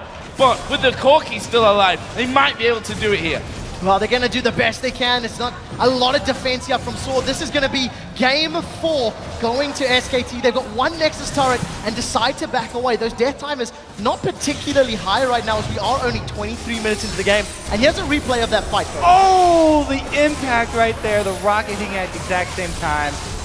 Just blowing him up. And after that turret down, even though they don't have ultimates, SKT can run over this. They've got the man advantage. They've already got Ezreal extremely low, so they can just run into the base. Well, there is the victory. And it's going to be a bit of a surrender there coming in at the end. And, well, it's not really that much of a surprise. That's an insurmountable comeback, I think, on the table there. SKT were likely to never take their feet off the gas pedal, I think, from that one. So that leaves us at 2-2 now. We're going to go into the last game. It's anyone's. Man, when SKT win, they really win. That was extremely fast. And their support, Zyra, had more kills than anyone on Sword had. That's a little cold. That's a little cold. The one thing I'd like to highlight about the series we've seen so far is something Freak touched on right at the beginning of the day, was that we haven't seen SKT play from behind and winning games all that often. And it seems when they stay even with Sword have the caliber and the ability to close the game out. And every single time Sword have not lost the lane, they've been able to do better rotations, arguably, than SKT, that has allowed them to pick up their 2 victories. The laning phase definitely really important in this matchup. Whichever team starts to get ahead early seems to be able to finish. Well, we'll be finding out about that one in just a little while here as we move into Game 5. But for now, we of course have to send it over to Riv and the analysts for their take on SKT's clutch Game 4 win. Thank you very much, gentlemen. And coming into that one, I think, Kobe said it right at the end there, is that both of these teams take hold when they get the chance. And that's the coolest thing to see. We see a lot of teams when they're ahead, they kind of, halter a little bit and they don't get themselves into the win. But these guys, even straight from picks and bans, and we'll start with Mani, go for the win right out of the gate. Some things I noticed in the picks and bans phase here. Well, when we saw SKT on the red side in Game 2, they decided to ban that Shen. And we know from the interview earlier, and just from the fact that we haven't seen Sword in a while, SK Telecom said, we don't really have a good read on Najin Sword. And so they prioritized that Shen pick very heavily, but Najin Sword was so adept at countering it. And then by the other side of that, they banned it. They used a ban on it. And then in this game, there was no ban, and it wasn't even taken by Sword at all. So I think they had a bad read, thought that there was going to be very high priority, and instead it turned out not to be that way at all. And that really opens up their game. The other thing that's interesting here is that SK Telecom picked Corki in their first rotation. Now, this is a team that usually lets AD carries fall down the picking order, and Piglet kind of gets the scraps, what's left over. And I think this is a really big respect to both Prey and the power of Corki right now that they went so aggressive on this particular pick in the pick and ban phase. And I think it actually speaks to a really good adaptation by SKT as well. You talked about how it takes them a game or two to warm up, and they start to understand their opponents better. And one thing I've noticed from this series is basically counterpicking the top lane. Every top laner who's picked second has won his matchup, right? Game 1, Jax against Shen. Domination there.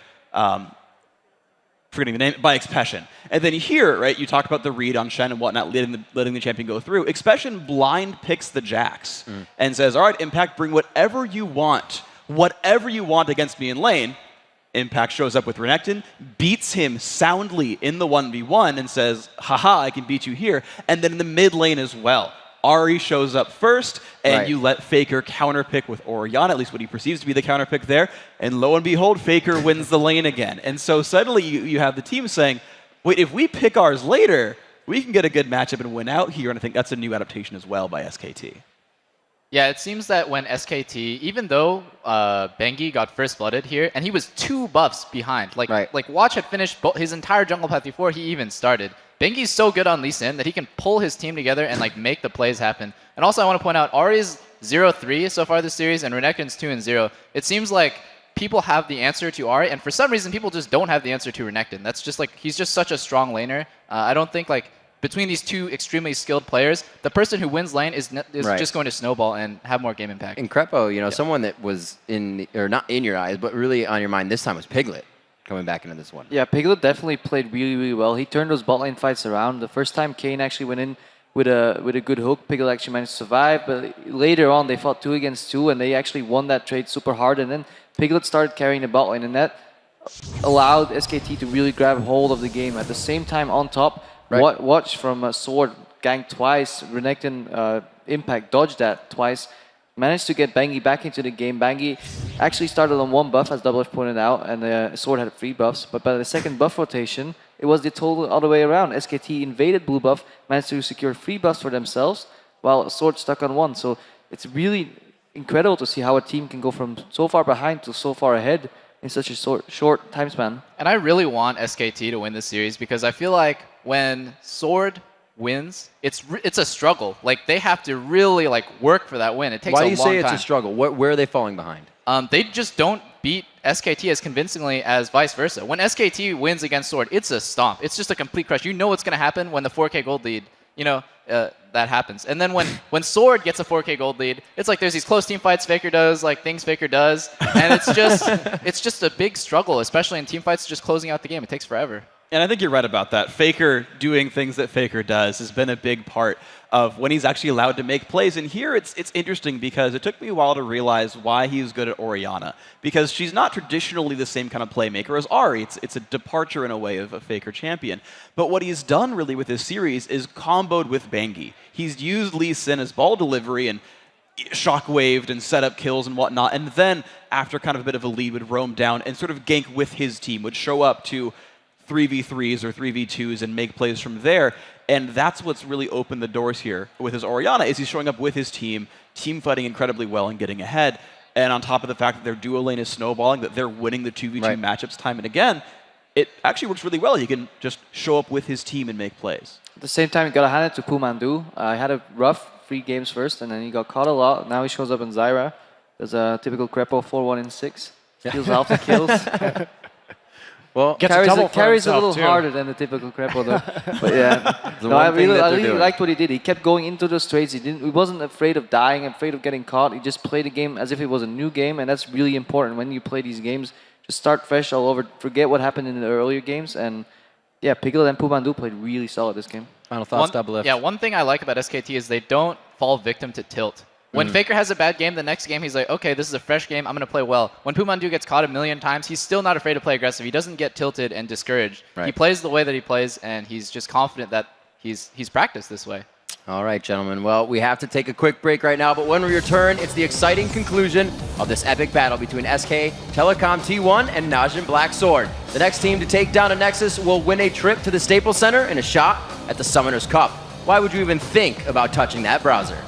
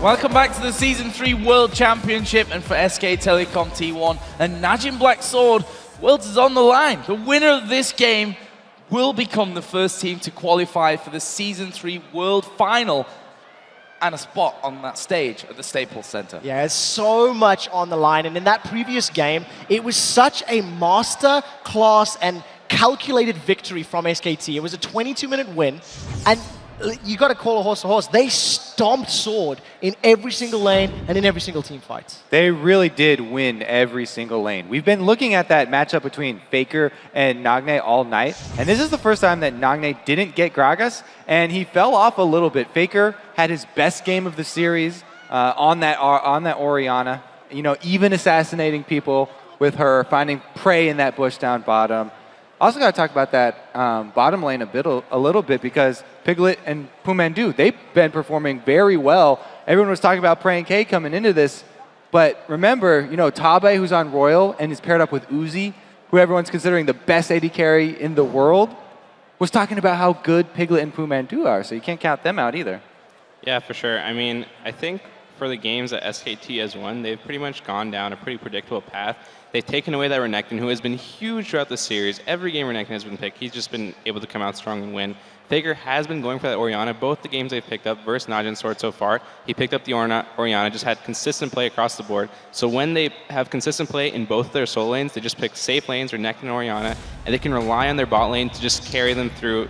Prey and Kayn are just kind of underperforming a little bit right now, and they're taking advantage of that to the highest degree possible. So here we go then, Champion Select for game number 5, the final match between these two teams, and we can see Twitch, Gragas again, and Corki taken out by SKT. Currently Zed and Vi, there's the Fizz as well, taken away from Sword.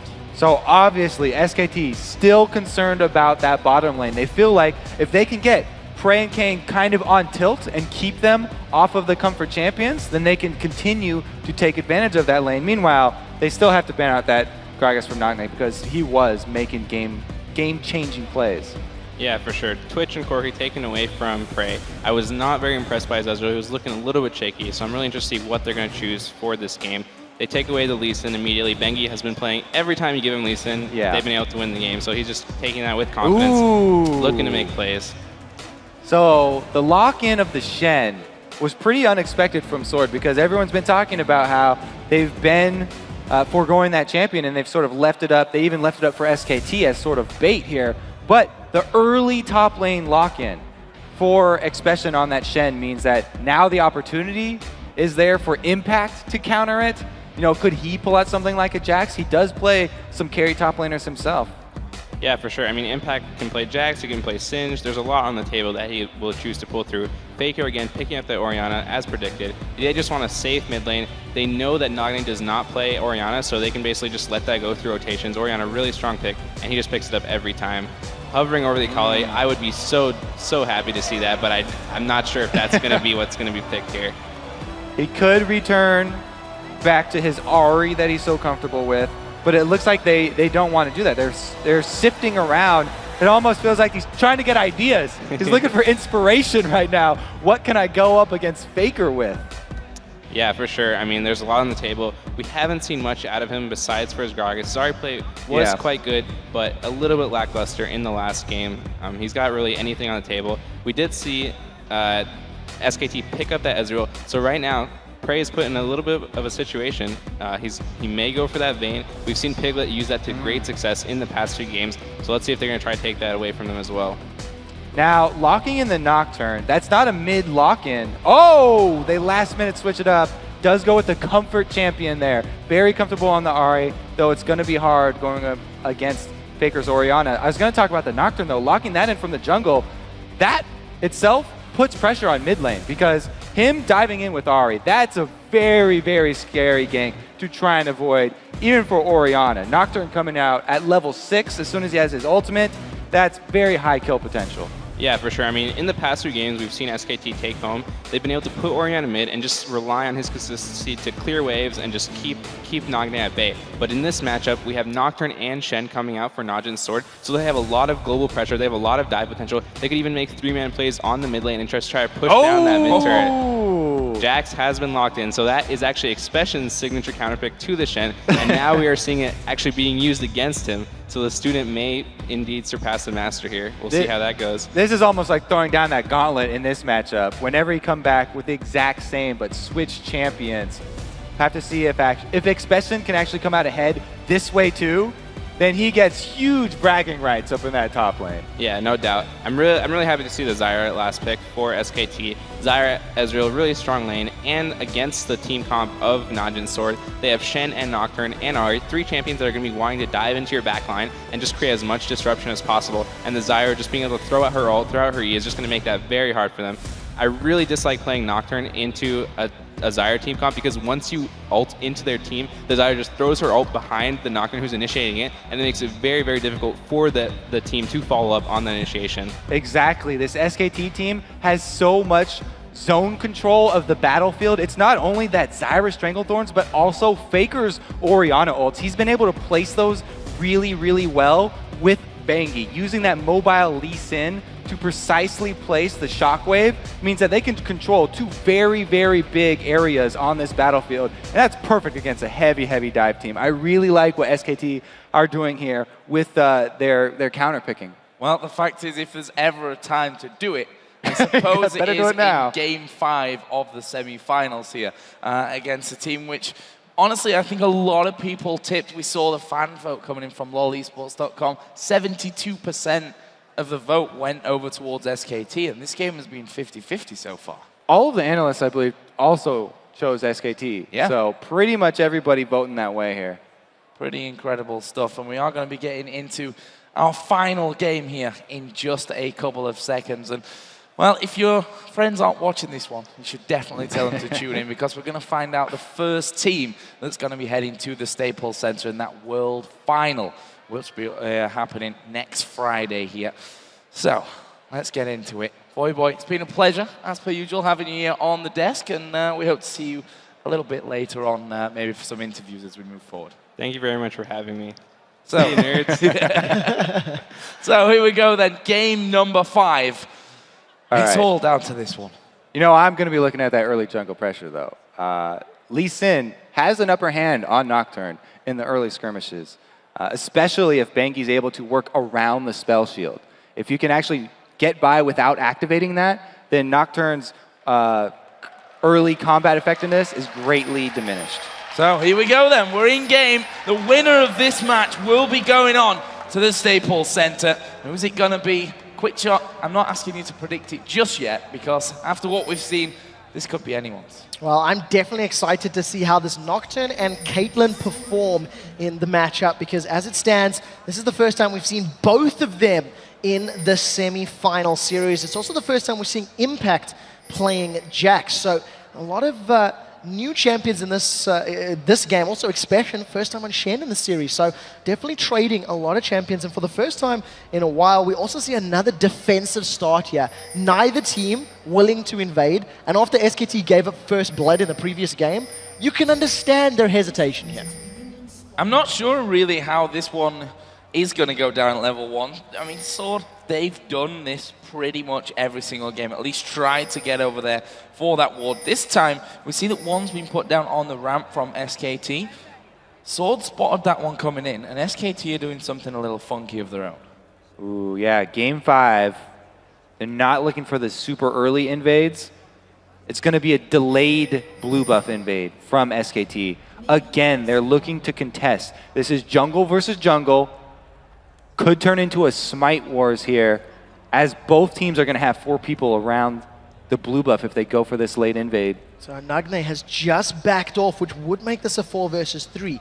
We do see the members of SKT moving up into position. Remember, Pumandu does have that grasping roots available. Blue buff has been started off. You can see Sword are backing away. There's no CC down. They've jumped in on Prey. This could be very, very dangerous. The blue buff only at half health right now as Bengi gets the vision there. They put the wards down. The blue buff has been taken away here by Bengi. Interesting choice to use his Sonic Wave and Smite combo on the blue buff instead of trying to land that on Watch and burn a Summoner spell or even go for the first blood. Regardless though, SKT gonna come out with both blue buffs here as Impact does his best to solo SKT side. Another great start to the game here for SKT in the final game of the series. We'll see how the buff control plays into their favor. Impact deciding to recall, gonna heal up and make his way to that top lane. And we are gonna see straight matchups. Prey and Kane gonna have to be a little more careful. They've not hit level 2 yet. Piglet does spike to level 2, lands a couple auto attacks down onto Prey and forces them backwards. Level advantage, and that means lane advantage in favor of SK. 3 minutes in. Such a tense start from this one. Bengi getting those double buffs under control. We saw the other blue on their side of the map going over to Impact, who's going to be facing off 1v1 against Expression with Expression's main here. This is going to be a very interesting lane matchup to watch. Luckily for Expression, he's hit level 3. He's a level ahead of Impact. There is a massive wave here for Impact to farm up, and luckily for Impact, he's got that blue buff. So all of those empowered strikes going to make CSing under the tower all that much easier. You do see Expression backing away. He doesn't have any wards, so got to play a little bit careful if he does stay overextended. Prey and Kane now sitting on this bottom lane. They're keeping up in CS, but once again, they are pushed defensively back to their tower. And look at this roam from Expression. He's trying to make a play. Because Jax did not go to lane and went for the blue buff, it frees up Expression to push his lane. He's been spotted by Bengi. Can they set up a counter here? Also very dangerous. The Q going to land there. Expression will shadow dash off into his jungle. Thought we were going to see a little bit more than that one, but again, no risks here in Game 5. Yeah, we all got very excited for the Ninja action, but nothing came of it. Impact continues to farm up as Expression is going to roam back to the top lane, but keep an eye on that watch. He's trying to make his way towards that top lane. Stopped off with those double golems as Bengi is counter-jungling that Wraith camp. Here comes the blind monk. Looking for Nocturne. Oh, that golem barely dies before the Sonic Wave comes through, and it could be a 2 versus 2 situation up top. Wow, actually, Bengi is still up there. He's going to come around the side, puts a ward down. Watch is going to spot his position. Will we see Nagne try and come around for this one? There's a lot of vision down on that top side of Sword's jungle here from SK Telecom as the hook lands down bottom. Oh, we do see the damage going down. Kane has been rooted in place. They've traded Ignites. That's a flash away from Pumandu as Prey has not left. Piglet continues to smash away from the back line, but Piglet forced to flash and does get away. No first blood secured just yet. As you can see those red health bars tingling on this bottom lane. They do have the advantage in summoner spells now, as Mandu had to burn his flash to leave a little bit too far up. But if we return to that top lane, what happened, Jax, he really wants to get to that level 6 point, as Warboy was talking about in the first time these two champions went up against each other, and he's almost there. Expression failed to make anything happen from Jax's blue buff start, and he shoved the lane, went for a failed gank, so now it's going to be Jax's show coming back pretty strong. This is dangerous as well. Bengi just throwing down that pink ward actually had not really been spotted moving into that brush there as Pumandu stands on top of a trap, and still no first blood going down in that bottom lane. Up in the top, Impact and Expression. They're just going to hit a few chunks out of each other. You can tell that SKT really want to set up Impact to win that matchup too, because look at the deep warding that Bengi was able to do on his invade. He set up so much vision that Impact can play that matchup aggressively once he does hit that level 6 spike. And the one thing I also want to highlight about those deep wards, because they are dealing with a jungle Nocturne, you need to be aware of where Nocturne is before that paranoia comes in there. So double duty on those very deep wards there from SKT. We do have a momentary pause here in the final game, and you can feel the tension already. Meanwhile, the double global gank that's going to come from Sword is not going to be focused at that top lane, because Shen's going to be leaving. They want to use the Stand United comboed with the Paranoia from Nocturne to turn around either bottom or mid lane. So that's really where the pressure is going to be on for SKT. Where do you think, I mean, where's the most likely target for that one? Faker, we saw in the last game with Orion, shutting him down at this point would be a massive win for them, but the same can be said about that bottom lane as well. Exactly. I mean, Ezreal's a little bit mobile, so maybe they'll avoid that bottom lane, but we saw the early flash blown from Mandu, so maybe they target the support. I also feel like there's a bit more calmness out of the Prey Kane combo in this lane. We've seen a couple of hooks connecting already, and only the ones that were advantageous for Prey and Kane were actually followed up. And Prey, this time around on Caitlyn, he doesn't have to be in such short range as we've seen with his Ezreal earlier on. He's sitting further back, relying on those headshots and hasn't overcommitted to fights. Yeah, that's something that they had a real problem with, the fact that they almost looked excited every single time a hook would land. They were like, yeah, go for it. Oh, no, that was bad. And this time it's definitely been a little bit different for them. We'll see, though, how it continues to go. We're only 6 minutes into this one. If you're just joining us, where have you been? Number one. Number two, it's 2-2, and this is the final game of this best-of-5 series. The winners are going through to the World Final. Nagne right now moved himself up to this top lane. Bengi is going to be in position to counter gank. Stand United is available from Expression. And here comes Nagne. They managed to taunt up Impact. Nagne uses Spirit Rush in. Second one to get out as they see Bengi. There's one more proc available. The question is Nagne going to use it? I think it's going to time out in just a second. Decides to back away and Impact survives. Bengi with some epic timing right there. Able to come in and scare Sword off of that turret dive. Impact really got to thank his jungler right now. Yeah, jumping straight into the back of those minions as well. Always a helpful sign for the Jacks to push back. And look at this, SKT actually turning things around. They're going to be putting some pressure down onto this top turret. Shen is coming back into the lane, but will they be able to put some damage in there? In fact, SKT decide might not be worth it at this point. Let's just have a trip home. A great pushing there from Impact and Bengi. This allows, makes it a bit more difficult for Expression to try and freeze that lane up. And we see Watch very close to level 6. This camp should give it to him. That is now Paranoia available as Nagne secures the blue buff. And with that Paranoia up and in range of this bottom lane, Pumandu and Piglet are going to be fairly happy that they are pushed against the tower. However, Watch may want to sneak into the bushes. Najin Sword really want to gank this bottom lane because of the lack of flash on Zyra. If they just go in with the Paranoia and Stand United and kill him, they can rotate that into a dragon. So right now they're making the call for Shen to shove his lane as fast as possible and then get out of vision of Jax. Well, Nocturne actually headed onto the top side of the jungle here. They've pinged onto that red buff, and because of the fact that Bengi did pressure them so heavily early on in this one, I think they're a little bit scared of that happening again. Expression right now doing fairly well in that lane. 7 CS advantage, but he does have that Giant's Belt, so gonna survive some of the damage that Double Doran's Impact is dealing. I feel like that may have been a missed opportunity for Sword to make a very strong early move in this game. But to be said, they didn't have vision of Lee Sin there, so Bengi could have been in position for a counter gank, and they played a little bit on the safe side. Now, gold pretty much bang even. No first blood, no turrets. We're at 8 minutes and 14 to this one. We've not seen an attempt on Dragon up until now. Very passive play, similar to, I guess, the pace of game 1 in some respects here. Another game in these best of series where you tend to find that a team will play a bit more passively to figure out exactly what their opponents are going to be doing. And we do see now, once again, these lanes just trading and staying very, very evenly.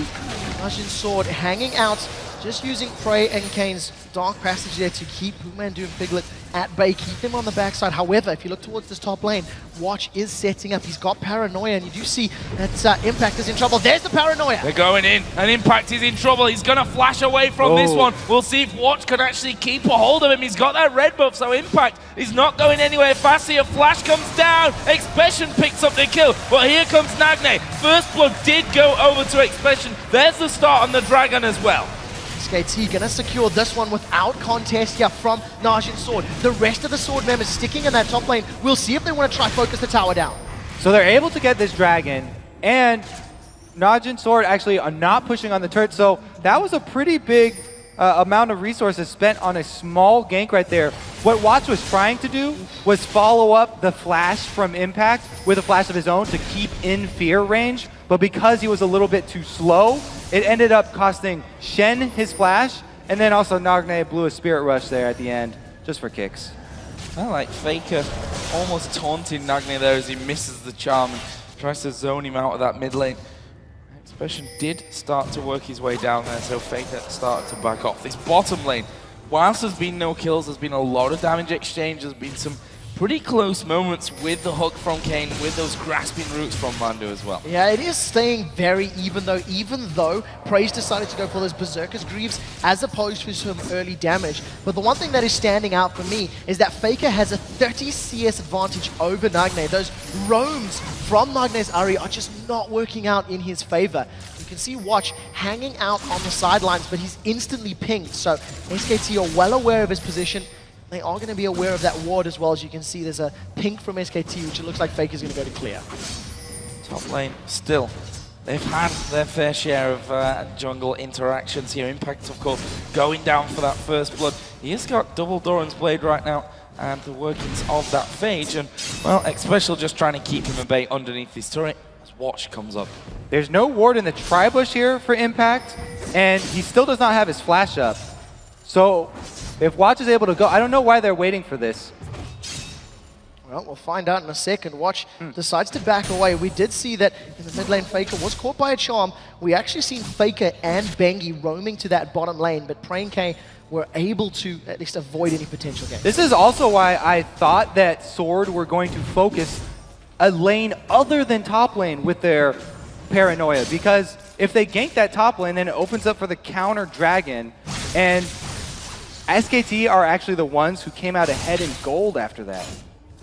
Faker is just racking up that CS here in mid. It's getting a little bit out of hand at this point. 40 CS close to, and will be here very shortly. Charlie's double door drink boots of speed for Faker on the other side. Nagne coming back into lane here with that needlessly large rod, plus a couple of Doran rings of his own.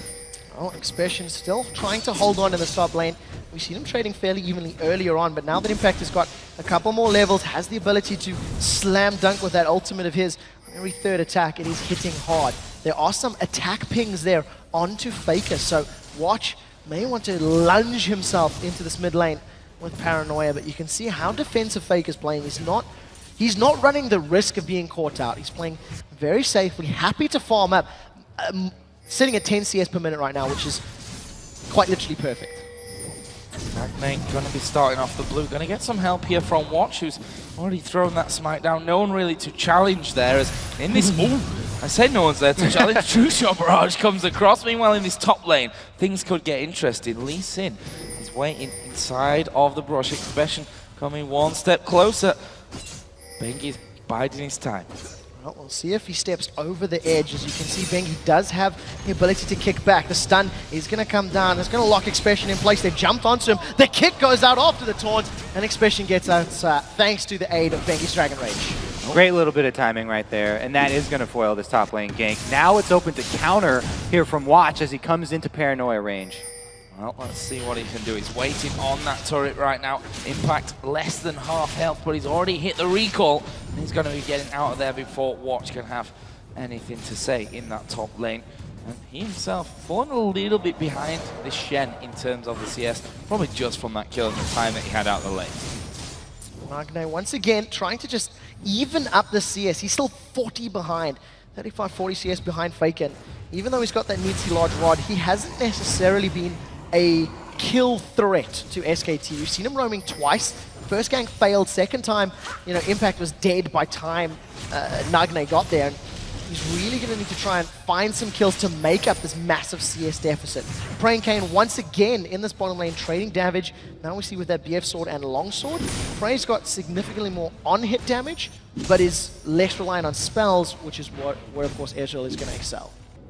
This is one of those games that stays quiet for a good while and then all of a sudden just explodes with action. Part of that reason is that Bengi over here on Lee Sin does not have a lot of good lanes to go gank. That's also why he's built that Majid's Razor, so he can try and catch up in jungle farm and clear the jungle a bit faster. Because if he goes at any lane that's not Shen's lane, then Shen will join with Stand United. And any gank that he does pull off has the opportunity to be counter ganked from a long distance away by Nocturne. While we're talking about Nocturne, he's picked himself up the Elder Lizard. So very aggressive itemization there on that one. I also want to quickly remind you guys of how this series has played out.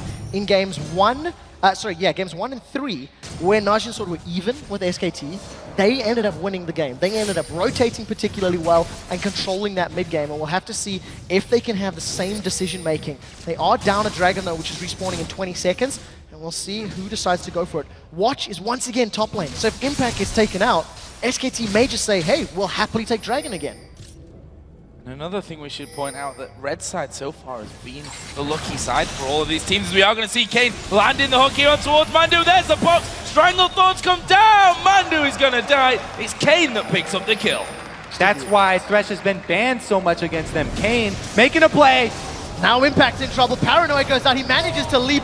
Fear proc stays in distance, and watch as well as Expression securing it. Now, Bengi and Faker into the mid lane. We do see Stand United comes down. Here comes Expression. The question is, can they stop anything? The tower's been saved. No kill secured yet. Kane looking for the hook. Not going to connect. Faker still alive. Now Nugne's in trouble. He's got the shockwave still alive, and there is the shockwave coming down, but Faker so very low. Expression dies. Faker still alive, but Protect comes in. Kane trying to get the kill. Kane does get the kill. Bengi will bring it back though.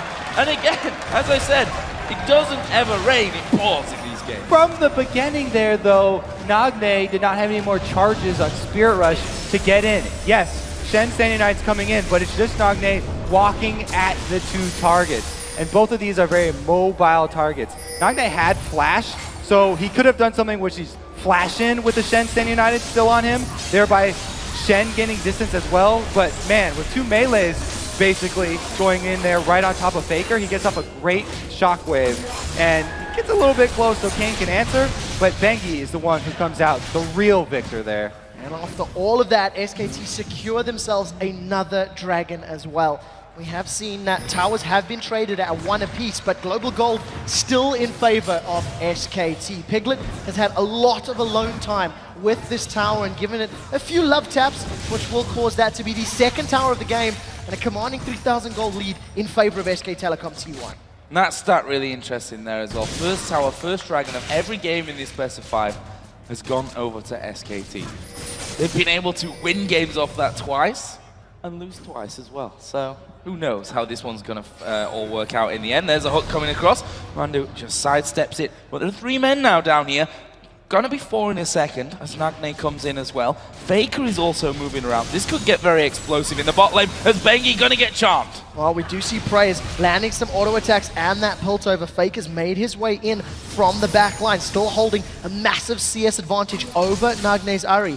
Nagne's decided to prioritize that death by grasp, but still not sitting on any boots, so gonna take him a long time to reposition in any of these lanes. We also see a very, very big difference in the junglers builds because watch again going with an offensive build, the Spirit of the Elder Lizard extremely quickly, whereas Bengi opting with a completely defensive build here on Lee Sin. Those Merc Treads will reduce the amount that, or the time that he can be charmed in, but Watch is going to have a much bigger damage output. When he went full offense on Aatrox, it didn't work out. Nocturne is a bit of a different story though, because he's a guaranteed dive and he's got the defense of Stand United that he can rely on.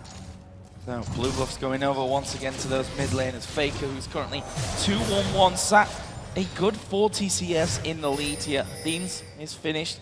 Needlessly large rod shoots as well in there. Nagne actually putting down pressure on the turret. DFG in there for him as a hook lands onto Mandu. Paranoia comes in. You see in the background that Piglet is the focus of Watch. Pumandu still alive in the background. He's going to be the first victim as Watch unable to pick up a kill onto Piglet. Now Stand United coming down as the plants are basically killing Prey.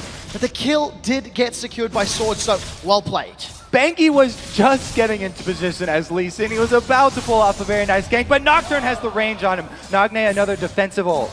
Yeah, they saw the shockwave coming out there, and Faker just kind of saunters off of this middle lane. He's like, well, you're not going to fight me again. I'm going to put down some damage onto this inner turret. Meanwhile, Impact with a Jax here almost got that Trinity Force stun. Is going to be hammering on the top lane turret. Bengi trying to hold on to this lane. He's going to get hooked. Where's the fear going to send him? Pretty much perfect there. He's down to less than half HP. Can he escape off from this one? Yes! Just about underneath the turret. Prey had no mana for Ace in the Hole, used the 90 caliber net to get in range, and didn't finish off the kill. So they've traded towers as now Expression is moved to this top lane to defend against Impact, shoving the inner top lane turret. Here's a replay of that bottom lane. So this is a perfect time to go for the hook because the turret's almost down. Just one more hit and they finish it off. A really good play right there too. Keeps him in range for the fear. That 90 caliber net costing him mana to get off a couple more shots, but as you said, no Ace in the Hole left. So 20 minutes, 40 seconds into this one. It's a 2.8 thousand gold lead currently for SKT, who have who have lost every single game so far that they've had here on this blue side. So we'll see if this one is the one that changes their fortune a little bit as Piglet picks up his red buff. Lee Sin actually up by the Baron here with Jax as well. Ward's going down. He's got an Oracle. Needs to be careful though. There's 3 there from Sword. Yeah, Nagne actually threw out a charm just exploratorily into that bush. Nobody was hanging out, so it didn't work out for him. But once again, Nagne now has his boots, got those Sorcerer Shoes completed, still sitting 60 CS behind Faker. Faker with a Death Cap and an Athene's. That is a very scary Orianna at the 21-minute mark. SKT are really scary right now. They're definitely ahead, but Sword have a great team for picking people off. If they could gain control of the vision, then they can actually pull a turnaround here. Good charm over the wall, but the turret's already dead. They got the turret. Piglet got hooked, but Kane, wisely, I think, not following on from that one. Ultimates are available across the board as well. So we could see that fight kicking off. In the end, SKT back away, happy with the turret that they've taken. Yeah, I think with the exception of Stand United, that was the primary reason not to go in. Expression was still walking into that mid lane and couldn't throw down that massive shield onto Kane or onto Watch if they wanted to dive in for the fight. Sword are still 3,000 gold behind, and they need to find a pick to get some global objectives back in this one. They're falling behind on CS in most, in total. And of course, with those dragons that SKT have had such great control over, Sword are going to have to find a way back in this game. 45 seconds before the dragon respawns, and we'll see who is going to make the first play for that. That's scary. Jax Thwack is there now with the Trinity Force in there. Twinity Force, that'd be interesting. Headed up towards, again, that inner turret on that top lane as he pushes on straight through. This time it's going to be Prey that comes in to stop him. Piglet's getting as much farm from those golems as he can there. Pretty much the same for Prey up on the top lane as well. We can see that SKT, they've kind of edged into the enemy jungle here now that those 2 turrets are down in mid lane, really looking to get control of it. Right now, Piglet is sitting on the bottom lane, just pushing this one out. He's actually a little bit behind Prey, but as far as items are concerned, he's got a Trinity Force and almost that Bloodthirster completed, so looking very strong right now. And it falls on Watch to purchase that Oracle. So the Nocturne going to be even more squishy than before. It really, Sword haven't been timing this dragon very well all game long, and even though they have a Vision Ward on it, it's up to SKT again to take it down uncontested.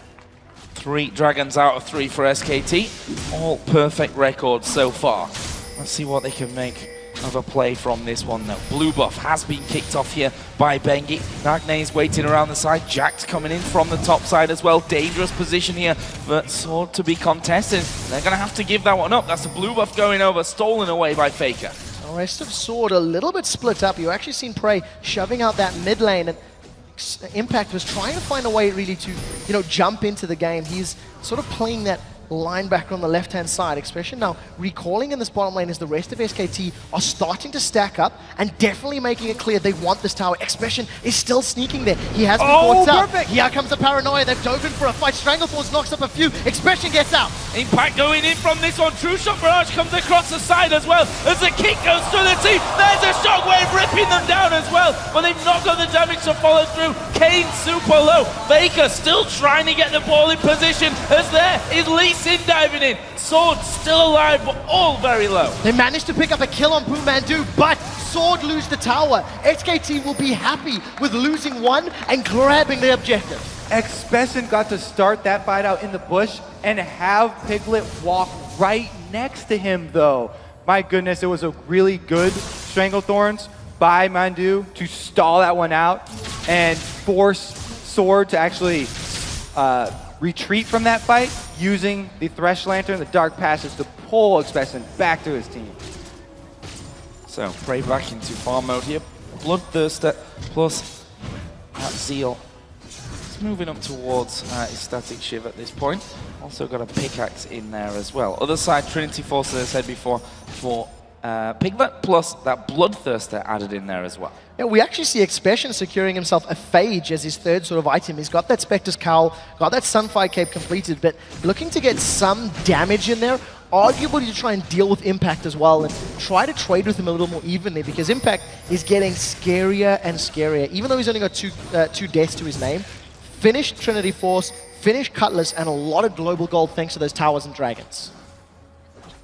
Baron here cleared out once again by SKT. There's a pink ward there on the front. Faker's going to be taking blue. They've got pink wards in Sword's jungle here as well. They could try and bait them off this. SKT have been doing a really good job of grouping up by objectives, and they go for the pick on Kane. Oh, Kane's in trouble. He manages to get the flay down. True Shot Barrage throws across. Now Stand United has been used. Nagne re-engages. A massive shockwave. Throws three of them together. The first victim is Watch as the rest of Sword are on the retreat. They're trying to get out. Here comes Impact. He's on to Prey. Prey's still alive as the counter-strike doesn't land. A good charm. Now Piglet's in trouble. He uses the arcane shift forward. He secured another kill as Nagne's on the retreat. Nagne gets out. He manages to pick up one before Piglet closes it out. Expression still in trouble. Still in trouble, and he's the last man up. And this one is Impact going to dive on top of him. There is the ace for SKT. This is at least an inhib here.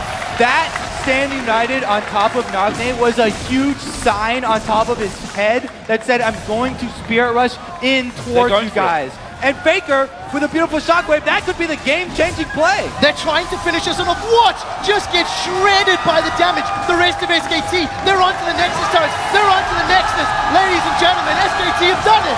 This is the victory here. This is the final for SK Telecom T1. They will be representing Korea at the Staples Center in the World Final after a thrilling best of 5. And well, they've deserved it here. Both teams would have deserved this victory after what's just happened. But it's SKT. Amazing, amazing best of 5. When they win so quickly. That was one team fight into game over for SKT. I have to say again, that Nagne Spirit Rush was predicted so well by Faker. He knew, Stand United's coming in, they're gonna come right at me. Got a beautiful shockwave, and they easily turned that around. SKT going 3-2 in the series. Soon as that team fight hit at 26 minutes, they closed the game out. No hesitation at all.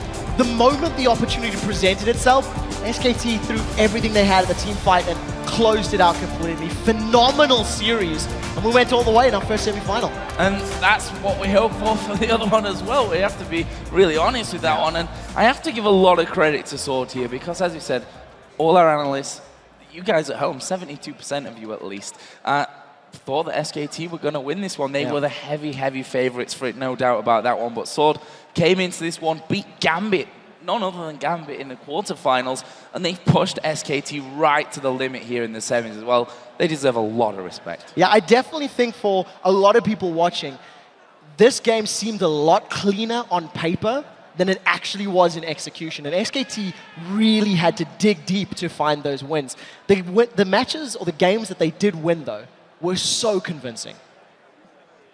Really interested to see what the analyst has to say about that last fight, because talk about execution. That was pretty much as clean as you can get. Absolutely perfect there at the end. SKT going on to the final. We're going to send it over to Riv and the guys at the desk for their take on SKT's semi-final clinching win. Thank you very much, gentlemen. And as Kobe said, it was kind of just that. As Monty said on the first day of the analyst desk, Faker playmaker, and it really came true, bringing out his Orianna. It wasn't always on the Ahri. You know, Monty, take us away from picks and bans. Coming out of this, it was something we've seen through the past 4 games, but a different result each time. I mean, I really like the picks and bans here, and I think that Sword maybe made a mistake. They went for that really great dive composition with the Nocturne Shen combination, and it's a comfort pick for Watch, too. He's always been, his most played champion is Nocturne in professional play.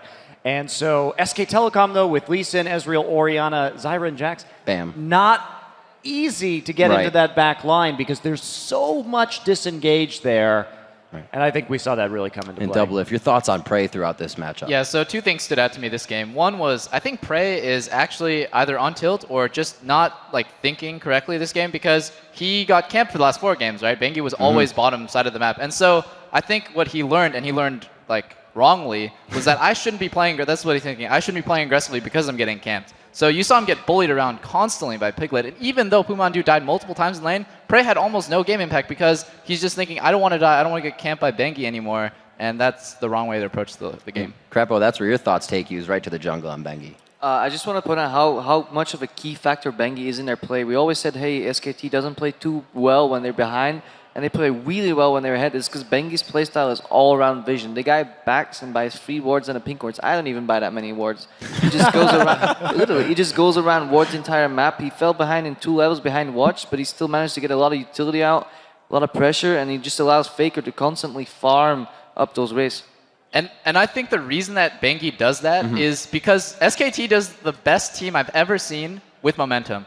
Like you saw at the very end, they just team fought. Okay, we have the momentum. Go, go, go, go, go. End the game. Literally just end the game. And you saw it against OMG too. 13-minute inhibitor. Just go, go, go. They just drive momentum so well. And that's why I think Bengi plays that supportive playstyle. Well, it's also interesting to look at this game, too, because Faker's CS was much higher than we see most Season 3 mids. Taking a look at it, I took some notes. It was about 170 at 15 minutes. It was 232 at 21 and 303 at 27. So Bengi kept feeding him Wraiths and Wolves over and over and over again, and that allowed him to acquire a massive gold lead out of Nagne. They're really putting all their eggs in the Faker basket at that point, right? But then he delivers. Talking about that last team fight, 27 minutes in, he's got an Athene's, a Void Staff, and a Death Cap on Orianna. It pays off when he can land that three-man Orianna ult with all of that items. That is a maximization of that gold value. Freak, final thoughts on this amazing best of 5. I think there was a misplay in the top lane overall in terms of strategy for Najin's Sword. They picked the Shen knowing that Jax is open, which is something that Impact has played this tournament, and gave a counter pick away. And then sort of realizing this mismatched matchup, they focused all their effort ganking top lane. Watch as well as Nagne came top multiple times to kill off Jax, had no effect, didn't let their actual dive comp dive the bottom lane and get that one ahead and let Prey carry. And so I feel like from the Shen lock-in, from how they played that Shen, I think it was a rough setup there for Sword, and SKT played it better. All right, guys, you have the predictions for the game today. Congratulations on that. Right now, we're actually going to send it over to Shox, who's hanging out on the main stage with SKT's fantastic mid laner, Faker. Thank you very much, Riv.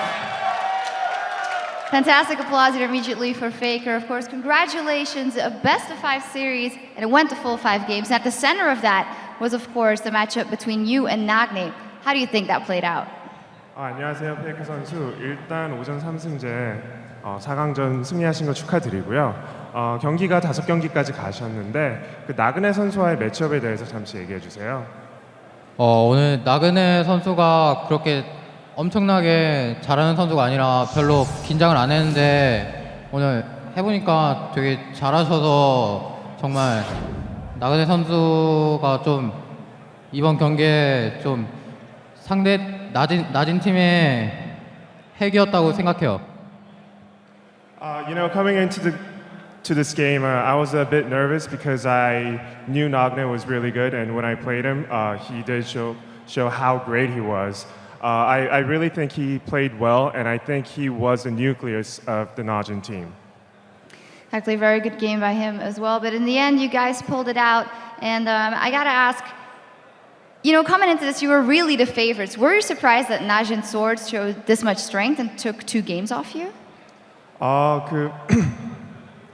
오늘 경기에서 5경기까지 가셨는데요. 이 토너먼트 들어오실 때 SKT가 제일 우승 후보로 꼽혔잖아요. 5경기까지 가신 거에 대해서 좀 놀라시지 않으셨나요?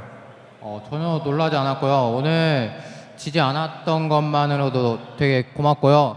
일단 5경기까지 갔으니까 그 나진 소드가 정말 강팀이라는 걸 다시 한번 일깨워주는 그런 판이었던 것 같아요.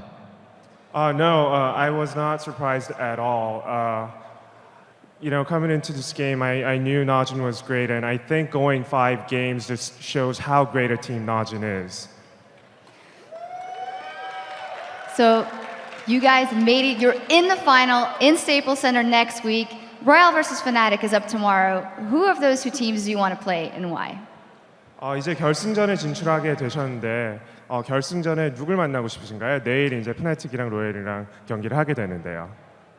일단 저는 로얄이나 프나틱 둘 다 아무나 와도 상관이 없는데 딱히 꼽기도 좀 힘들어요. 이게 그래서 그냥 2 팀 중 아무나 올라와도 상관없을 것 같고 이번에는 결승에 누가 올라올지 거의 생각도 안 하고 이번 경기만 생각해가지고 좀 그 결승전 생각은 별로 안 나요.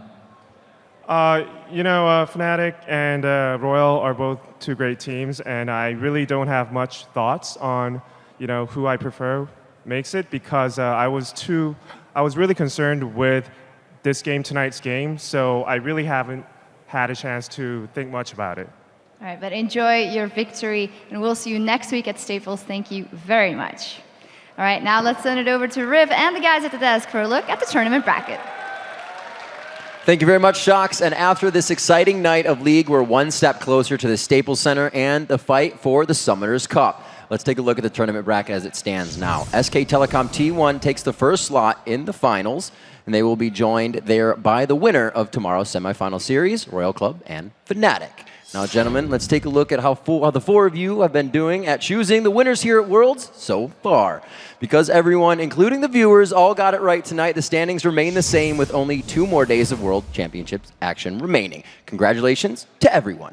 All hail Lord Monte Cristo. All hail Lord Monte. So coming up tomorrow here at the Galen Center, it's day 2 of the Season 3 semifinals. Yeah, China's Royal Club and Europe's Fnatic fight for their spot in the Season 3 finals and a shot at the Summoners Cup. Our coverage begins Saturday at 12 p.m. Pacific, 9 p.m. Central European Time. Now let's send it over to Shocks and close out our first night of semifinal action here at the Galen Center.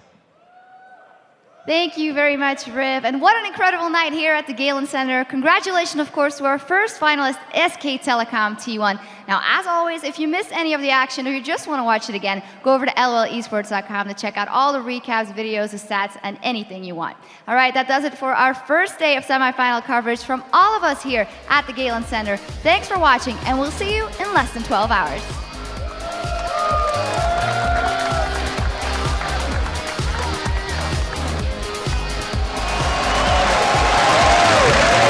Yeah, Impact having to flash away, but they're going to go in for this one. Impact's going to go down.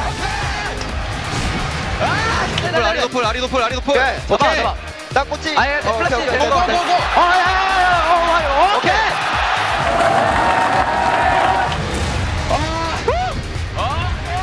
나이스. Sword are going to pick up game 1 in the series.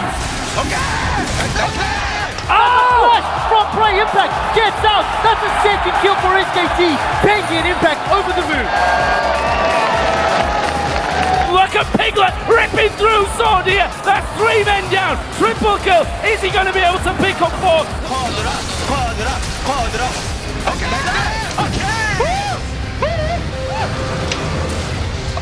Trying to get the kill. He's not got him though. Prey going super low, and he will fall.